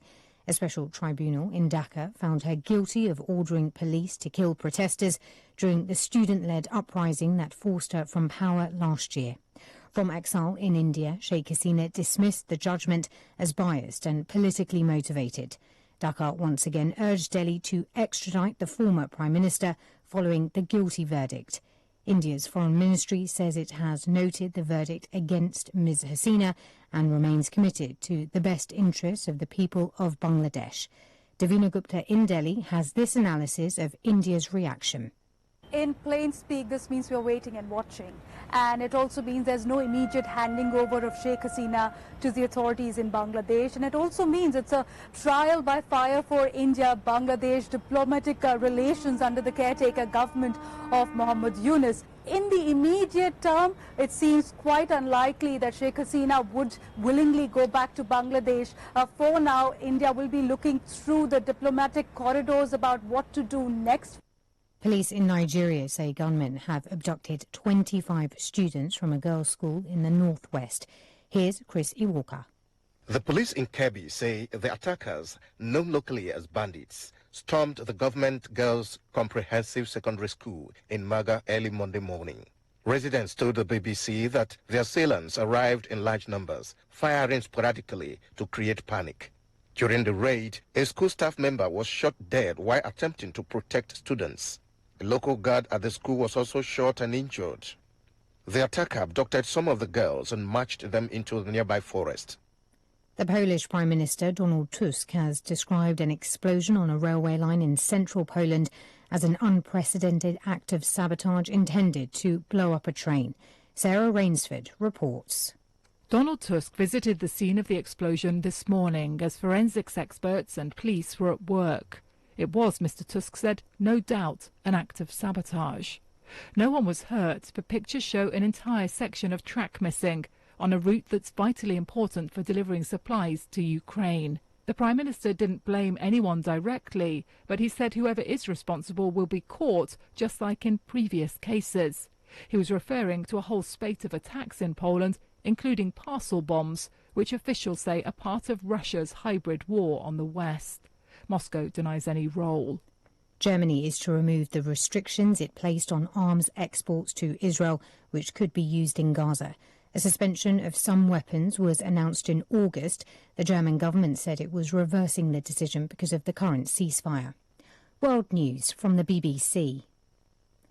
The Ukrainian President Volodymyr Zelensky has signed a deal with France to obtain up to 100 Rafale fighter jets, as well as a new air defence system to protect against Russian attacks. Speaking after meeting with his French counterpart, Emmanuel Macron, Mr. Zelensky said the deal was historic. Це стратегічна домовленість. It is a strategic agreement that will be in effect for 10 years starting next year. We understand all the fundamentals of this agreement: political, financial, industrial. This is a historic agreement. It is very valuable that France is taking such a step to achieve real guaranteed security in Europe. It is expected that the equipment will take years to be delivered. President Macron said he wanted to help Ukraine prepare for whatever was coming next. Prosecutors at the International Criminal Court have asked for a life sentence to be handed down to a leading member of Sudan's Janjaweed militia. The defendant, known as Ali Kushaib, was found guilty last month on 27 counts of war crimes and crimes against humanity committed in Sudan's Darfur region during the early 2000s. Kushaib was described in court as being literally an axe murderer, as he had used an axe to kill civilians. US airlines are resuming normal operations after the aviation authorities lifted restrictions imposed during the recent record-breaking government shutdown. A tenth of all domestic flights were affected by a shortage of federal control tower staff who were asked to work without pay. Spain has announced plans to upgrade the rail network between Madrid and Barcelona to run trains which would reach 350 kilometres an hour. The transport minister said it was a speed that only had been achieved in China and would cut journey times from nearly 3 hours to less than 2. That's the latest world news from the BBC.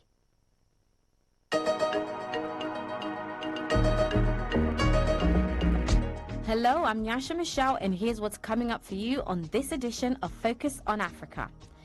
Why are university professors in Nigeria threatening to go on strike yet again? One of the reasons why we believe these issues have remained unresolved for close to 16 years now is because our government has not prioritized education. Our funding, our welfare, as well as other laws regarding our educational institutions have not been given the attention they deserve. And over 50 years in the making, the World Cup is in reach for DR Congo after they beat Nigeria's Super Eagles to reach the global playoffs. It is unimaginable that in the first ever World Cup with at least 9 African teams and possibly 10 if the Congolese can make it through. But let's say 10 teams do go through, Nigeria won't be one of them, nor will Cameroon. It's pretty amazing. It's Monday, the 17th of November. First, we go to matters concerning the Great Lakes region. We start with the new peace framework agreement that has been signed between the government of the Democratic Republic of Congo and the M23 rebels in Qatar. It's hoped that the agreement will help to end the fighting between the two sides, which has left thousands dead and hundreds of thousands displaced. In a statement, the DRC government said the framework aims to create conditions for a real and measurable change for the people. Lawrence Kanyaku is the spokesman for the M23 rebel group. So does he think that this agreement will bring permanent peace to the DRC? We hope so. We hope so. We're working for it. We've been asking for direct dialogue since November 2021. Since we've been attacked from Sabino, we asked a direct dialogue with the DRC government to actually address the root causes of conflict. And now that we're having this protocol, and one of the protocol is the root causes of conflict, and we hope that after resolving this and addressing the root causes of conflict, we can have a lasting peace in our DRC. Lawrence Kanyaku, spokesman for the M23 rebel group. The deal in Qatar followed an earlier separate peace framework signed in June by the DRC and the Rwandan governments in Washington, D.C. Phil Clark is Professor of International Politics at the School of Oriental and African Studies in London. He specializes in conflict and politics in Central Africa, and I began by asking him what's going on with both these efforts to bring peace to the Democratic Republic of Congo. In the Doha negotiation, we see the Qatari government mediating between the Congolese government and the M23 rebels. In the Washington process, it's the US government mediating between the Congolese government and the Rwandan government. So these are two parallel processes that deal with all of the key actors to this conflict. But at the moment, these processes are operating on completely separate tracks. And what the peace process ultimately would need, what would in fact achieve sustainable peace in Eastern Congo, would be for all of these parties to sit around the same table. And until that happens, until we see Congo, Rwanda and M23 sitting, dealing with their grievances, talking about the solutions to these problems, we're not going to see a peace that will hold. We may, in the months to come, see some kind of momentum on the Doha side. I think that's a process that's further along. There's much less happening in Washington. That is a process I think that has really fundamentally stalled. But ultimately we need to see a single process with all of these parties talking about these issues. Until that happens, unfortunately, I think the conflict is likely to continue in Eastern Congo. Why are we a long way away from the two processes coming together and us actually seeing real peace being brokered between the two? So in terms of the Doha process, the problem there is that M23 are really blocking that process. The M23 rebels feel that they're winning on the battlefield in Eastern Congo at the moment. They've captured a huge amount of territory. They don't have much of an incentive to negotiate with the Congolese state. So they've been stalling that process in Doha. Now, a miniature agreement was reached in Doha, but it's not really a peace agreement. It's only on some very broad principles for an ongoing process. So the Doha process is not making huge progress. On the Washington side, we see this real reluctance, particularly on the Congolese side, to come to Washington to negotiate with Rwanda. The Congolese government believes that Rwanda is a bad faith actor, that they think that Rwanda is trying to do separate deals with the US around natural resources. Congo doesn't think that Rwanda is really serious about peace. And so we've also seen a stalling of the Washington process. So there are troubles in both of these peace negotiations, and as we speak, the conflict is still raging in Eastern Congo. And in Doha, the US's Africa envoy said that the document covered 8 protocols, but it still required a lot more work. Can you just tell us exactly what was signed? So what was signed really was a roadmap for an ongoing peace process. So it's a very, very broad document, and it has these 8 principles which will guide the way this process goes over the coming months. There are 2 protocols or 2 principles which are going to be very, very difficult. One is around the demobilization of rebels. So what the Congolese government is saying to the M23 is, we would like to see the disbanding of your rebel force. We would like to see you integrated into the Congolese army. And that's the kind of thing that M23 is very suspicious of. The other major protocol that will become very tricky is the question of transitional justice. Will there be prosecutions for rebel actors who've committed atrocities against Congolese civilians? Will there be some sort of Truth and Reconciliation Commission to try to get to grips with exactly what has happened during this violence over the last couple of years? The rebels, I think, also will be very suspicious of being subjected to a transitional justice mechanism. So these are the things that at the moment are very broad in the Doha agreement, but if the negotiations do go on in the next few months, are likely to be very controversial between these parties. And speaking of M23 and DRC, they're accusing each other of atrocities, essentially. Can you explain a little bit more of what they're accusing each other of? So this reflects the fact that there's an ongoing conflict in Eastern Congo. So while we've got these 2 parallel peace talks, violence is raging on the ground. The Congolese government accuses M23 of talking peace on the one hand, but continuing to fight on the other. And we have seen major M23 atrocities against Congolese civilians in the last 18 months or so. The murder of many civilians, the torture of civilians, and the displacement of millions of Congolese because of what the rebels have been doing. But at the same time, M23, I think quite rightly, says to the Congolese state, you are also part of the problem here. Your army has also been committing crimes against everyday Congolese. Congolese army has been collaborating with other rebel movements in Eastern Congo, and there's a huge civilian death toll because of that. So in actual fact, the statements of the 2 parties are exactly accurate. Both of them have been complicit in ongoing atrocities at the same time as they're making these very peaceful noises in the Doha process. Phil Clark, Professor of International Politics at the School of Oriental and African Studies in London.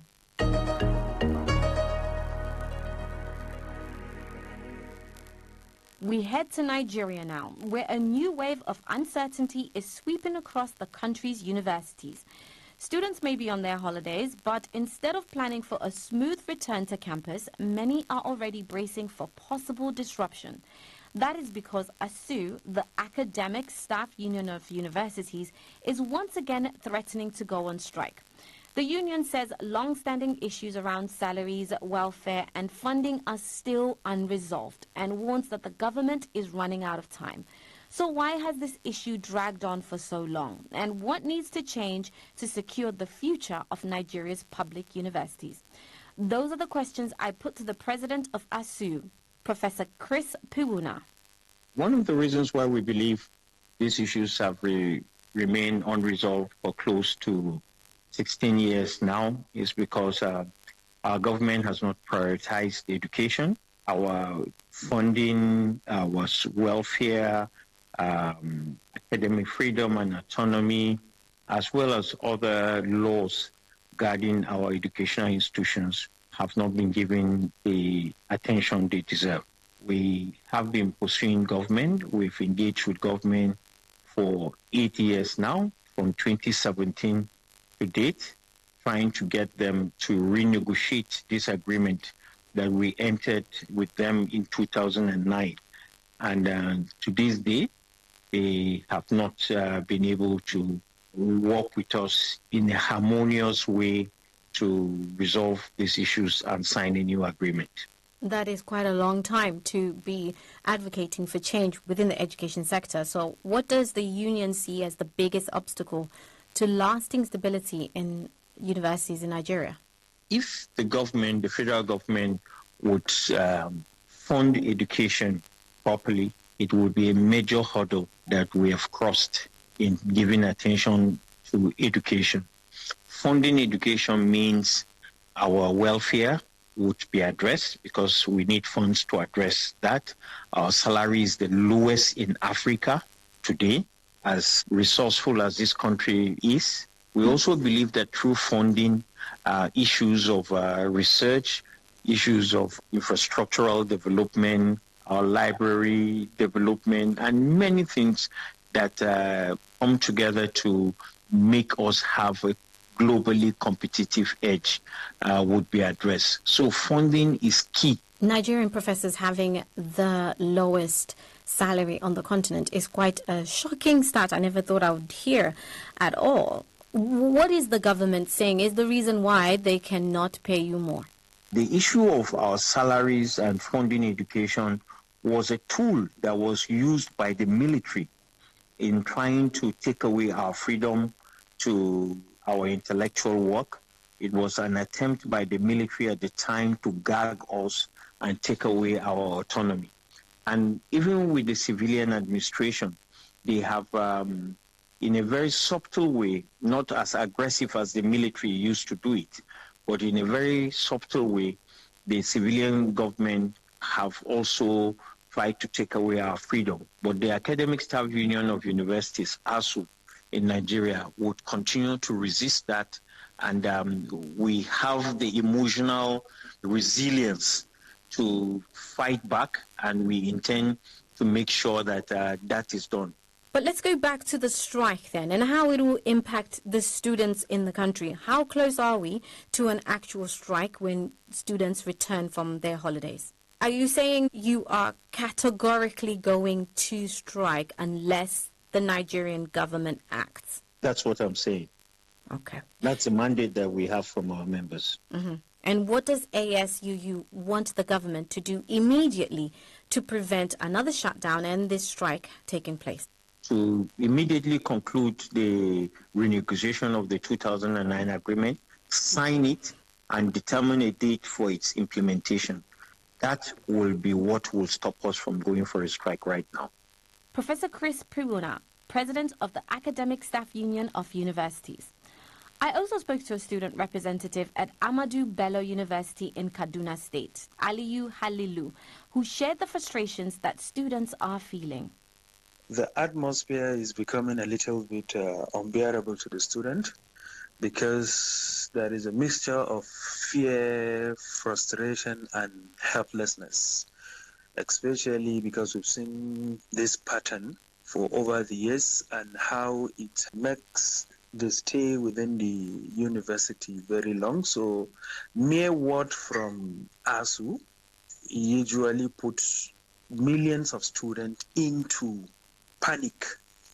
The psychological stress is huge. Some students have even stopped making long-term academic plans because of this uncertainty that has been going up and down, and then the students are actually not stable at this moment. Even our parents are worried. What would students like both ASU and the government to do differently this time? Honestly, it's becoming like a tradition between the federal government and the ASU. So on our own end this time around, we are pleading from all the two angles. We know we are with our parents, that's the ASU. They said the strike is inevitable. That's the only language. They think they can bring the government into a discussion table. But what we are pleading with them this time around, that they should explore other engagement channels that must not involve shutting down of the universities. We understand their demands and it's necessary, but what we are saying that we at the end of the student, we shouldn't be the collateral damage. So to the government, we should expect them to fulfill the agreements that they have been promising them, instead of waiting for the situation to be going into strike and all sort of things. And then for the ASU, we want them to also consider the student aspect and then bring out a long-term solution, not temporary patches. Take, for example, a course that I'm supposed to graduate in 4 years, it's taking me 6-7 years. I'm losing a lot of opportunities, postgraduate opportunities that have age limitation. We've been missing them just because of ASU strike. Aliyu Halilu, a student representative from Ahmadu Bello University.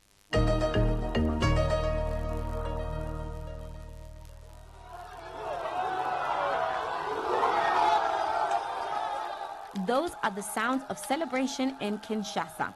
The DR Congo's Leopards are the last team standing after beating Nigeria's Super Eagles on penalties after a 1-1 draw on Sunday to emerge as the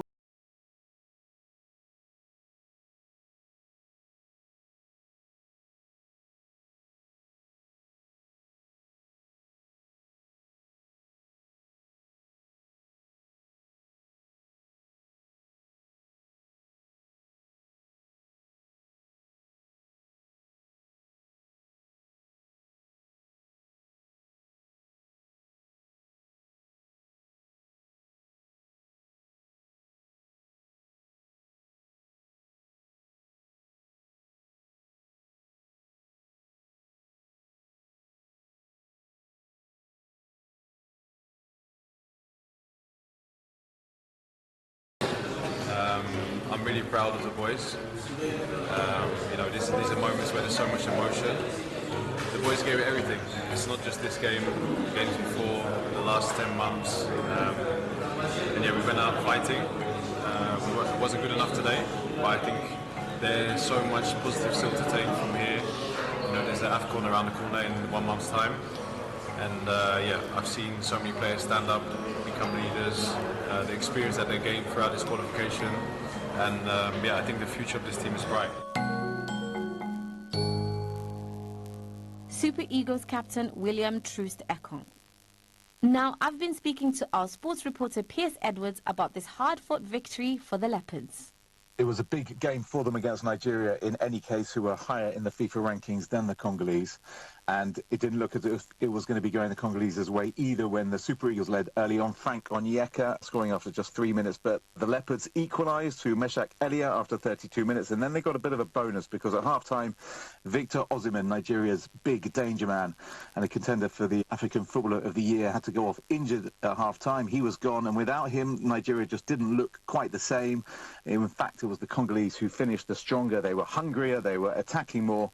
And some good management from their coach. He changed their goalkeeper just before the penalty shootout. Timothy Fayulu coming on, and he was a hero in the shootout, saving from Semi Ajayi in the 6th round of penalties, which gave the chance to Congolese captain Chancel Mbemba, who scored the winner in stoppage time in the African playoff semi-finals against Cameroon to lead his side into this next round. And he fired home to cue huge celebrations inside the stadium and I'm sure spark a huge amount of confidence in the Congolese side as well. Everything that you've just described there sounds very exciting. And if I was in that stadium, I would be on the edge. But not so much for the Nigerians, because this is their second consecutive World Cup in which they have failed to qualify. So what went wrong? It's a good question, and it is unimaginable that in the first ever World Cup with at least 9 African teams and possibly 10 if the Congolese can make it through, but let's say 10 teams do go through, Nigeria won't be one of them, nor will Cameroon. It's pretty amazing. Nigeria have failed, I would say, administratively from the top down. You've got to look at it. They had 3 different coaches in this qualifying campaign. They started with Jose Pereira, who took them to the Africa Cup of Nations final not so long ago. In then came Finidi George after the Portuguese left, and Finidi George, a former Nigeria international, did not do well. In came Eric Schell. He steadied the ship, and he got the team playing better, but ultimately I think he can point to the fact they lost on penalties as a plausible excuse for failure. But you would have to go back to their qualifying campaign when they dropped points against the likes of Lesotho, against Zimbabwe in the actual group stage, and I'd imagine that's where the problems lie, as well as an over-reliance on Victor Osimhen, because if he's not scoring goals, the team struggle. Now Nigeria are out, so what are the next steps for DRC?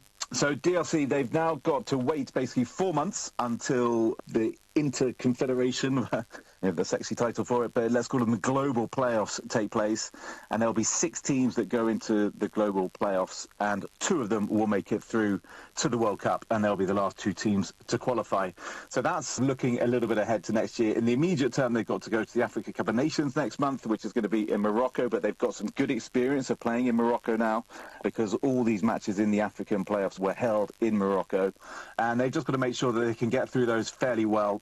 Sébastien de Sabre, the Frenchman in charge of the Congolese, and he has been since 2022. He got them to the semi-finals of the last Africa Cup of Nations last year, did really well, and he's now navigated them through this really difficult African World Cup playoff campaign. So I think they should be okay. The last time that DRC were at a World Cup was 1974 as Zaire, and they lost every game, including a 9-0 defeat to Yugoslavia. Tell me more about that. That 9-0 defeat is unwanted history for Zaire, as was DRC today, and along with a 10-1 defeat, it's one of the heaviest ever at the World Cup, joint heaviest by 9 goals. They actually went in DRC, well, Zaire, as then they were the first sub-Saharan African side to ever play in a World Cup. They were the reigning African champions. They had won their first title in 1968, and then they won again in early 1974. They had a lot of support, a lot of political support. Mobutu Sese Seko was really behind the team and was drumming up the PR for the team's appearance at the World Cup. But as you say, it couldn't have gone any worse. Now, their 9-0 against Yugoslavia has been focused on over the years for many, many reasons. But if you hear the players, they will tell you that they were protesting about the fact that they weren't going to be paid their bonuses. And I can tell you, in the 25 years I've covered African football, DR Congo and bonus rounds is a story that plays out repeatedly. So it was nothing new then. There was an extraordinary incident when a defender called Mwepu Ilunga, when Yugoslavia had a free kick, ran out to go and kick the ball away. He has said later that he wanted to be sent off. He was tired of risking getting injured while people in the stands from the federation and the government were sort of making money. So they say it was a protest. Let's just hope that if they get there this time around, they do far better. And one can only imagine they will, because African football and Congolese football has grown hugely in the last half century. So then, with your expertise, Piers, are you confident about DRC's chances in the global playoffs, and how exactly would those playoffs work? I am pretty confident, I must be honest. They're playing weak teams, let's be honest. There's a team from Oceania called New Caledonia. They're going to be whipping boys. You've got Bolivia from South America, who finished 7th in their qualifying campaign. That gives you an indication of their strength. Now, African football is pretty strong in comparison, so I would think that DR Congo, whoever they face and however many games they play, have got a really good chance of making it to next year's finals. That was our sports reporter, Piers Edwards. Focus on Africa was strung together by the delicate efforts of Sunita Nahar and Joseph Keane in London. Medina Mashanu is in Abuja. Paul Bachabinga was the senior producer, Jack Graysmark, the technical producer. Andre Lombard and Alice Muthengi are our editors. I'm Yasha Michelle. I'll speak to you again next time.